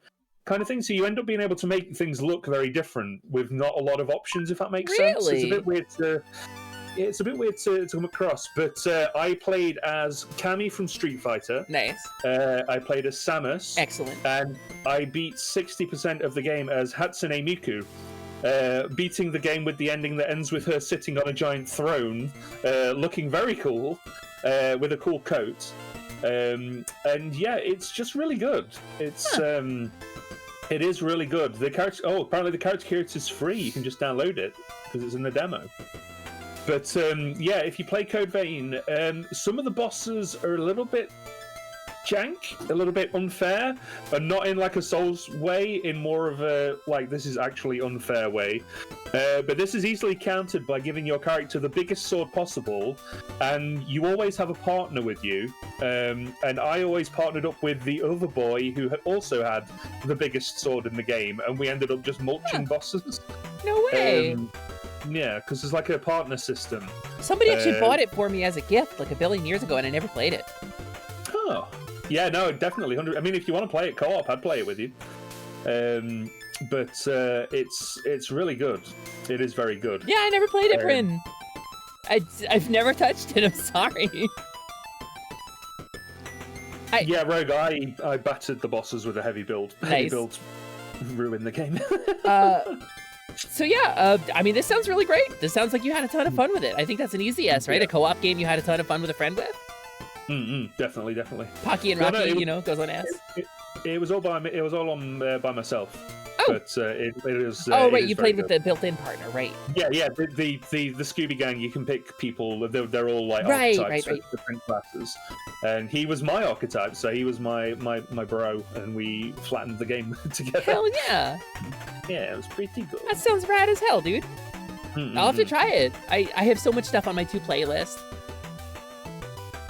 Also, yeah, bayonets do break the game. That's true. Royal. Yeah. But no, yes, definitely. Next game. I want to suggest this to you, Scott, and see how you feel about this. Why don't we let the chat pick a couple? Chat has sounded off about a couple of the games that we've seen in the list, and I don't know if we're going to get to everything, but if there's something on the list you're curious about or you want us to rank and put on the tier list, if it's in the list, I'm interested to see if there's one in particular you want us to get to before we before we're too done with stream, before we get too tired or whatever. Put Chrono Cross in. I've never played it. I've never played it. Indivisible. Also never played it. Indivisible. I put Indivisible on there for. Yeah, can we do it? Yeah, I'll do Indivisible Hi, next. Steely. Hello. Hi, me Hesper. I'm here with my friend Scott. I don't know if you know Scott, but we're doing my first ever tier list. We're ranking all of your favorite games. So speaking of favorite games, Indivisible was a game that I streamed quite early on in my my streamingness. Yeah. I think you would really like it. Wow, this chat's going nuts. Gamer Boy's got some opinions on this. Yeah, it's really good. The combat is like unique for a JRPG that I've played. So basically, you have a party of 4. You've got Ajna, who's the main girl, and then you've got all of her buddies. And basically, each member of your party is assigned to a face button. Okay. So you've got so I played on PlayStation, so like square, triangle, circle, cross. Okay. And basically, they all attack at the same time. As you press the buttons, you'll do their assigned attacks. But you can also do combos for like up and triangle, or down and triangle, or forward and triangle. Yeah, and there's high attacks and low attacks, and they like break through enemy guards and stuff. And you can end up just steamrolling the teams, the enemies. And it's just really good. The story's really good, because basically the RPG party are inside Ajna's head, because she somehow gets the ability to just absorb people into her head, and they live in like a little hammer space. You've frozen. Oh, I'm frozen. Is it closed? It has closed again? Yeah, I wonder why it keeps closing. Yeah. It idled out. I'm back. Yeah, so she basically recruits a bunch of people to help her on her quest to stop the evil emperor. You gotta tab back over to the tier list. I am going to tab over to the tier list. Yeah, there you go. And it's very generic RPG at the start, because you've got your dad, and he's strict older dad, and he's like, oh, go out and chop some firewood, and that's just like, no, I want to learn how to fight, and he's like, no, go leave the village for a convenient amount of time. Oh no. You leave the village for an immediate amount of time and see smoke in the distance. I've never heard of this backstory before. That's clever writing. It's pretty revolutionary, yeah. And there's a guy there called Dar, and he's basically the Zuko of the game. Yeah. Because he kills your dad. Oh shit! Like minute 1 of the game, he kills your dad, and I just like, I'm gonna murder you to death. And he ends up in Ajna's headspace, inexplicably, and he joins the party. And you think, oh, he's gonna do a Zuko. They're gonna like turn it around, and no, she hates him almost the entire game. Damn, really? Like, there's a couple of moments where like he'll help out, and they're like, oh, so are we even now? And I was just like, no, never. And it gets to a point where like they kind of tolerate each other, but like it isn't like on the Zuko level. He doesn't get his redemption arc, but he's part of the party. You could carry like the entire game with him. Damn. But no, and all the characters are so great. Like they're so. All the character designs are so varied and weird. Like you've got this, there's like a cool pirate lady. There's like a cool water spirit. There's these 2 dudes who are like undead, and their attack style is like basketball. There's a lady who looks a lot like Shredder from Turtles for some reason. There's a lady, she walks around with a tiger pelt on her head, and the tiger pelt may or may not still be alive. She's very cool. But yeah, just the character designs. One of the guys is literally a Sentai hero as well. He's got like gold armor and a rider belt. He's literally got a rider belt. I'm getting like Disgaea vibes a little bit. See if I can find you just some of the characters. I mean, you know what letter is indivisible because it's the same in both directions? The letter S. That's true. That's I'll just send you this character design real quick. This is Tarani. Tarani is my favorite character for obvious reasons. Oh my god! Yeah, but her gameplay is very. She's very good for the party. But she's good for good for something. There's also different reasons to put her in your party, but you know. Yeah. To each their own. You know that S backwards is S? That's correct, Slyman. S for Slyman. S for Slyman, yep, that's where it's going. Cool. My collab partner, Tharani. Yeah. Cool. Yeah, love it. Love her to death. I will. She is serving. Yes.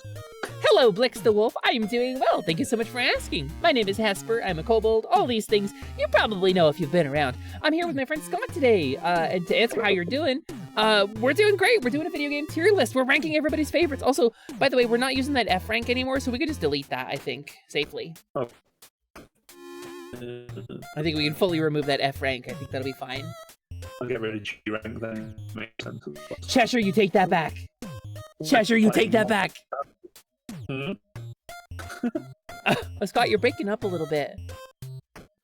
Is that better? No, you're losing connection or something. We're getting some robot, Scott. Ooh, it's bad. Ooh, he's crunchy. I'll come back. Yeah, I lost your browser stream too. Oh. And your model has frozen. Yeah, I think he's dead. I think Scott died. Oh, no. Yes. What is happening? Ooh. Did Steam start to download?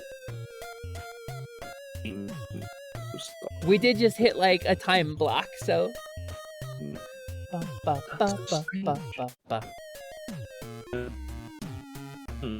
Shantae is one?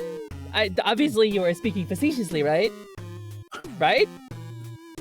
Shantae isn't literally in this game, right? It has good characters? I don't remember. Yeah, I think we need to put Scott back on the charger. She's really in it! Huh? To quote a caveman, huh? No way! Alright, yeah, I think we're losing Scott, gang. I think that might be it. Has the stream gone buffery, or is it just Scott? Like, are we buffering? Can you guys still hear me okay? Yeah, there he goes. It has red from transit. Really? Alright, well, you know what? We've been live about 4.5 hours, so, and I do not have Scott anymore. Hello? Oh, maybe Scott? I'm here. He's here. I think everything's coming back. I have no idea what happened there. That was crazy. Yeah. It's like a weird little spike of breaking down. I guess talking about Tarani got me too excited and everything broke. There we go. Look at that. There's the man. Yeah. Your multi-V is still froze. Oh, so we gotta fix that too. There you go. Wait, no, it's not better. It's better on your end, but not on mine. Hold on, let me refresh. Okay. I shall refresh this time. It is I who was refreshed. I live. It had red from transistor. Hello. Whoop. There we go. There's a Scott. It's me. Hello. Meow meow meow meow meow. Jade, thank you so much for the follow. Oh, the Witch of Space. The Witch of Space. Ooh. Hey, happy Saturday. It's 4/13 coming up. Yark and well met, adventurer. My name is Hesper, I am a kobold, I'm a mid-level mage, I'm the foreman of the Kobold Construction Guild, and I am a scaly sorceress. I'm joined here today by my friend Skawtzilla, and we are ranking Hello. your favorite games as soon as Scott comes Hell back yeah. over to the tier list. Whoop. Yeah! So, heck yeah. So we're going through, I think obviously Indivisible is an S tier, the absolute top tier. I'm gonna play it myself because it's got Shantae in it, and I cannot say no to that, so. Yeah. Also, honestly, I've questioned my identity a few times. Well, you're Blix the Wolf, clearly. Clearly you are Blix the Wolf. I can't argue against that. So, we're taking submissions. We're taking requests because we're not going to get through all these games on the stream. So, we have, chat is asking us. I think chat wanted Elite Dangerous next. For tequila, buddy, I'll do it for you, and you're not going to be happy with it. You're not going to be happy with my answer. But I want to be clear, with Elite Dangerous, your complaints are extremely valid. So let me clarify. And Blix, hell yeah. You know what? Let me put this on the table real quick before we go too far. I'm collabing with my friend Scott today. You know, it's not we're not discussing like hardcore stuff today, but I will say it's important to our channel and our stream and our community. I will describe to you a concept, and I think that concept will carry with it the weight that I want it to. I believe in the right to self-definition. You have a right to determine who you are at any given moment. And, you know, if I want to be like a 3-foot-tall pink kobold, I can do that at least on the internet. Is that ever in the cards for the meat space suit? Probably not, but it doesn't matter. None of that matters. Because the most important thing in the world is the right to self-define. As long as you're not hurting anybody or robbing anybody else of their right to self-define, you deserve to do everything in your power to get as close as you can to an ideal self for you. Whatever that is, whatever that means. And that's it. Don't hurt anybody, don't take anybody else's rights away, and self-define. And if that means you change your mind from time to time, if that means you want to explore something and try something different, if that means you want to be exactly the same as you always were, all of these things are valid. Nobody can ever take that from you, and that's my most fundamental belief. And I think everybody here agrees. Yeah. So if you're questioning, good. Always question. Question everything. Question what you've been told. Question what you've learned. Tear down your preconceptions. You know, challenge the status quo. Be the person you want to be, not the person you've been told you have to be. And again, be safe, be sane, don't hurt yourself, don't throw everything away and become homeless drifter because you thought, I want to be a millionaire. That doesn't work, you know? But that's kind of the long and short of it. So, welcome to the stream. Welcome to the community, Blix. And you are clearly Blix the Wolf. That's your self-definition. That's who you have chosen to be. That's how you've chosen to portray yourself on the stream. And I'm super here for it. But yeah, so Elite Dangerous. Can we talk about Elite Dangerous a little bit? Let's talk about Elite Dangerous. There was a game series a billion years ago called Elite. And it was on like the ZX Spectrum or some crap. It's like Commodore 64 and like really early, like a Tandy computer could play Elite. This is a game about space shipping. It's the Space Trucker Simulator. It happens to have combat and aliens in it, but even the short story that came in the box, in the original box, was about a space trucker. He had an iron ass, was the slang. And the iron ass is a double entendre, both to mean the literal ship that he's in, the iron ass, like a donkey that carries things, but also he sat in the chair for a really long time on the space lane, so he has an iron ass, and it's a double entendre, it's a bit of clever writing. Elite Dangerous is the Space Trucker Simulator. That's what it's about. And it happens to have things like combat and faction warfare and a very, very complicated, like top tier shared world background simulation. So they took the data from NASA for every star that we know exists, period. Yeah. And they wrote a procedural generation system to let you visit any star that has ever been mapped to exist or ever will exist in like human understanding. So billions and billions of stars, like as Markiplier once said. And so you've got this procedurally generated thing. You can go explore a billion featureless randomly generated planets, or you can stay in the bubble where there are carefully tailored things and space stations and missions, but it's all procedurally generated. It's a procedural galaxy sim. So factions will spawn, NPC factions will show up, and they will have missions. They will hate other NPC factions, and whichever ones the players support will grow larger, and whichever ones the players fight against will grow smaller. And then once a week, there's the background sim tick. It ticks, and it does another calculation, and it updates the background sim. So the galaxy changes. The place you were based out of last week might not work this week. The place that was in civil war last week, so you were able to make a killing smuggling weapons into the spaceships there, might be in an infection or a breakout state, an outbreak state, where they caught a disease because of the warfare. And so suddenly all they need is medicine, and you can't go to all some of the stations because they're on lockdown.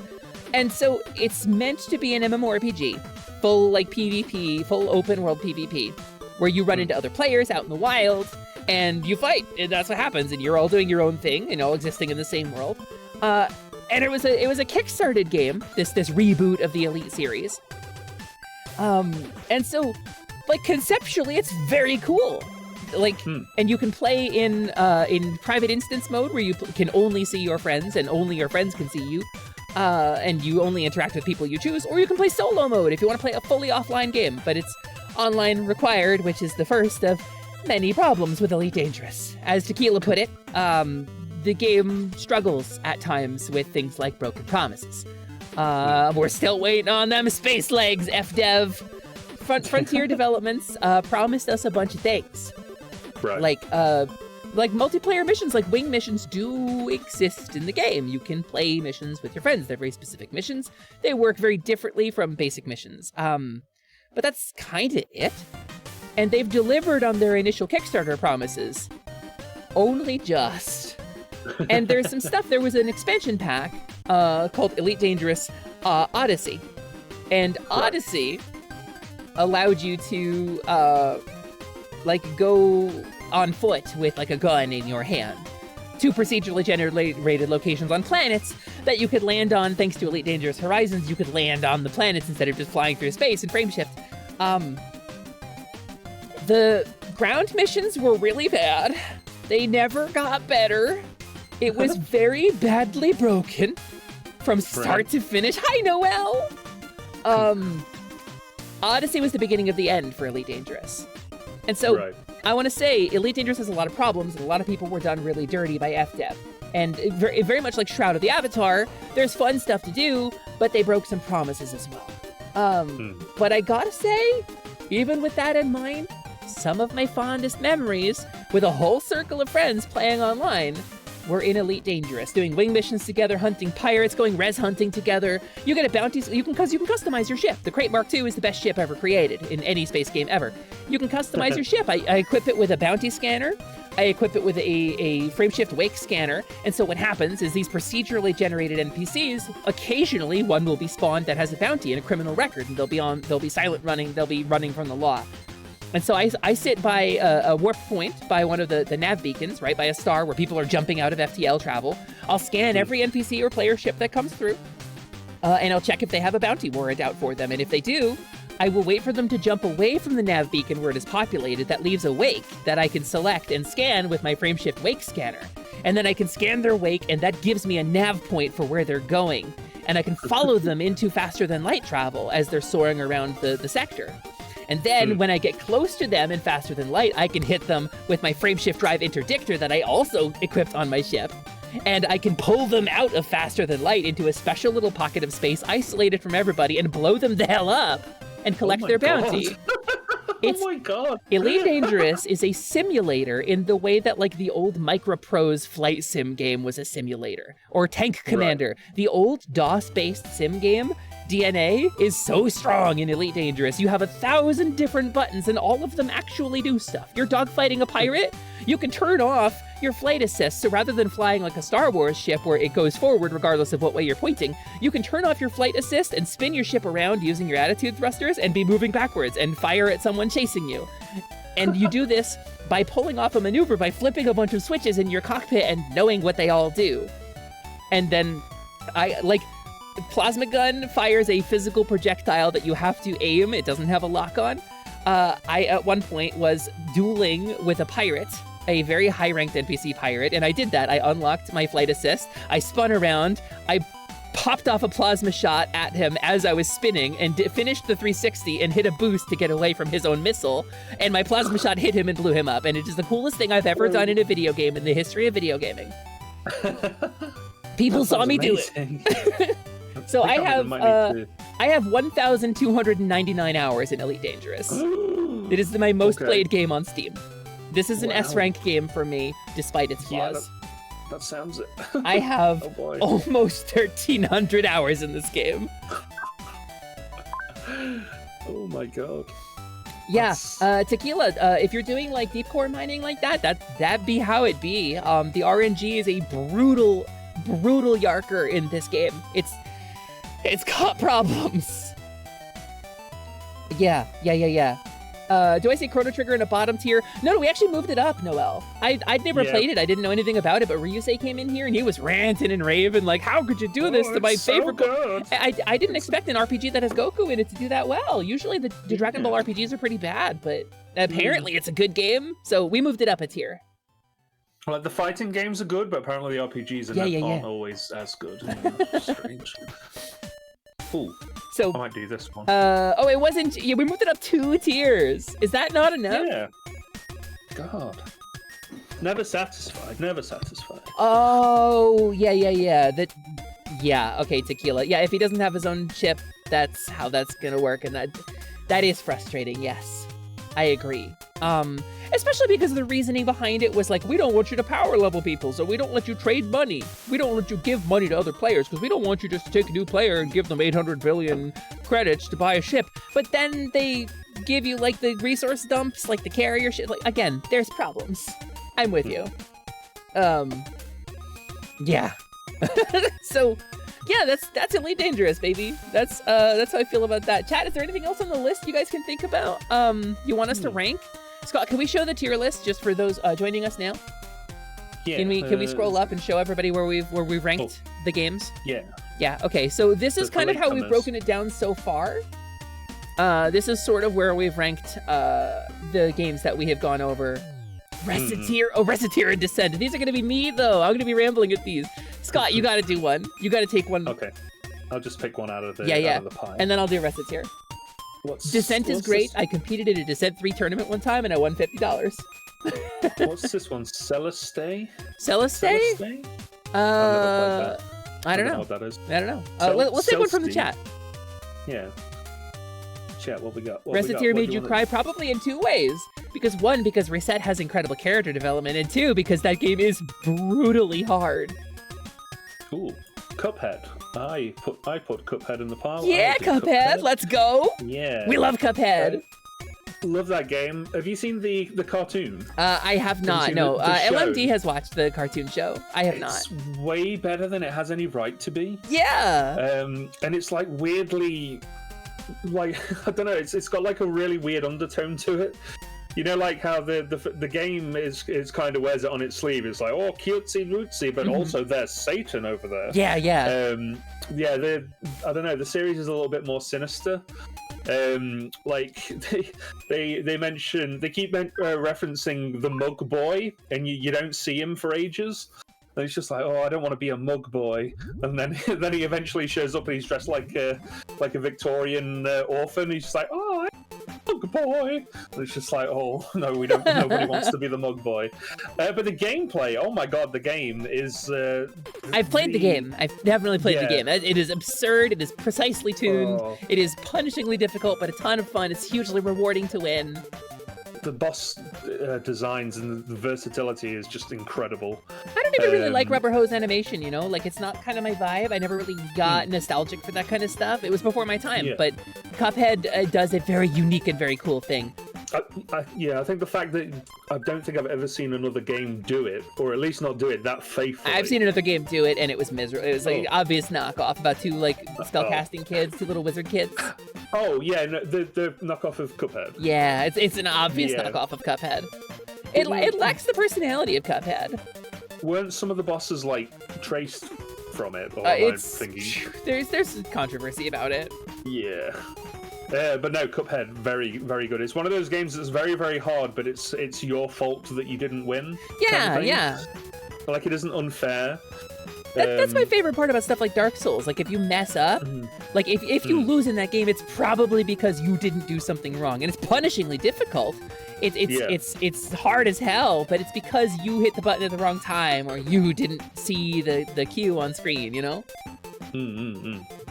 But no, I'd definitely put Cuphead in S tier. Cuphead, absolutely in S tier. Played it with people before. And, Yeah. I had a very good time. Cuphead for the the S in Miss Chalice, who is the best character in that game. Cuphead for Satan. Who Yeah, S for Satan. There you go. Yeah. Reciteer.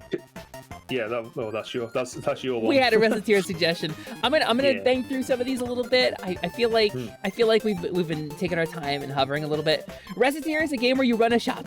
Reciteer is a game that apes the style of Atelier Asha, almost 1-to-1, and is about running a shop and going out on adventures with your adventuring hero friends, or Atelier Marie, really.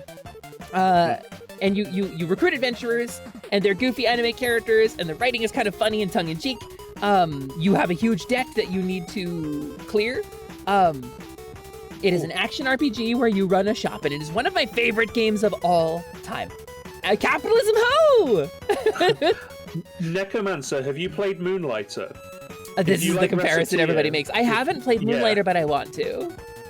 Sorry, Necromancer in chat said they've been trying to find a good fantasy shop owning game since they beat Reciteer. Oh, Moonlighter, Moonlighter. Absolutely, Get Moonlighter. It's like $5, if that. Yeah. It's not quite as anime as Reciteer. Hey, Furi, but hello! It is very good. It's a lot of fun. Thank you for the rupees. Appreciate that. Those go in your wallet. You can use those to throw stuff at my face. Yeah, do it. Yeah, I haven't played Moonlighter. I would like to play Moonlighter. It is on my list. It's actually a game that and Cuisinier. Cuisinier I also own and would like to play. But yeah, Reciteer, you were saying. Reciteer, I've played Reciteer on stream. We actually dropped our playthrough of Reciteer after like 5 or 6 streams of it because it just got too hard to play on stream. I had to replay through it twice because I was getting too far behind on the debt repayment, and you lose. You just live in a cardboard box. So, yeah, and that's what happens to reset if you lose and you don't sell enough apples or medicine to old ladies. And so Reciteer is always going to be an S tier for me. It's going to be one of the top tier games. Absolutely, please put it in S tier. It's one of my absolute faves. I want it to get a sequel. It never did. The development company made other games, but none of them were like it. It's way better than $3. Moonlighter. Yeah, interesting. $3 is a good price for that. Yeah. It's real good. What else did chat ask about? I feel like there was something else chat asked about, right? I'm arranging these into me, you, so that if you want to, we could maybe speed run through. All right. The ones that are left, but if chat has any in the meantime that they want to, yeah, chat can call them out. But let's pick up the pace a little bit. Hades too. We can move Hades up as well. Is Lamulana on this list somewhere? Hey, Melolamp. I saw your follow. Is Lamulana on this list somewhere? I don't know what that is. I've actually never heard of that. Is what? Lamulana. I'm gonna Google it.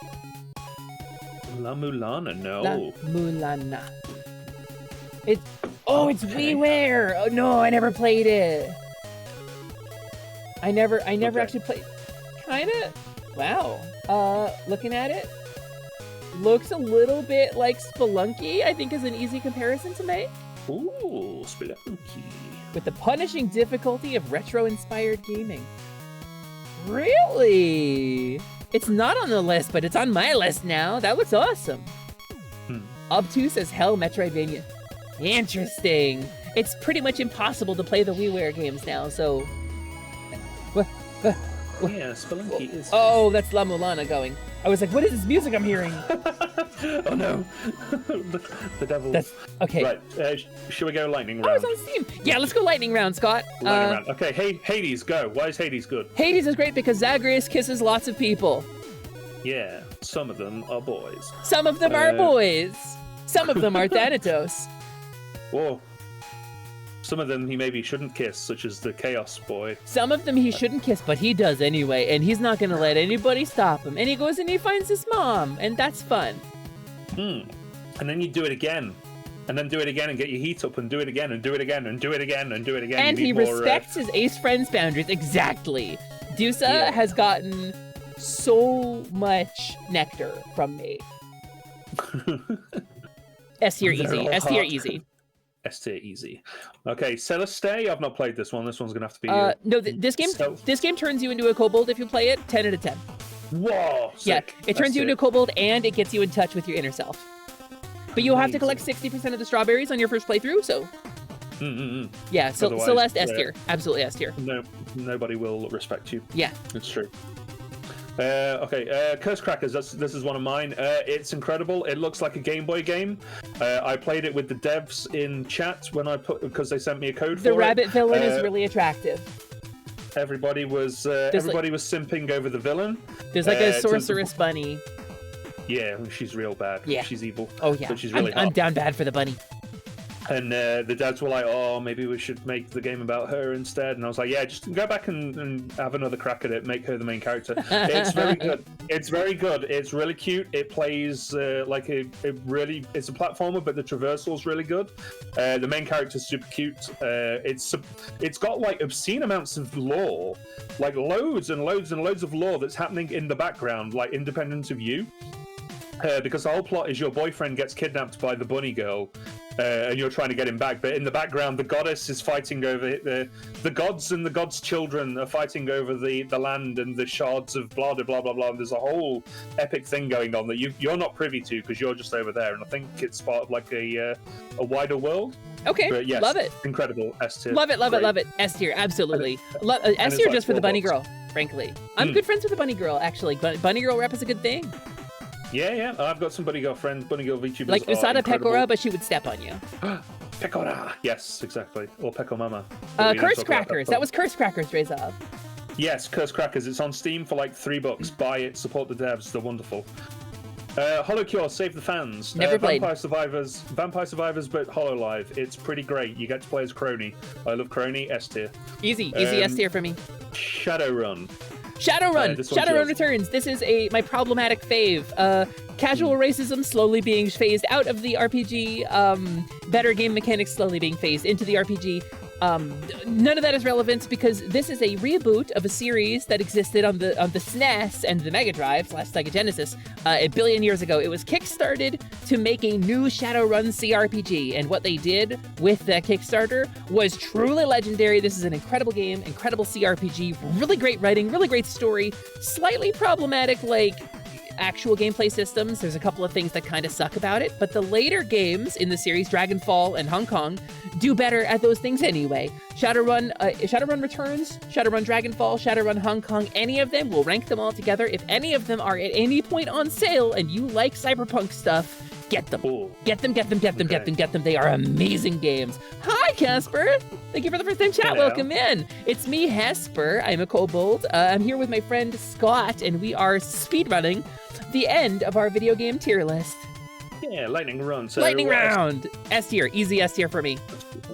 Okay, next is Etrian Odyssey. I've never played it, but if I don't put it in S tier, Prinny will break up with me. Yeah, I'm putting it in S tier. Yeah, easy.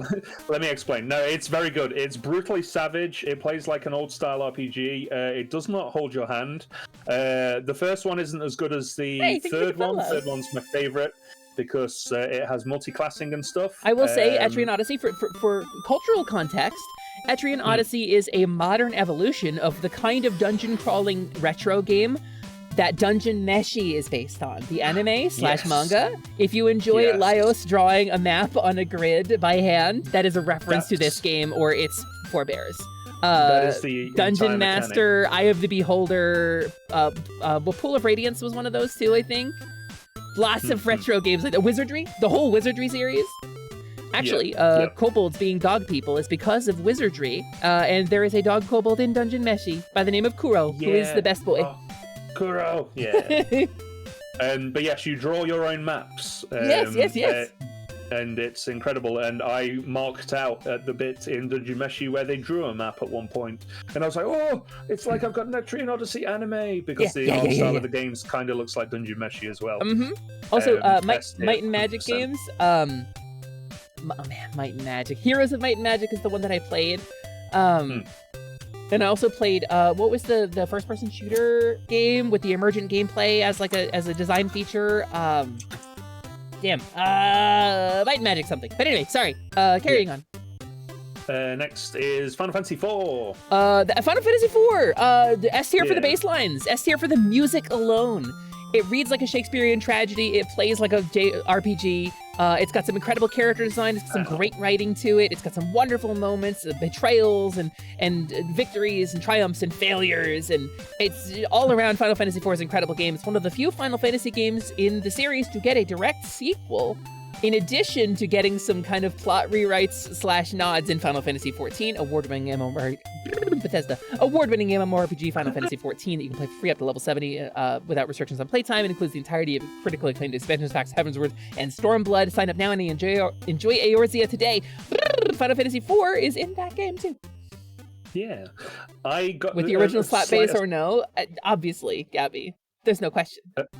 A slight aside, I got a parcel through the mail from my friend, and she had some kind of tape which literally has, have you heard of the acclaimed RPG fantasy in rainbow font that I'm assuming is a giant roll of packing tape. Prin makes a really good point.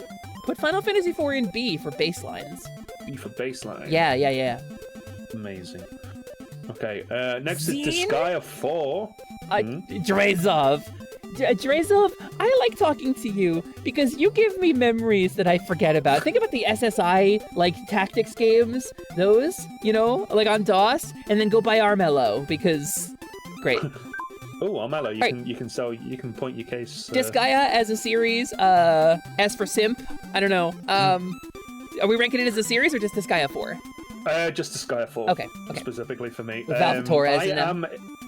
Yeah, I am a walking Disgaea reference. I am not actually based on Godzilla. I'm based on Flonzilla, which is a gag character, a gag attack that they really ran with. I was originally going to be a little guy in a kaiju costume. I wasn't going to be a robot. But then I stopped and was like, wait, I could be a robot though. So I became a robot in a kaiju. And it all kind of went from there. Yeah. Disgaea 4 is the best one, I think, in my personal opinion. It has Desco in it. My stream name used to be Desco. Very powerful. Desco is the final boss. Desco is rated S for seriously powerful. Yeah. My Steam name used to be, used to be Desco Inferno before I became Skawtzilla. Bird, baby, bird! I love that, actually. Yeah. And Disgaea 3 gets done super dirty because it's not on any of the consoles.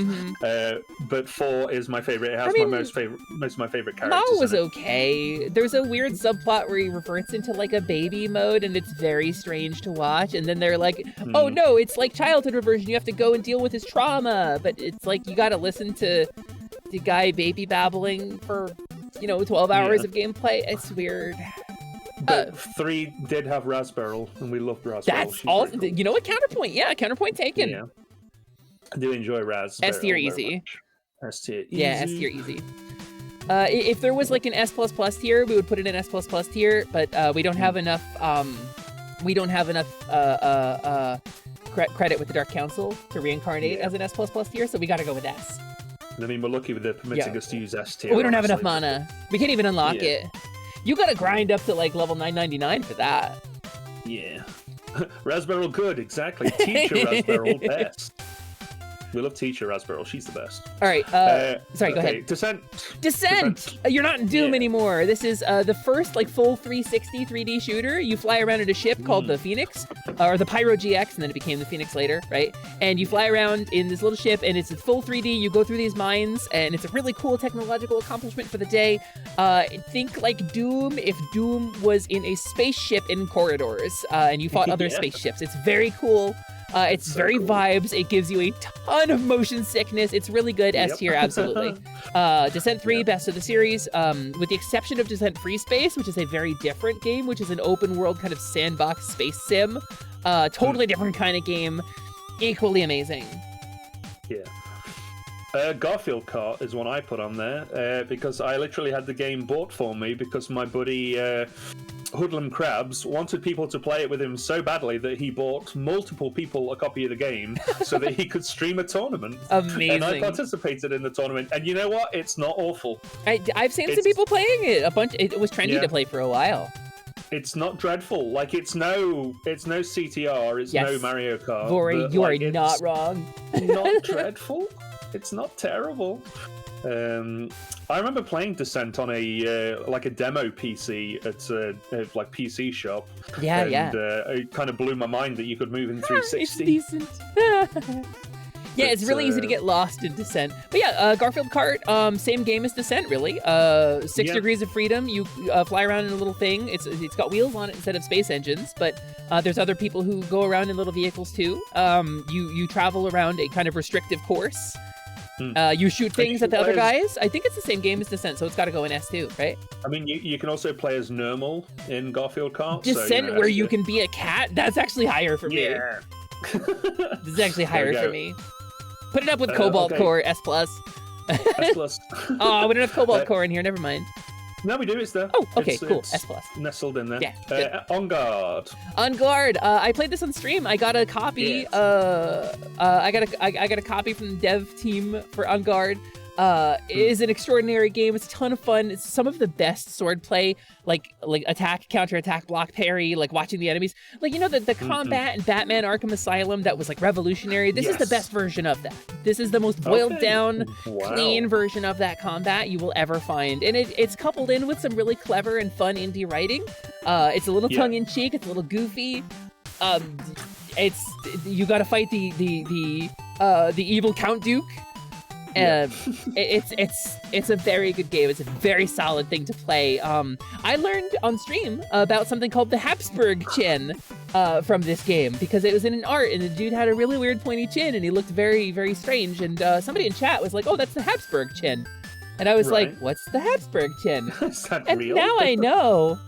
And knowing is the half of the battle I wish I hadn't done. Absolutely S tier. Absolutely S tier indie game. Top tier. S tier. Yeah. Okay. On Guard Yarkin rocks. Speaking of S tier indie games, Cave Story. It's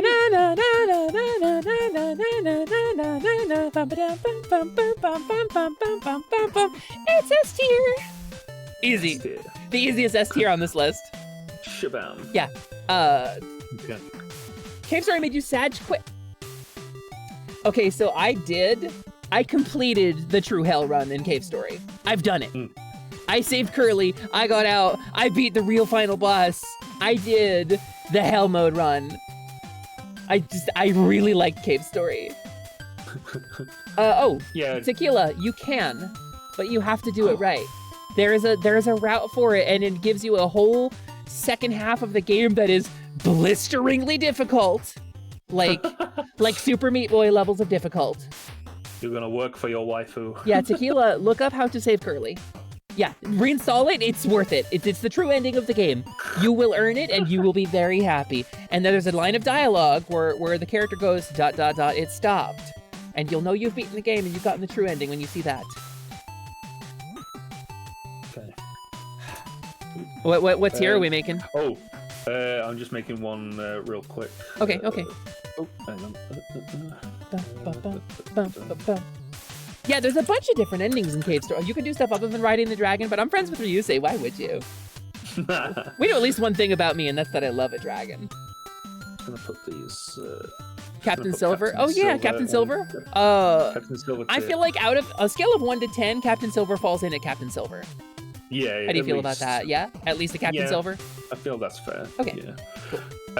Evil West Never is a played game I've been currently streaming. It's probably one of the best 360 games I've ever played. Mm-hmm. It's current gen, but it's one of the best 360 games I've ever played. Damn. It's really good. It's so fun. It's like, have you played any of like the God of War games, the new ones? Hi, Breadface. Hello, welcome in. I have not played the God of War reboots. No. It's basically like those if they were fun. So they've not good. got like Good. I was wondering if that would ever happen. They've not got the AAA thing where even the regular goon baddies are health sponges. You walk up to the lesser vampires and you just snap them in half in one thing. You feel very powerful doing it. It's just really good. You play as like a Van Helsing cowboy fighting vampires. You've got like an electric glove. You've got an electric shotgun. That sounds kind of unbeatable, dude. Yeah, you learn how to teleport. It's S tier. Okay, yeah. Easy S tier for me.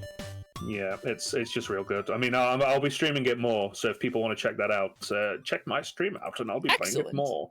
Yeah, Jazzy Jackrabbit. Jazz Jackrabbit. In addition to Disney's Robin Hood, Jazz Jackrabbit is why I am a furry. Jazz Jackrabbit was a PC game by a little company that nobody had ever heard of, right? Go look it up. In like the early 90s, it came out a little bit after Sonic the Hedgehog, and it was a Sonic the Hedgehog knockoff on PC where you got a gun and you could shoot. It was like Sonic the Hedgehog if Sonic the Hedgehog was Contra. It had the bangingest music. Jazz Jackrabbit had incredible music. Like, look up the Diamondus theme and just tell me that isn't like the coolest crap in early like PC synth. It's so good.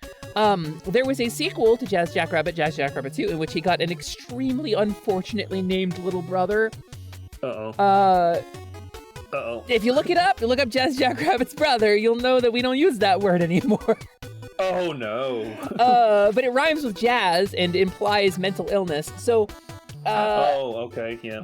Sly Cooper was your furry awakening, Layla? I never played Sly Cooper. I really want to. I want to play it on stream for the first time, but it's just hard to get your hands on now.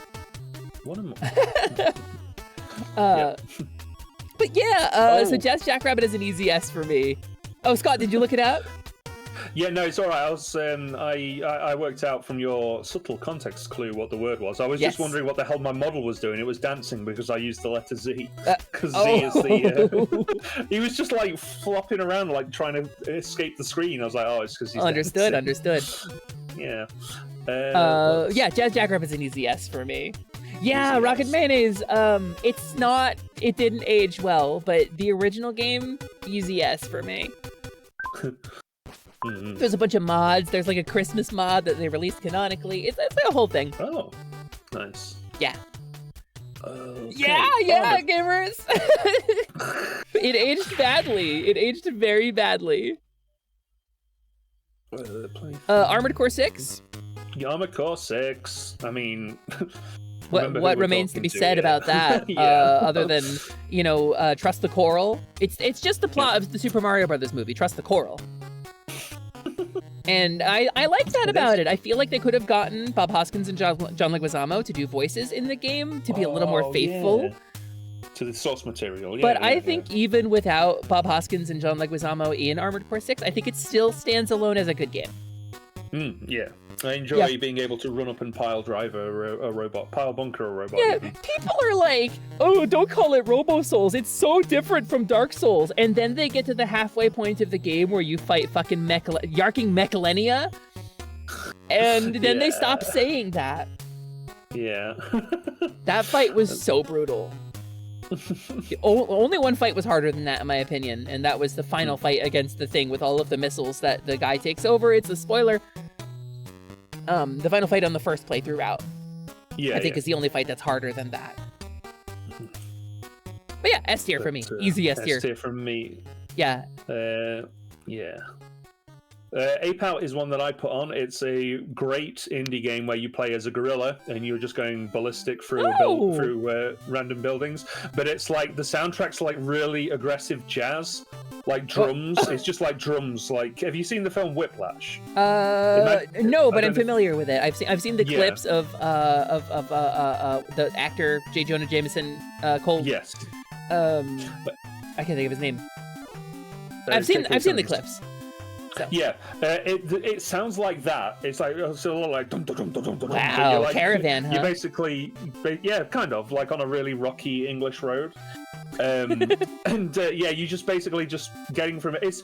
Have you played Hotline Miami? We're an ape on our way to Wales. I have not. No. Yeah. Oh, okay. I was going to say it's like Hotline Miami, but you're playing as a gorilla. It's a top-down beat 'em up. You're trying to get from point A to point B, and there's a lot of guys with guns in between you, and you basically have to throw people against walls and just splatter them as you make your way. All right, cool. I put it on S tier. I love it. I think it's brilliant. It sounds very much like the OG Grand Theft Autos, like 1 and 2, before they became 3D games. Yes. Yeah, that's kind rad. like I'm that. super into that.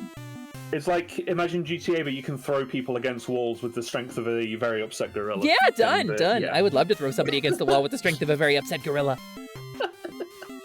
Exactly. Right, this one that I can't see the MechWarrior name of. Online! MechWarrior Online allows you to play as the Marauder, but not just the Marauder. You can play as multiple variants of the Marauder and equip them with a plethora of different weapons. I own every variant of the Marauder available in MechWarrior Online, including the ones that cost $70 a piece. I like MechWarrior Online a lot, but it is S tier specifically because you can pilot the best mech in MechWarrior in BattleTech, which is the Marauder. So Fair. easy S tier for me. How many hours do I have in MechWarrior Online? I've streamed it before, actually. I streamed it with Persephone one time. MechWarrior Online, I have only 213 hours. It's low compared to like my Dead by Daylight or my Elite Dangerous. Amazing. Yeah. Elden Ring? Never heard of it. Never played it. I actually don't maybe- know. I don't know. No. I'll It needs to put be that- E tier for Elden. Elden. Oh yes, of course. It's got to be E tier. At a row below. Yep. Yeah. E for Erdtree, actually. E for Erdtree, yeah. Is Yeah. that one of the characters in the game? Actually, can you turn the Erdtree one red? It just feels more appropriate. Okay. Yeah, there you go. Is Erdtree like one of the characters? Yeah, I think so. Okay. Are you saving? Are you rescuing the Erdtree? Is she? You know what? I is she- assume so. I assume you rescued the Erdtree over the course of it. There's something involving like a big brazier and the flammability of Harbor, but I don't really know for sure. So. Elden Ring? It's like old people? No. Oh, Elden Ring. It's like a skating game. Yeah. Oh. Yeah, okay. yeah. Well, Oh, that's you sort of know intriguing. what? That's weird. Well, what am I thinking? It's about rings. This is, but we've got other Sonic the Hedgehog games on this list. So. Oh, is it like a sequel to Sonic 06? It must be. It's about rings, right? Okay. But you're older in it. Yeah. You need one. There's just one ring left, and it's the Elden Ring. Yeah. And you've got to try and get it back from Robotnik. Yeah, I think so. I think Okay. that's probably it. Okay. Civ 4. Civilization 6 actually, Scott. Oh, is it 6? I can't Which see is it. The unfortunate thumbnail is because very Civilization small. 6 does not include Boudica, and for that reason and that reason alone, because it does not include my favorite playable leader from a previous Civ game, it needs to go in S tier for stupid. I was going to say B for Boudica. Yeah, B for Boudica? No, she's not in it. No, B for needs more Boudica. Yeah. As S for Scythians, which is the civilization they replaced Boudica with, you can be Tamiris, but yeah. The Sonic The Sonic Golem crossover game. Yeah. Elden Ring. That's Isn't so that the game that precious. the devs had to apologize for? Elden Ring. Yes. That's the game that they had Yeah, to put you're right. the message out. Yeah. Like, oh, we're sorry we made this game so terribly. Yeah, and then Yuji Naka went to prison. It's like a whole thing. Yeah. V Rising. I haven't played V Rising. What's that V like? Rising is the unofficial spiritual successor to the Legacy of Kain series. It is set that is an online, small server, kind of quasi MMO sandbox game for multiple players. You can team up with other players. You can build a big vampire castle. It plays like the original, the Blood Omen. No, not Blood Omen. Okay. What is the first game in the series before Raziel? Soul Back Reaver. when you played. No, it is Legacy of Kain. The original was Legacy of Kain. It's the spiritual successor to Legacy of Kain. It's very much vibes with that kind of aesthetic. You drink blood by holding your hand out at people, and the blood flies into your mouth. You know, like it's. Blood Omen. That's the one. Thanks, Drezzo. Yeah, there you go. Blood. Oh, thank you. I knew Drezov would know. V Rising, you can rent a server on Host Havoc for like $6. You can play with 10 of your friends. You can build vampire castles and have vampire wars. They're getting a Castlevania DLC later this year that's going to include Simon Belmont and a bunch of Symphony of the Night themed cosmetics and castle building parts.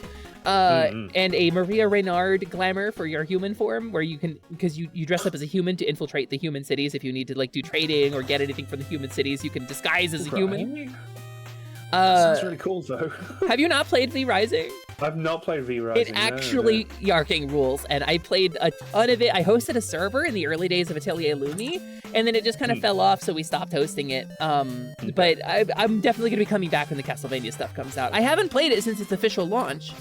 I only played it in early access. So, oh, Scott, have I lost you? Where? Oh, there you are. I'm still here. Yep, I'm still Okay, here. cool. You disappeared from the multi-V for a sec. Oh, no, I'm still here. Okay, cool. Back to the tier list. Perished. V Rising, V Rising. easy S tier for Sanguinity. S for sanguinity. Yeah, easy. Oh, I mean, this one's probably going to be easy. S for satisfactory. S for serotonin. It is the serotonin simulator. You automate things. You strip a planet of its natural resources using brilliant automation, and S for strip mining. Have you seen any of? Do you watch Let's Game It Out on YouTube? Hey there, it's Josh. Welcome back to Let's Game It Out, where we have destroyed another ecosystem. That's my best. Let's Game It Out, Josh. I want to do a joke series. I want to do Let's Yark It Out. But that sounds kind of dirty, so yeah. I constantly say, hold please. Hold please. Go do something. Yeah. Many hours later. Satisfactory was my first Let's Game It Out stream. Or video, rather. So yeah. Oh. Easy win. Easy win. Heretic. S for id Software, because they licensed the Doom engine to Raven Software to create Heretic, which is a Doom clone. It runs on the Doom engine, but it is medieval fantasy. You play as a dude by the name of Corvus, who is the last elf of his people. And then in Heretic 2, it is revealed that his people are very sick back home, and then you have to deal with a plague, and it's like it's a much more 3D thing with acrobatics. It's like Tomb Raider, but you play as a shirtless, hot elf guy. Heretic is great. Heretic is so underrated, and it spawned a spin-off called Hexen, which is not narratively really anything in common, but the Serpent Riders, right, from Hexen, Disparrow, the villain of Heretic, was one of them. It was like a whole thing. It was really amazing. Heretic was really groundbreaking and really good. Top easy S tier for me. S tier, okay. Rogue Legacy. This one I've streamed quite a bit. S for the best simulation of hereditary mental illness in a fantasy platformer. Yeah, easy. If you haven't played Rogue Legacy, go play Rogue Legacy. If you haven't played Rogue Legacy, I actually have to time you out on my stream. Yep. Yeah. Speak up now. You have to. I'm going to type it into chat so that you all know its name. I beat that game 100%, but it was split because the cross-play, you could upload your save and download it onto the Vita. I beat 2 of the super hard, incredible secret bosses on PS3 and 2 of the super hard, incredible bosses on the Vita, and it didn't count, so I didn't get 100%. Yeah, even though I have save files with them both dead. Me with Cave Story, there was a bug when the Steam version first came out where if you beat the game as Curly Brace, you didn't get the credit for the Hell route, so I don't have the achievement for it. Oh no. Shout out for the Hexen 2's expansion pack that had a naked demoness on the cover and awakened something in me. Okay, Hexen 2 is such a narrow slice. That is such like a cross-section of a very specific era of PC gaming. The graphics card art. Your Voodoo, your 3DFX Voodoo whatever card. God, it got such a workout from Hexen 2. The assassin was the only choice in that game. What's next? Monster Hunter World! Monster Hunter World! S in tier for the handler, right? Yeah, S tier for stop running off on your own handler. S for shit, it's Basil Keys.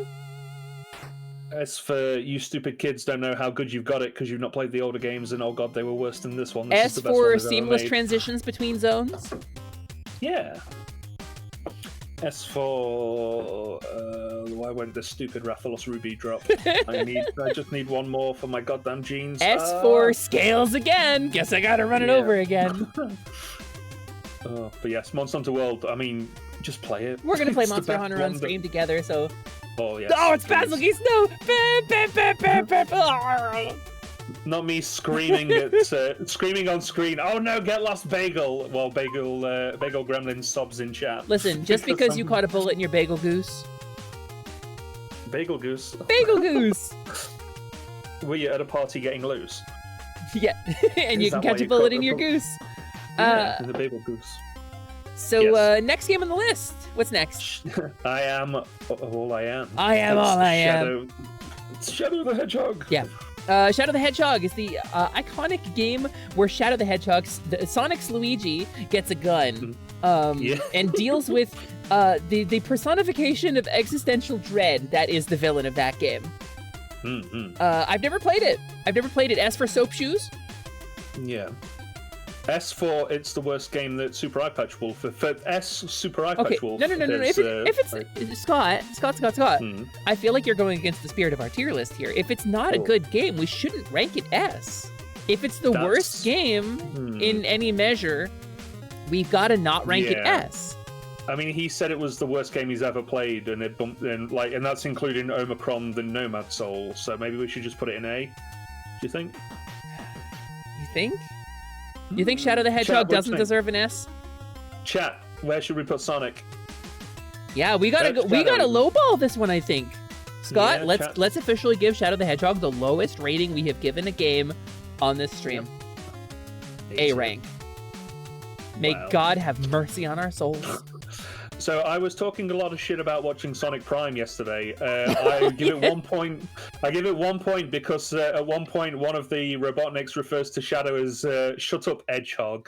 So I thought that was quite funny. A for ambivalence towards darkness and light. Exactly. Oh God, fill your dark soul with light. Fallout 76. This is Devil May Cry's not on this list. Fallout 76, Todd Howard's magnum opus. It's Fallout, but it's a multiplayer MMORPG. It's Fallout, but you can still do the building system from the best Fallout game, Fallout 4.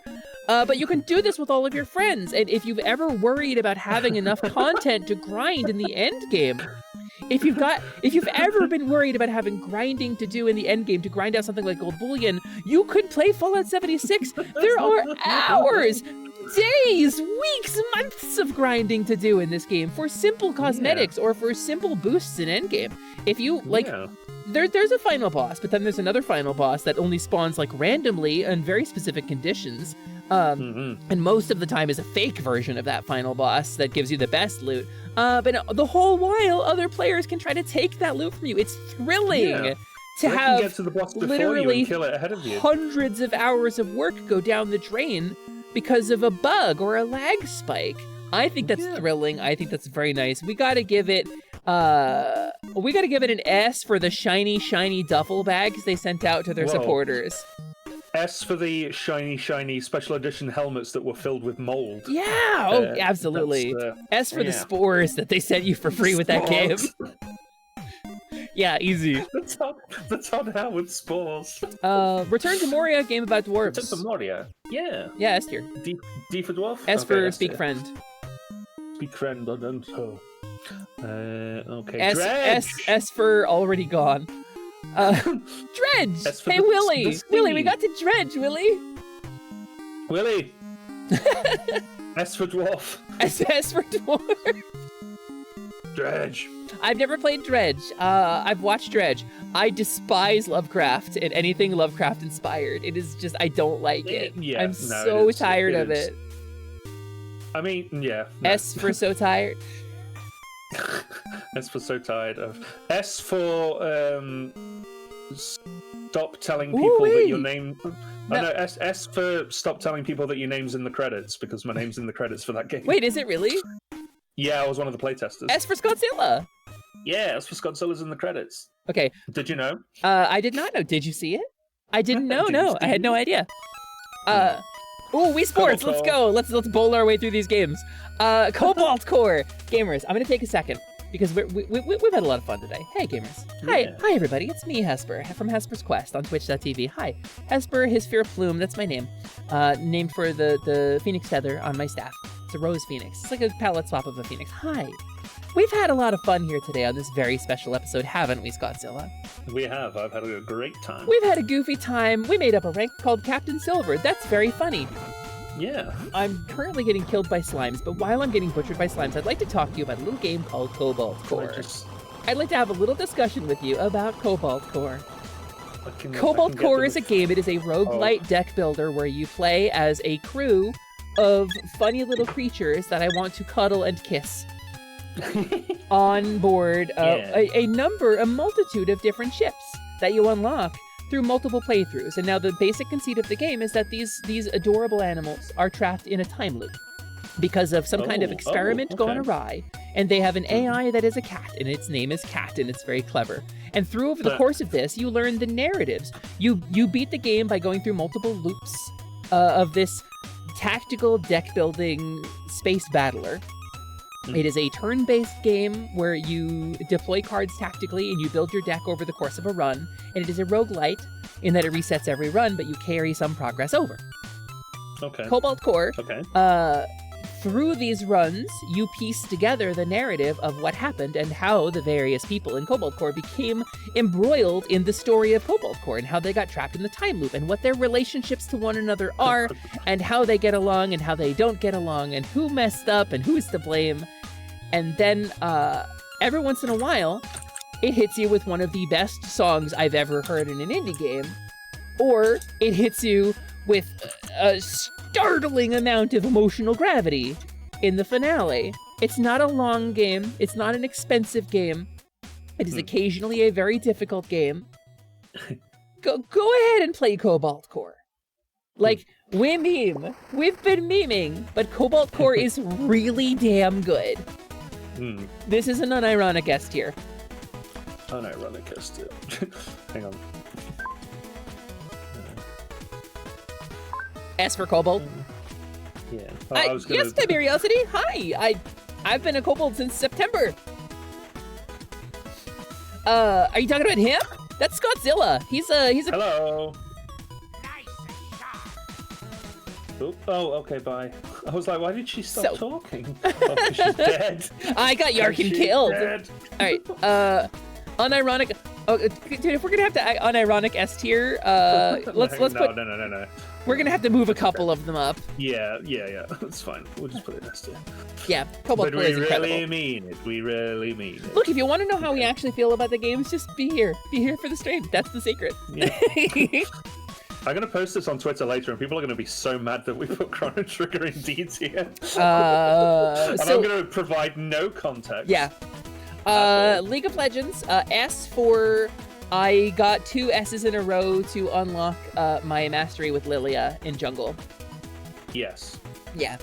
Those S sound for like I will words. never stream this game, but I do play it. Okay. Fair enough.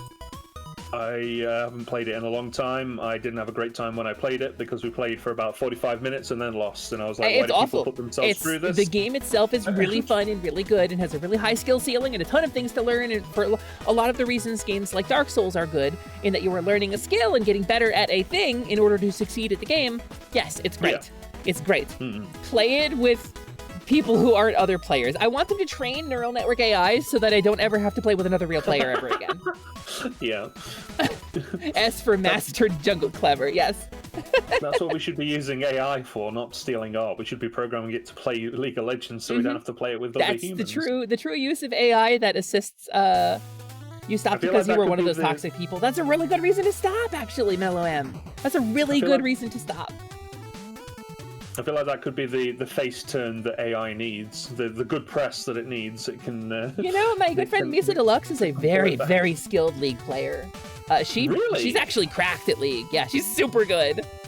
I never really got into ranked, but I've consistently played with gold and plat players and usually did okay, but I've never actually been ranked, so. But yeah, Dungeons & Dragons Chronicles of Mystara. This is a compilation of 2 of the best arcade games ever made. Back in the Capcom CPS2 era, the era of like the Simpsons arcade game, or like King of Dragons, or Knights of the Round, or the Ninja Turtles beat 'em ups. We had Dungeons & Dragons arcade beat 'em ups. We had Tower of Doom and Shadow over Mystara, both of them set in the least interesting, most boring, most cardboard cutout white bread D&D setting that ever existed, Mystara. And D&D has 2 arcade games, but they adapted D&D into an anime beat 'em up. I won't say too much about these games. I think they're brilliant. I think they are unironically really good. These games are great.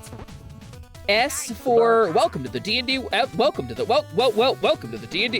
D&D world, because that's what it played every time you put in a quarter. Mystara more generic than Greyhawk? Yes. It's just as generic as Greyhawk, but it deals with more politics. If you find that in the Star Wars series, your favorite part of Star Wars is the first 15 minutes of Star Wars Episode 1, The Phantom Menace, then Mystara might be the D&D setting for you. Angry red box noises. Drezov, you can't disprove this about Mystara. I'm gonna reset my tracking. It's getting laggy. Okay. Loading. Yark, yark, yark, hello. And we are yarking with the best of them. Okay, good. So yeah, that's an S tier for me. Yep. Okay. A lot of these games on the list are for me. I'm so sorry. Yeah, I'm real. It's fine. It's fine. I mean, I've played You know a lot what? of these. So I can, You know what, weigh in. Drazov? It's already ranked, but I agree with you. S for shit, I forgot about Isle of Trash. S for shit, this lore is really kind of racist, isn't it? Oh no. Flurry, you get it. Flurry, you get it. Dragon Quest Builders 2. I met Sprig because of this game, actually. Oh. Sprig blind rated me. It's a whole thing. Dragon Quest Builders 2 is a really good game. I really enjoy it. It's like if Minecraft was an RPG, kind of, but it's in the Dragon Quest, and you build stuff, and you have to complete building challenges, like build a shop. You build the towns in Dragon Quest. The world was destroyed, and you have to rebuild the famous places like Cantlin or Tintagel or anything like that from previous Dragon Quest games. And it ties in the narrative and the lore of the other Dragon Quest games. It's actually a sequel to an existing Dragon Quest game. It picks up the narrative. They're really fun. They're really fun and really good and really good. And Dragon Quest Builders 2 includes 4-player multiplayer. S tier. Easy, unironic S tier. Yeah. It's got multiplayer. I'm on board. Dead by Daylight. Dead by Daylight. You're somewhat of a Dead Daylight yourself. I've got so I'm a beginner, what is considered a beginner in the Dead by Daylight community, in that I only have about 800 hours in it. I'm not joking. Go watch. No, I know you're not. Go watch Not Otstarva. Go watch Otstarva on YouTube. His channel is called Not Otstarva, and he will tell you that 800 hours is considered a beginner in Dead by Daylight. Is that rookie numbers? It's rookie numbers. It really is. I actually don't even quite have 600 hours in Dead by Daylight. Never mind. I have 567. My mistake. I'm even more of a beginner. Wow. And Blumbles is right. Blumbles, you hit the nail on the head. If you thought the LoL community was toxic, wait until you see a post-game lobby in Dead by Daylight. So, Dead by Daylight in specific. Hi, Magna. Hello. I thought I got power shotted a minute ago. Dead by Daylight is a game where you can play as either a killer, like an iconic killer, like a dude who sets bear traps and tries to kill teenagers at a lake, or a lady who dresses up like an animal and throws hatchets. It's like horror movie stuff. Or you can play as the 4 survivors, who are like some random teenagers who got dumped in the woods. And that's the game. The teenagers have to fix and power 5 generators out of the 7 that are on the map in order to escape the entity's realm. And that powers the exit gates, that opens the exit gates, and they can run out once the generators are powered. The killer, meanwhile, has to hunt down the survivors and try to prevent them from fixing the generators, and stick them on these big meat hooks throughout the world to sacrifice them to the entity. If you're hooked enough times, you are eaten by the entity and you're out of the game. It's like really, really aggro horror movie themed tag for 5 players. And so they started getting some licensed killers, like Michael Myers from Halloween was their first licensed killer, right? And suddenly that opened the doors for this huge Smash Brothers style crossover of the entire horror movie industry. We've got so many licensed killers now, we've got so many licensed survivors now. The rumor mill is that we are getting Vecna from D&D and Dracula from Castlevania next as our licensed killers. And the person who predicted that also predicted correctly that we would get like a hybrid Gestalt killer who was the unknown, and Alan Wake as a survivor, who we did get.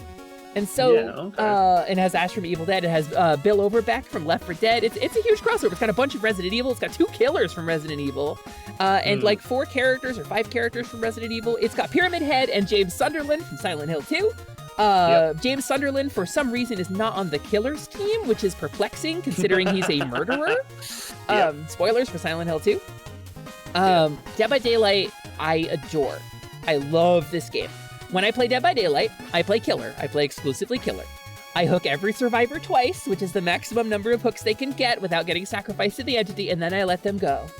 And that is my challenge. It's really hard to do because normally speaking, the meta strategy is to tunnel one survivor out of the game, so it's a 3v1 very quickly. You find the weakest survivor and you tunnel them out of the game, and then it's 1v3 and you can win more often as a killer.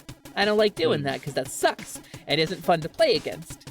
So if you hook everybody twice, it's 1v4 the whole time through, and then you let them go, and so everybody gets the maximum number of blood points, the persistent cross-game reward. Everybody has a good time, and it's harder for me as the killer, but also keeps my MMR down, so I don't get matched with the really sweaty people.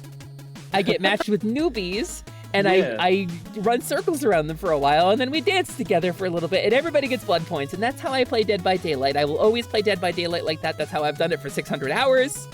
Dead by Daylight is an S tier for me because I really, really enjoy it, and S for I will never stream it. S for... And that's true, Mystic. James is just a skin. You are correct. Hesper likes DBD. I do like DBD. I really do enjoy it. I own every killer in Dead by Daylight with like 1 or 2 exceptions. And not only do I own every killer, I have prestiged every killer with 1 or 2 exceptions. I streamed Dead by Daylight on my old PC and it was painful. I should probably try it on my new one. Do you play as the pig to get boops? I get boops as Pyramid Head, and that's how good I am at this game. I main Pyramid Head. I don't have Tiffany because Tiffany's a skin. I do have Chucky though. But when you get a killer, you prestige them to get their perks unlocked for all of your favorite killers, right? So I have a Huntress build. It's a stealth Huntress. It's really fun. Anyway, we'll talk about this later. We got some games to get through. Mega Man. Mega Man. We were laughing at the box arts. So Mega Man. Mega Man. What to say about Mega Man? It spawned a genre. It spawned one of the most iconic series of all time. One of the most persistent IPs in all of video gaming. It's got to be at least a C tier. Yeah. C because they won't give us Mega Man Legends 3. C for come on, give us Mega Man Legends. No, you know what? Look at that box art though. Hold on. Wait a minute. Some people may not have seen this. Maybe we're ranking this too low. Hold on. So there was a Mega Man version you might have seen. You might have seen in like the Cross series. And it's this guy. This version of Mega Man, right? You might have seen him. The out of breath, kind of overweight, bizarre guy holding a pistol. You might have seen this guy, right? Yep. So if you don't know, this guy is actually a reference to a canon version of Mega Man. Let me go ahead and I'll bring up a big version of that box art. Yeah, 1 megabit I can't zoom in. So this is the official North American box art for the first Mega Man. State-of-the-art, high-resolution graphics. This is what we got. Game pack. This is what we got from Capcom. This is officially licensed. This was released on the Nintendo Entertainment System. Tron looking ass. In whatever 1988 or 7 or whenever it came out. This is what we got. This is Mega Man. And by just so you know, I will show you the Famicom box art for this as well. Mega Man 1 Famicom box art. You sent it me, didn't you? I don't think I did actually. Oh. So this is Rockman, which is Mega Man in Japanese. Rock is Mega in Japanese. This is the art. This is the original character design that the US artist turned into this dude. So I feel like... Sorry, go ahead. Was that dude on his way home from the theater after watching Tron by any chance? It's possible. He is real and he can hurt you. You are correct. It's true. I think maybe C is too low for this. I think we got to bump it up a notch or two. What do you think, Scott? Yeah, just for the cultural significance. Yeah, that's what we're saying. S art? S? Yeah. I think this B for bad box art. No, S for significant. Ryuse. Also, thank you for the follow, Celiazard. I really appreciate that. Welcome in. My name is Hesper. I am a kobold. I'm joined today by my friend Scott. We're doing my first ever tier list, and we're ranking everybody's favorite video games. Yeah. And we're discussing with chat, so please feel free to sound off if you disagree with one of our rankings. Yeah. Zelda, the Gund of Gumbalum. This is Legend of Zelda, the Wand of Gamelon. God, yeah. What can you say about the Wand of Gamelon that hasn't been said 1,000 times already? This is a masterpiece. Nintendo trusted a company called Philips to create a new game featuring the titular protagonist, or the titular deuteragonist. What's the word? The titular damsel in distress from Legend of Zelda. Zelda herself, to give her her own adventure. Truly an incredible amount of trust went into this game, and Phillips knocked it out of the park. Tight controls, brilliant areas, incredible artwork, the pixel artwork, and full animation, full cell animated videos, like fully voiced cartoon animation videos. This is obviously a masterpiece, top tier. I'm surprised Nintendo hasn't. Okay, so this game created a legacy that led to us getting Oracle of Seasons and Oracle of Ages. Zelda: The Wand of Gamelon, one of the best games ever made in the Zelda series. I would say easily S tier. Yeah, Zelda gonna grab the Mistress Sword. I'm into it. No questions, right? Speaking of masterpieces, the best Sonic game ever made, Sonic 06. Yeah, Bread Face. That's what got your first time chat. I knew I'd get it out of you somehow. It's beautiful. It's the same system that gave us Hotel Mario. Boy, it sure is boring around the castle. I wonder what Ganon's up to. No, you're thinking of the Faces of Evil, Slyman. You're thinking of Link, the Faces of Evil, which was a companion game made on the same system. So, next game, Scott. What do we got to say? Sonic 06. Oh, God. Another one that I think it can be summed up as, it's no use. It's no use! So, truly memorable beyond compare. It gave us Silver the Hedgehog with a really advanced physics engine. It took Sonic the Hedgehog, right, which we had seen in like, rah, rah, rah, rah, on the Dreamcast, right, and elevated him to a truly cinematic level. Sonic the Hedgehog, released in 2006 for next-gen consoles, brought Sonic to the same level as a Hollywood movie. I think, okay, unironically, that Sonic the Hedgehog 2006 is just as good as a Marvel movie. Yep. No arguments. Yep. I think 100%. The Marvel Comics movies that have released in the last couple of generations of Marvel movies are just as good as Sonic 06. And if that isn't saying something about it, then I also like How Talk with Hands. Yeah. It's the same tier. I think Sonic the Hedgehog 2006 is of the same tier as Spider-Man PS2. Yep. It's true. Obviously, one of the games of all time, right, Scott? At least one of the games of all time. One of the games of all time. S tier? Yeah, S tier. S for Sonic, yeah. Yep, S for absolutely. Sonic. S for as good as Spider-Man. Armello?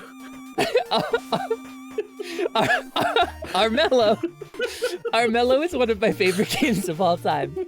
You're not going to know what games I actually like. Armello is extraordinary. It was designed as a digital... no, Armello! It's the mellow that belongs to all of us. Yes, it's our mellow. Armello is designed from the ground up as a digital board game. It was crowdfunded, it was created, it was brilliant. I can't say a ton about it without going into a long-winded rules explanation, but basically, it's a bunch of animals fighting to become the king of Armello. The king is sick with a thing called the rot. And so he's going mad, and he's suffused with dark magic, and he's summoning these things called Banes all over the kingdom. And you, as one of the animals representing one of the factions in the game, need to try to vie in one of many ways to become the next king of Armello and save the kingdom of Armello, or save yourself and gain lots of personal power and glory.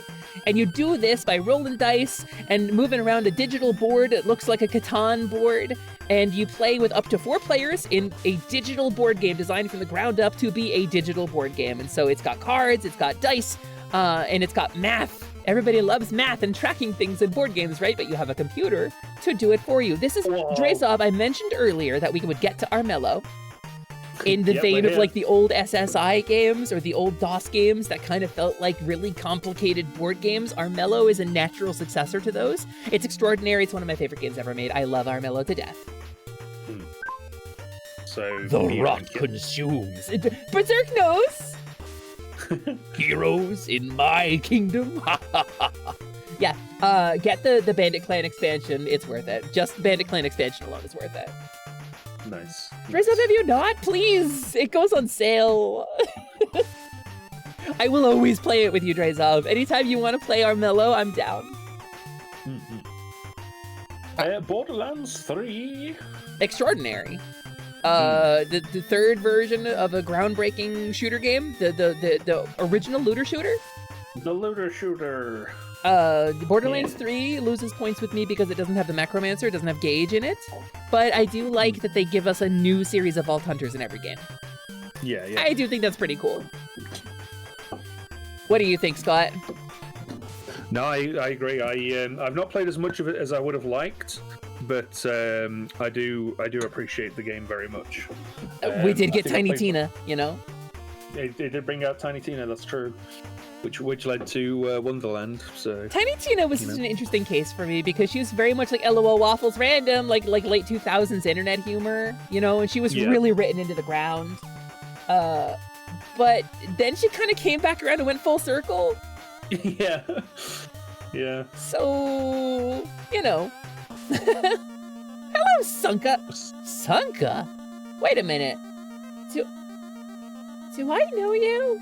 From like 1 billion years ago?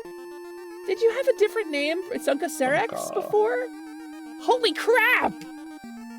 You haven't been around in like 5 models. What's going on? Whoa. Hi! Holy cow! A lot has changed. That's so nice to see you. I hope you're having a wonderful day. I'm joined today by my friend Skawtzilla. We're ranking all your favorite games. Where would you put Borderlands 3, Sunka, on our tier list? Where would you throw this? Yeah, I want to say Sunka came in when I was Gyuko, so like... Whoa, that was before me. Yeah, it was. God damn. Venerable. I see B for Borderlands, but I'm thinking I love video games. I love video games, and video games that embody video game-ness deserve the most credit I can give them. I think S tier. S tier for Borderlands. Excellent. Ooh. S for song that might play when you fight Sans. Yeah. Yeah! Welcome back to Twitch, Sunka. Tears of the Kingdom, yeah. S for sword storage. Stupid sexy Ganon. S for time traveling for sword storage. S for using your head to solve a problem. Yeah. Wildstar. Alright, you know what? Let's bring Wildstar. I have opinions on Wildstar, but I really want to get to some of these other games. Hello, thank you so much for the gift sub. I appreciate that. Any kaijus in the chat? There's one! Wow. That's a kaiju! Hi, Dotton! Hello! Hi, if you guys don't know me, my name is Hesper. I am a kobold. I am a mid-level mage. I'm the foreman of the Kobold Construction Guild, and I am a scaly sorceress. And I am joined here today by my friend Skawtzilla to do my first ever tier list ranking your favorite games. Scott, say hi, please. Hello, I am Skawtzilla. I am the Kaiju Mech streamer, and we are ranking your favorite game. That's correct. Over there. You can see them up there. They're above us.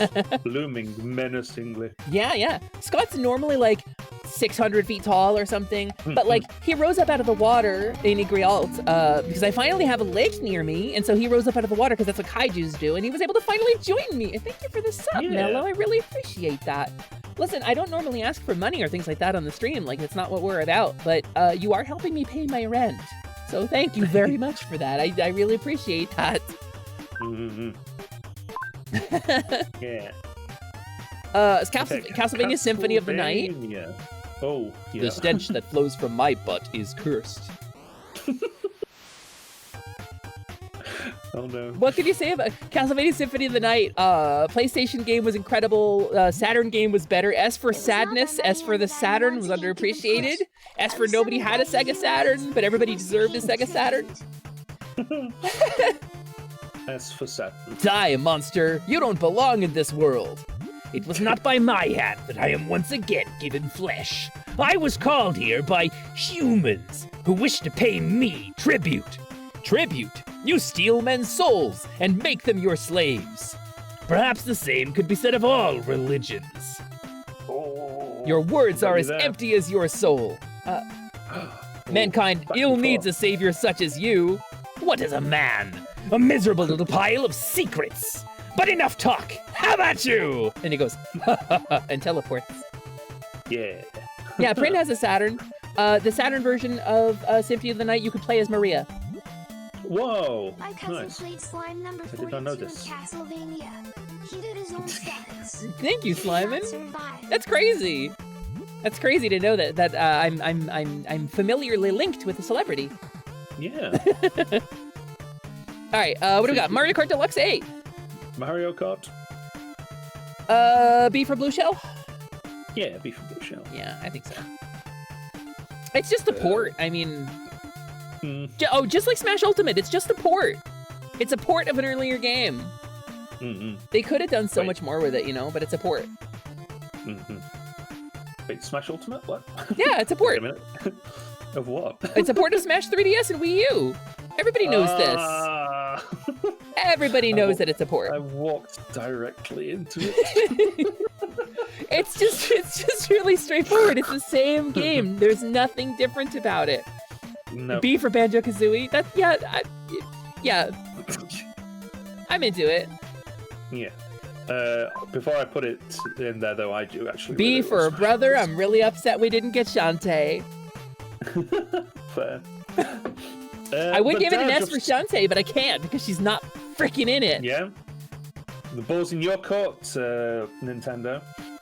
Come on, make it happen. We can revisit this list. Still hurting me. We can revisit this list Carnage, later if you. Carnage, you gave me Sensei. You gotta shut up. You don't get. You know that you are indefensible. You are indefensible, Carnage. Final Fantasy VII, Dirge of Cerberus. S for Lucrezia. Lucrezia. S for should have played this before you played the new one. Maybe I don't know. I haven't played the new No, one. you really should. You really had to. There's so much crap. And S for we retconned Kate Sith into having never seen Vincent before, despite the fact that they interact regularly in Dirge of Cerberus. Yeah. I looked up your file online. I know a thing or two about you. Shut up. S for Sensty. No, you didn't. You've not got a computer. You've got weird little cat hands. You're not allowed on. Can we add a tier, computers. Scott? Yes. Can we please add a tier at the bottom? Yes. What is this tier? Please give us a F tier. And in parentheses, after F, in parentheses, please put will revise when kobolds are added. Kobolds are added. Yeah, thank you. So is this for D&D or is this for Baldur's Gate? Or This is for D&D Online. This is my favorite MMORPG. We talked a lot about MMORPGs. We talked a lot about my history with MMOs. D&D Online is my favorite MMORPG of all time. It is the most fun. It is the one I enjoy the most. It is the one I enjoy grinding in the most. They promised us playable kobolds upwards of 10 years ago, and we still don't have them. F tier will revise when we get playable kobolds. When kobolds are added, yep. Same could be said for Cult of the Lamb, really. There aren't any kobolds in Cult of the Lamb. I mean, you could say that for most of these games. Move everything down. Everything else into. Well, Allie, hang on. Allie, let's not be ride crazy. them for me. I've started this thread on the forums a couple times. They promised us playable kobolds, but it was a totally different dev team back then. And I've had some wonderful conversations with the people on the dev team on the forums. It's a brilliant game. It's beautiful. Let me say a couple words. Public-facing opinion on D&D Online. If you are a representative of or a famed player of D&D Online, let me tell you, great yarking work. Thank you so much. You're a big part of the reason I'm a kobold in the first place.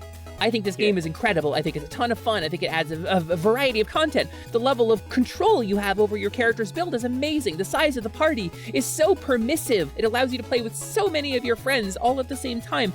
The level gap thing gets a little frustrating, but you gave us veteran status so that we could create characters at higher levels, and they're a little bit weaker than a character we earned ourselves, but we can do it. So I can just make a character up to like level 7, just to play with any of my friends who are up to level 7. The reincarnation system, incredible. Mwah, chef kiss. An amazing, amazing idea for an MMORPG. I think it's incredible, it's amazing, it's awesome. Reaper difficulty exists specifically so that people who've reincarnated 1,000 times have a challenge.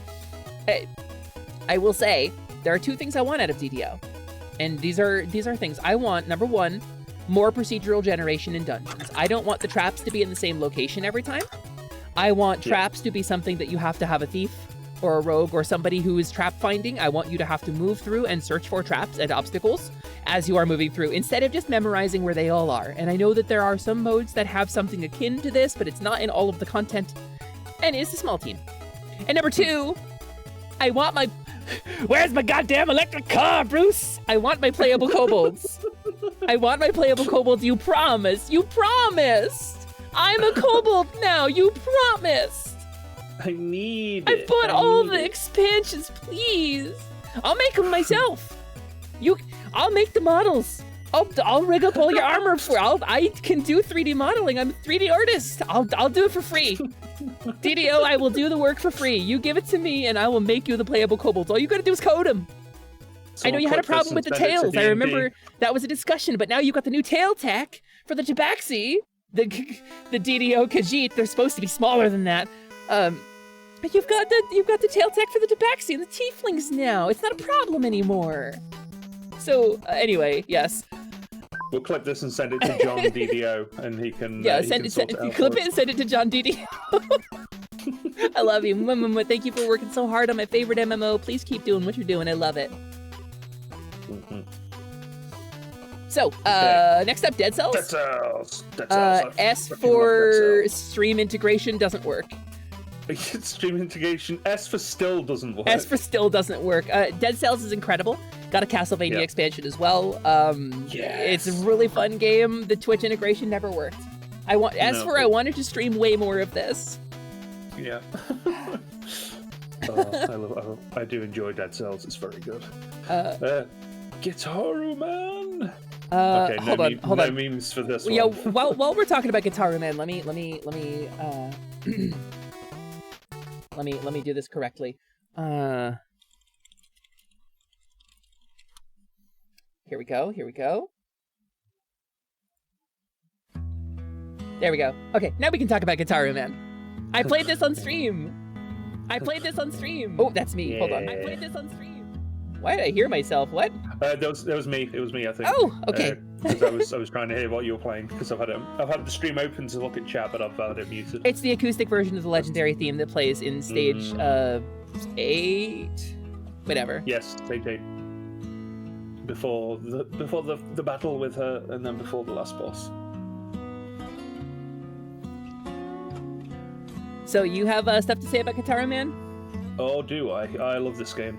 I love rhythm games, and the idea of a rhythm fighting game is just like I've been chasing a game like this ever since I played it for the first time, and I haven't really ever found anything like it. No Straight Roads is pretty close and is very good, but No Straight Roads is kind of more like a platform fighting game rather than a straight up one-on-one dueling banjos kind of situation.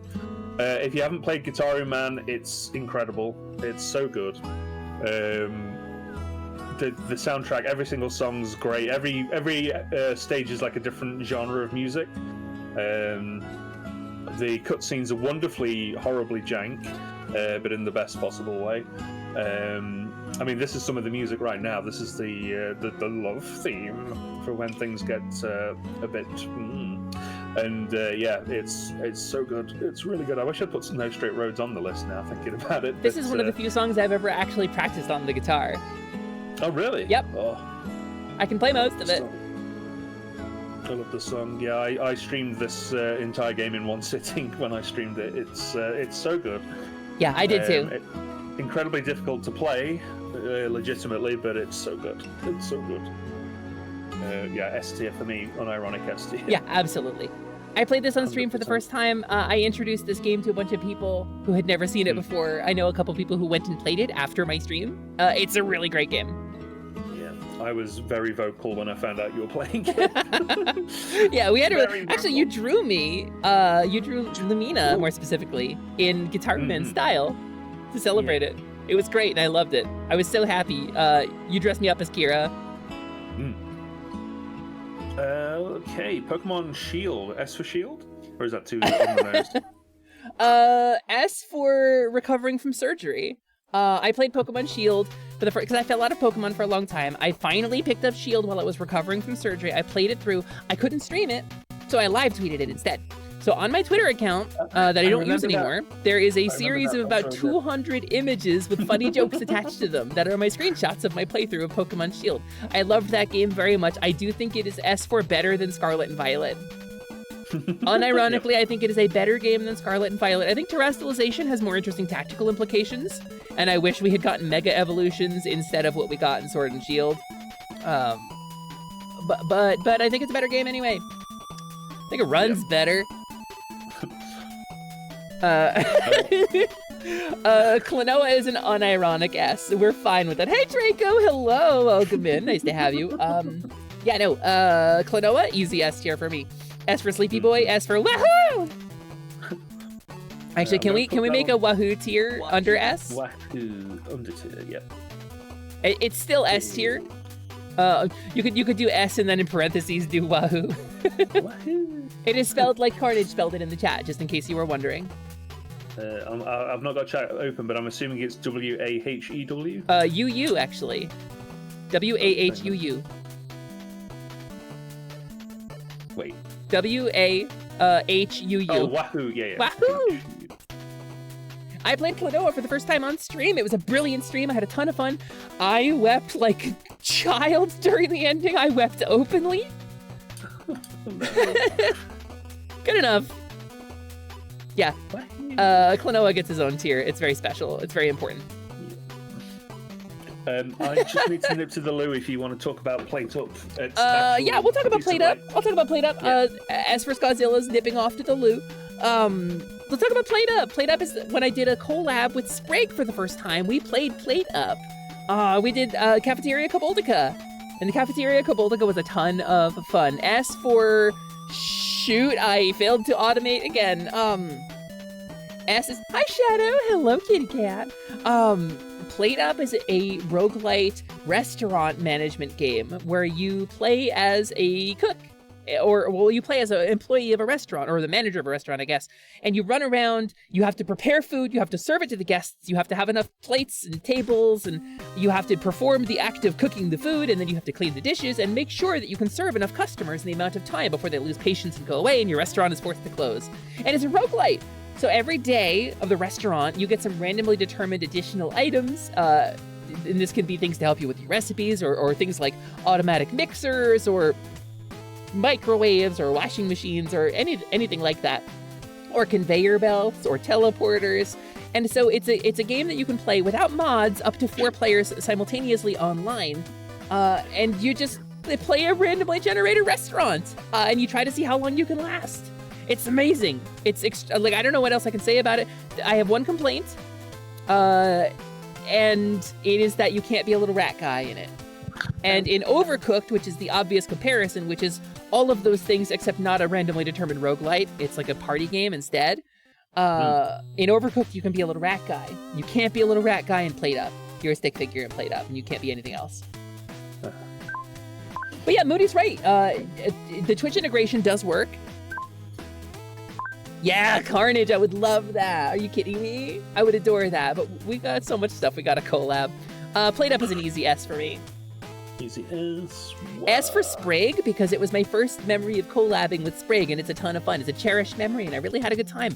When I first became a kobold, I was really nervous. I was like, nobody's going to accept me as a kobold. People are going to be like, oh, weird, screechy trans woman on the internet. Your voice doesn't match the model. Oh, you don't have that kind of energy. And I collabed with Sprague, and I thought it was going to be, oh, the sweet pink feminine kobold who is your strange screechy friend. But no, what I got was, wow, 2 cakes. I got, wow, sweet, 2 adorable pink feminine kobolds having a good time playing Plate Up together, and I just about lost my mind. It was the sweetest thing I had ever experienced on Twitch, with the exception of when I got this model and then played Celeste. So it was an establishing, it was a formative stream for me. I love Plate Up. I will always hold those memories. And Sprague, or if anybody in Sprague's community is out there, I want y'all to know I think you are all incredible and amazing people, and I'm so happy to have you in my life. Yeah. That's that. Yeah. What do we got next? So you've frozen. Why have you frozen? Why have I frozen? Oh, there you go. You're back. I'm back. Okay. Oh, is that one we were talking about earlier? World of Warcraft. Yeah. I don't know much about it. It's like Warcraft 3, I guess, but apparently it's an MMORPG. Yeah, I didn't know they made an MMO out of Warcraft. That's crazy. It's like World of Warcraft, but you play as like one of the little guys, I think. That seems like, weird. Instead of like a whole army, you just play as like one guy. Okay, I have a question, and this will determine, because Warcraft 3 is S tier easily. Can I, at any point, go online via Battle.net and get butchered in player versus player by a Korean who will then call me a slur? Can I do that? Because that's the quintessential Warcraft 3 experience. If I can do that in World of Warcraft, it also gets an S. I think you'll be able to actually see the person calling you the slurs, like their little man. Oh! So they've upgraded it then. They've upgraded my ability to get called a slur. Cool, S tier. S for slur. Yeah, S for slur. Osho, Elden Ring is E tier for E for Erdtree. Yeah. Yeah, we never played it. Scott and I don't really know much about the game. I'm not familiar with it. If you know anything about it, Erdtree is one of the characters you have to save. You have to rescue her. Yeah, that's what we came to that conclusion. You have to rescue Erdtree. I don't know, honestly. It's originally Scott chose blue for E tier, but turning Erdtree tier red and lighting it on fire felt like the right move.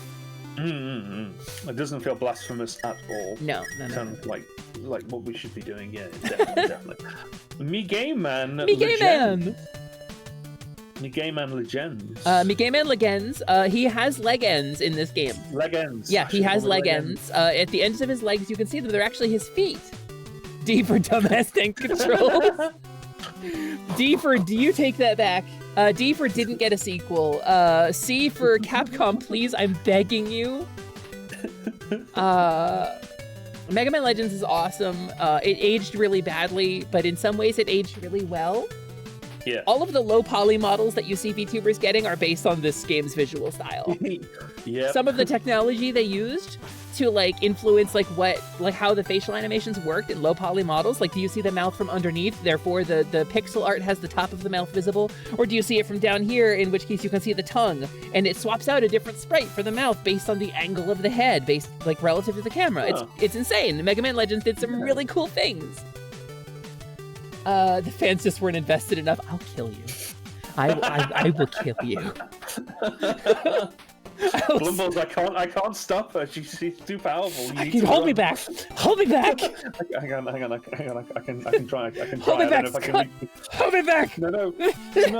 Yark. No. Okay, so Mega Man Legends S tier, unironically for me. D for dumbass tank controls, but S for save Blumbles from me. Saving Blumbles' goddamn life. There we go. Yeah.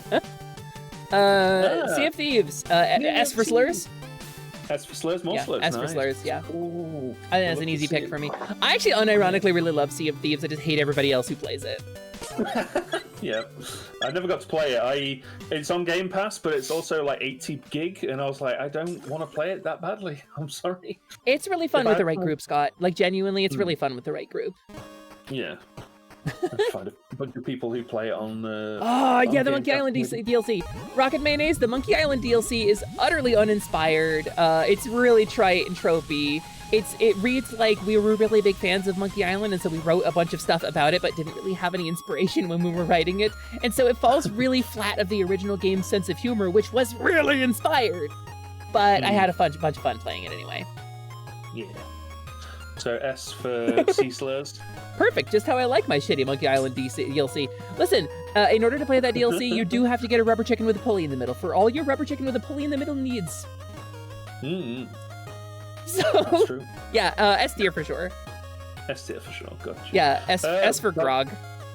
Baldur's Gate 3. Baldur's Gate 3. It is a game, and it came out of a year. F. It will revise when kobolds are added. Will revise when kobolds are added, yeah. Yeah, no, it really does, Neko. It gets... Neko read the assignment. No, it really does, and you're 100% right. Yeah. Dwarf Fortress. Yeah. I would say U for Urist, but there is no Urist tier, so we'll do S tier for Syphilis, because your dwarves can catch syphilis in this game. That's the granularity of the simulation. Wow, really? Mm-hmm. Your dwarves can have a syphilis epidemic. Oh no. Yeah. S for whatever the S key does in the current version of the Dwarf Fortress game that you are playing, because it's always something different on that keybind. Award-winning MMORPG Final Fantasy XIV that you can play for free up to level 70 without restrictions on playtime and includes the entirety of critically acclaimed expansion packs Heavensward and Stormblood. Sign up now and enjoy Eorzea today. How do you feel about it? Everything you just said. As a tier. I played FF14 as a Lalafell. Everything was very big. Everything was very scary. It was really cool, but then I got lost and didn't know where to go next. S tier. Lalafell Panic? Yeah.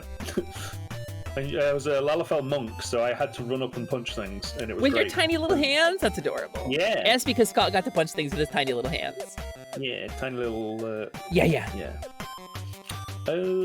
Content warning. I haven't really played it. I played a little bit of it. S for streamers? S for SpookTube. S for SpookTube! Yeah, people really like this game. We're looking forward to playing it with positivity. It's going to be a group collab that we've got planned already, but it's only 4 players and there's 5 of us, so... Yeah, it's there are mods. There are mods for more players, so you can get everybody in. That's true. But I really like content warning. I keep calling it context warning. I'm not sure why, because that doesn't make a whole lot of sense. I think that's a song or something. Context warning, possibly. I don't think it's a song I know, so that's doubly impressive. No, Drazov, I'm looking forward to content warning getting all the Lethal Company monsters and vice versa. I'm looking forward to the City of Heroes / City of Villains merger inevitably of those 2 games. Yeah. No, it's really good. I've played it with the Menagerie gang a couple of times, and every time we played it, it's been terrifying. There's several clips of me just making very upset noises, being chased by horrible snail men. My favorite clip was when we first encountered the bug, the slime flea that grabs you and drags you all around the level. Yeah, I got it's grabbed like a water by bear. Him.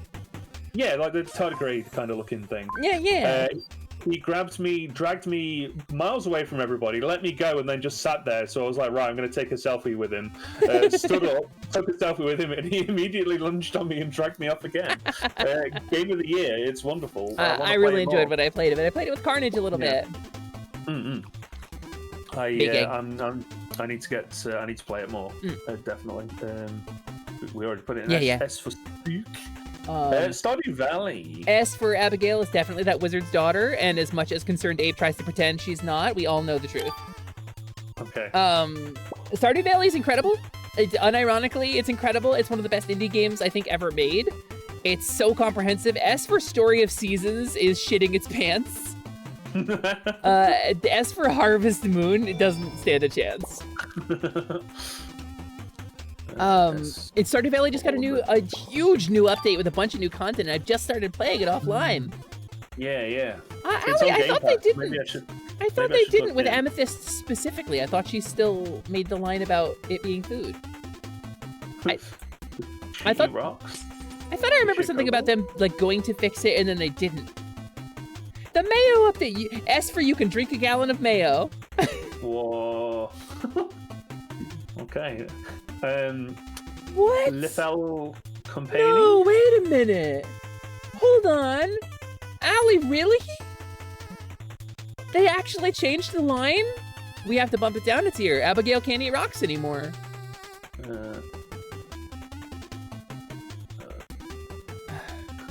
That sucks. Oh, hang on, that's above. Yeah. Yeah, me too. Me too. Beautiful. No, there are kobolds in this game, Neko. There's a mod for it. It still works in the current version. I tried it yesterday. There is a kobold mod for Stardew Valley. There we go. Abigail can't eat rocks anymore. Perfect. Abigail can't eat rocks anymore. It's here. Lethal Company. Lethal Company, S for Great Asset. Great Asset. Yeah, I unironically love Lethal Company. We play with a bunch of mods that allowed us to import our VTuber models and play with a big group of us. It's extraordinary. It's so much fun. It's so much fun to play this with your friends. Even if you've done it a million times before, it never gets old. There's a new update coming that adds a bunch of new stuff. No spoilers, but yeah, it's good stuff. I'm excited. I have played it with my model, but that was by myself just to test that it worked. Scott, I mean, we got to get you in a game sometime, dude. Yeah, hit me up. I would love that. I would love that a lot. Lethal Company is an easy S for me. It's a really incredible indie game. Considering how scuffed, S for scuffed it is, it's extraordinary because it leans into the scuff really well. Okay, what's next? We're getting close. Oh, we're getting close. Deep Rock Galactique. Rock and S for Stone. Can I get a Rock and Stone in chat, please? Rock and Stone. Yeah, come on, chat. Or a Golden Scales. I'll also accept a Golden Scales. Yeah. Wake up at 7 a.m. to play with you. What, today? Or... Maybe. Yeah. We're rich. No, Neko, same game. Definitely same game. Thank you, ClickFlint.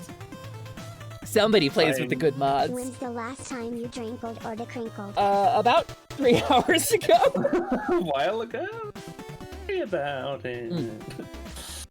Thank you, printers. I am drinkling right now, and I will decrinkle once we are done with the tier list because we're pretty close. I've run out of drinkle. So, Vib Ribbon. Vib Ribbon.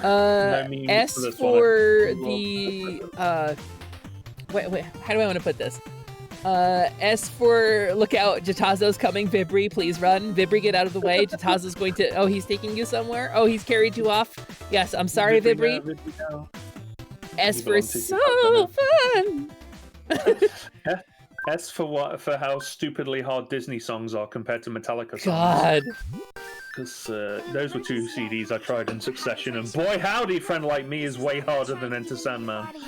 I couldn't have told you why, but oh boy, it really is. Slyman, you don't want to be drunk for hydration. You want to drink water for hydration. Being drunk actually dehydrates you. Yeah. Okay. Come on, Simon. So Vib Ribbon is a game. It's really fun. It's a music game where you play as a cute little bunny girl. She's like a vector graphics bunny girl who has a weird wavy voice like that. She's really great. She's really cute. It's really good. Seaquarium! Shadow the Hedgehog was genre defining. I went over it. We really had a lot of praise and no negative feedback at all about Shadow the Hedgehog, just like Sonic 06. No notes. Yep, no notes. No notes. 10 out of 10. Any game with 96 endings is yeah, okay. That's the game for me. Yeah. Yeah, 1 ranking for every bullet that Sonic Shadow the Hedgehog. Yeah, we got to Wildstar. We'll get to Wildstar. I want to talk about the other game on the list, Cult of the Lamb. Cult of the Lamb. Talking about indie games. S for sex update. They Cult of the Lamb said if we get however many followers, we will add sex to Cult of the Lamb, and then they Yarkin did it. They did it. They got the followers, and they showed up. They put the dukes up. No, it's E for Erd Tree. It's Aquarium. We've never played it. Me and Scott have never played Elden Ring, so it's E for Erd Tree. I thought Scott was like, I'll pick blue color for the E rank, and I was like, no, Scott, light it on fire, make it red. That feels appropriate. I don't know what that means, but it just seems right. It seems like the right thing to do.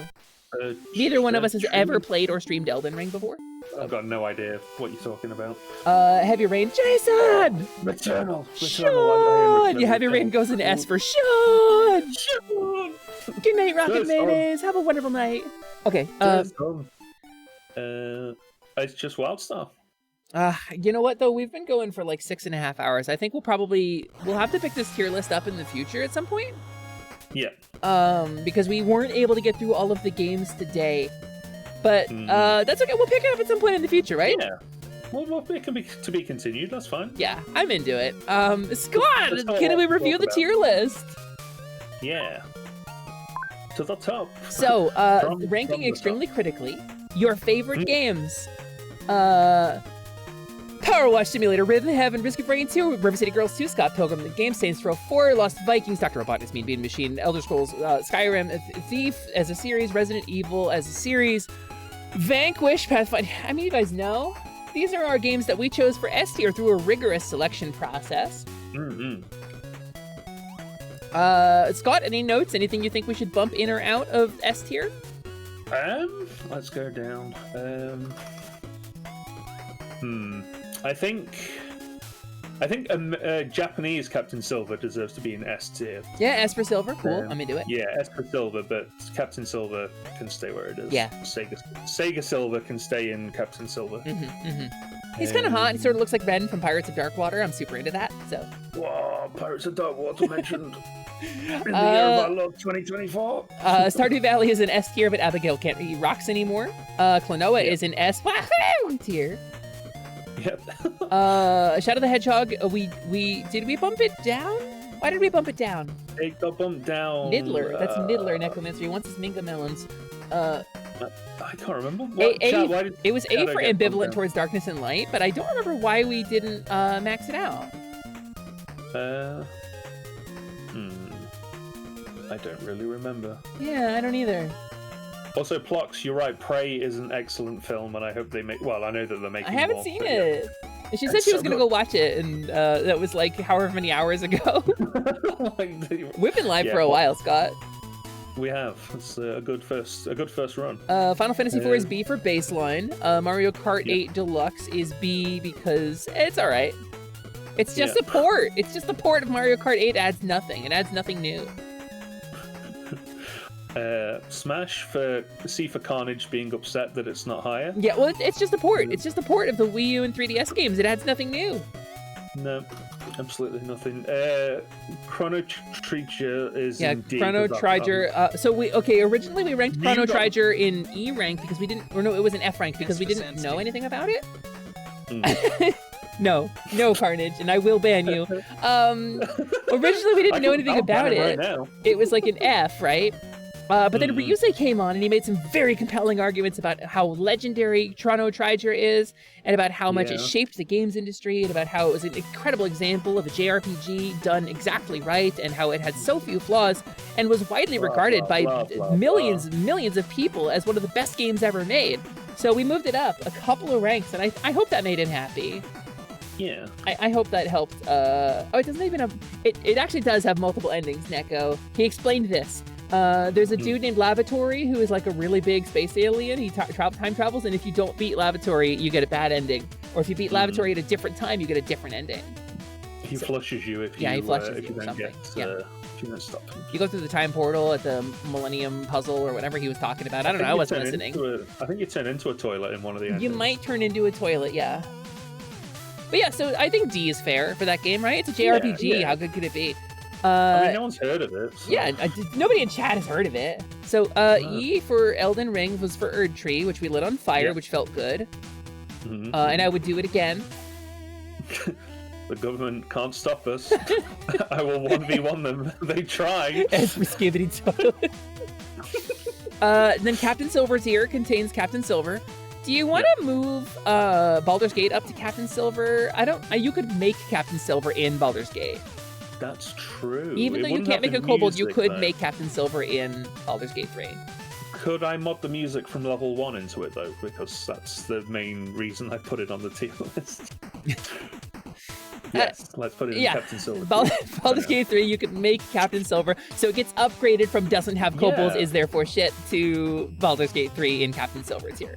And maybe I could finally see level 3 of Captain Silver if it's actually just Baldur's Gate now. You can get up to level like 10 in that game actually. So wow. And D&D Online, where's my goddamn electric car, Bruce? We were promised playable kobolds like 10 years ago. We never got them. So that's pretty good. And we'll finish up the tier list next time and get to Wildstar. Yeah. We've still got a bit left to do, but we can mop that up next time. Yeah. But we didn't have time to get to it today, so we will get to it next time, and we can talk at great length about the Chua and why the Chua are the best MMORPG race ever made. Yes. And why the Orin should have been full furry. Yep. So, what's the list? I can't see it. Oh, scroll on up. Yeah, this is all the games on the list. Aquarium. We have a little bit left to get to. We weren't able to get to the whole list today. Can you scroll down and show the games that we weren't able to get to today? Okay, so this is what we've got left. This will probably have to be done in another stream to a later date. We'll have to do this in the future, and I can talk a great length about my opinions on WildStar, which I explained. I introduced Scott to last night, and I showed him the trailer video. If you haven't seen WildStar, just go look at the WildStar launch trailer, and you will be just as well. You'll have feelings about it, and maybe they align with mine. Yeah, I was enamored pretty much straight away with it. But it'll be interesting to hear Hesper's thoughts on it. Yeah. We'll get to the rest of the games next time. Yeah. Hi, Digwarium. Okay, so Scott, thank you for joining me. I think it's about time to wrap and find a raid out. We've been live for almost 7 hours. Yeah, that's a good first run, huh? I think for our first actual duo collab, just the two of us together, I think we did really good. Yeah. We did it. You make me go to bed, Osho. You can't stop me. So, Scott, who are you and where can we find you? Tell us a bit about you, please. I am Skawtzilla. I am the Kaiju Mech Hyper Metal streamer. I primarily stream art and Elden Ring, and then other games in between. I play a lot of collaborative games such as Helldiver, Content Warning, Lethal Company, and all that good stuff. I stream most days. Honestly, my schedules are very rarely ironclad, but I usually comment on Twitter if I've gone live. So. Is she about to go live? I was gonna raid into BTuber, but if Calorie's gonna go live, we can wait 4 minutes for Calorie to go live. Yeah. Are you guys watching Dungeon Meshi tonight? Usually, when everybody in Positivity is done streaming, we will do. We've got 2 episodes to catch on, so probably yes. Yeah. What time would that be? Yeah, there we go. Carnage beat me to it. So for clarity, we've been doing a watch along in the Positivity Discord server. So you're welcome to join us if you want to see Dungeon Meshi. We're pretty far in the series. We've only missed 1 episode, so we've got the 2 most recent episodes to catch up on today. Yeah, in 3 or 4 hours, whenever Calories done. Yeah. Okay. Yeah. I'll do my best. I guess we can, yeah, dude, I had a ton of fun, Scott. This was a ton of fun. Just like Prince said, this is a really good stream. That's a good idea. I really like our vibes together. This was Scott's idea, the tier list. To fairly rank everything on a tier list was Scottzilla's idea. 100% fairly. Critically. And a lot of things ended up in the S tier. A lot of games did, because we like video games a lot, We're big video game fans. It's hard to dislike a video game. If it really had heart in its development, we really like it. That's true. Also, go play Ghost of Tsushima when it comes out on PC. That game's incredible. It'll change your life. I might actually go play. That might be my quest when it comes out. Oh, it's so good. What about Balan Wonderworld? Damn, Scott, we didn't rank Balan Wonderworld. Let's go back because we've got before Calorie gets in. Let's get Balan Wonderworld on here. Since we've got a minute before Calorie starts, let's rank Balan Wonderworld. Where is Bubsy 3D? Bubsy 3D. We could also rank Bubsy 3D. What could possibly go wrong? What could possibly go wrong? Wait, Bubsy 3D. Oh, you sick freaks. S for killer 3D gameplay. Exciting 3D gameplay with wonderful tank controls, which were the industry standard at the time. All right. Sure. So we've got Balan Wonderworld here. Let me go back to where I can actually see the tier list. Hold on. What window is that? This window. Here it is. S for there we go. Done inside all right, trading. so go ahead and put WildStar on the back. We'll get to WildStar if we have time. Okay. Yeah. So Bubsy. Should tried. Bubsy 3D. Should have finished the game. But Bubsy 3D. You know what? Let's talk about the promise of Bubsy 3D. Right? You take this iconic character. With this really beloved 90s icon. Beloved 90s icon, Bubsy. He's an iconic character design. He's like a stray cat. He's like a weird tabby, but he's a little sassy. I think that's kind of cool, He's got a t-shirt with an exclamation mark on it. Listen, I put Jazz Jackrabbit in S tier, okay? Bubsy's got a leg to stand on here. Let me talk about Bubsy real quick. Let me talk about Tumblr, and let me talk about Bubsy. Bubsy was forgotten as a platformer mascot. And please don't Google this unless you are over the age of 18, because there is a lot of porn of this. Ooh. But Bubsy has gained an internet identity with a fan canon that Bubsy stopped making games because Bubsy pursued a gender transition. And she is now presenting full-time as a woman, living a comfortable life out of the spotlight. Huh. And there is a lot of wholesomeness to this in addition to all the porn. There's a lot of people out there who really enjoy Bubsy having come out and positively slaying a new gender identity. And I think Bubsy gets the S for trans rights. S for trans rights. My model is just given up at this point. It's been like 7 hours. It's fine. I think it heard that we were planning on stopping soon because maybe it is not behaving. Come on, buddy, we're still live. Come on. Okay. Yes. Okay. Yeah, so, we're still live. Balan Wonderworld. Balan Wonderworld. S for estrogen. Well played, Plickland.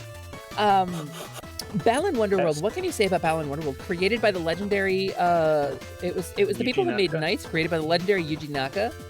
Balan Wonderworld is a game in the vein of Knights, where you travel through a mystical realm and you solve people's problems. People have encountered issues, and you solve people's problems. But instead of transforming into like a strange, non-binary dream creature who flies gracefully through rings, you do a different gameplay that is also gameplay, and you solve their problems through the power of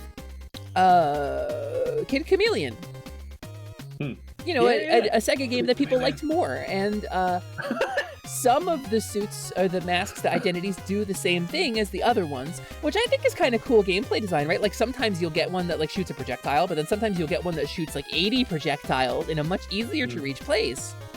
Or you'll get one that allows you to jump like really high, and then you'll get one that allows you to jump kind of high but also fly. And so like there's a lot of redundant gameplay, which I think is really good in case you miss something. Yeah.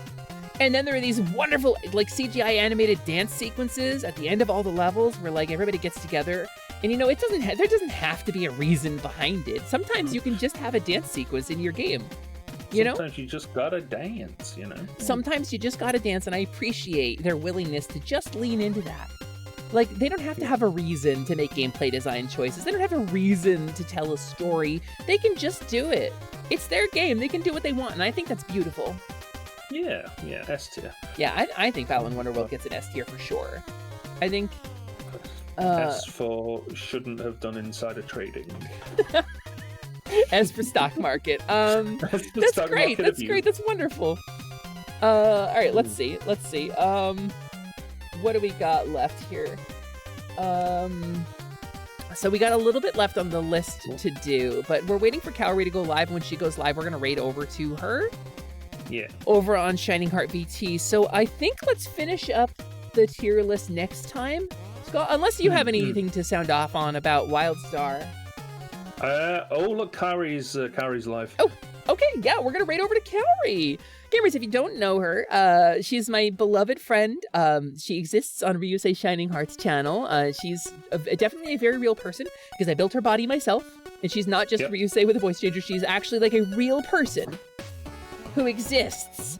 And she would love that we are raiding over to this music. I built her body. I built it like a dungeon. Ask her how it's doing. Ask her how the joints are working. We're gonna raid Shining Heart VT. And I want to introduce you all to this beloved friend of the community. She's not quite a Positivity member, but treat her like she is, as if she has Ryusei's authority, you know? Yeah. Scott, thank you so much for joining me. For those of you who may have joined late, my name is Hesper. I am a kobold. I'm a mid-level mage. I'm the foreman of the Kobold Construction Guild, and I'm a scaly sorceress. And today I was joined by my friend Scott. We did my first ever tier list. I had a ton of fun. I think we were very fair. I'm normally here Tuesdays, Thursdays, and Saturdays from 3 p.m. Eastern. But I might punch up that up to 2 so that I can run a little bit longer. I don't know. It's like not exactly prime time hours, but you know, whatever. We'll see how it goes. Scott, anything you'd like to plug coming up before we raid over? I honestly don't really have any, no concrete streams, honestly. I'm still on vacation, technically, and I don't have anything planned for tomorrow because somebody stole my magical girl. So I don't have Elden Ring. So yeah, she got stolen by a goblin. It would have been your first time play of Elden Ring. Yeah. Damn. Yeah, so I've got to go and, I may go fight a goblin to rescue my magical girl. Who's but in going to the rescue meantime, Erdtree now? I will do it. All right, Scott. Well, thank you so much for being here. We're running out of time. So, gamers, go give lots of love. Carnage and Pseudoplox have posted the raid message in the chat. Please go ahead and give lots of love to Cowrie. I will be back on Saturday. I love you all very much. Goodbye. Bye-bye. And we are raiding, and I am stop streaming.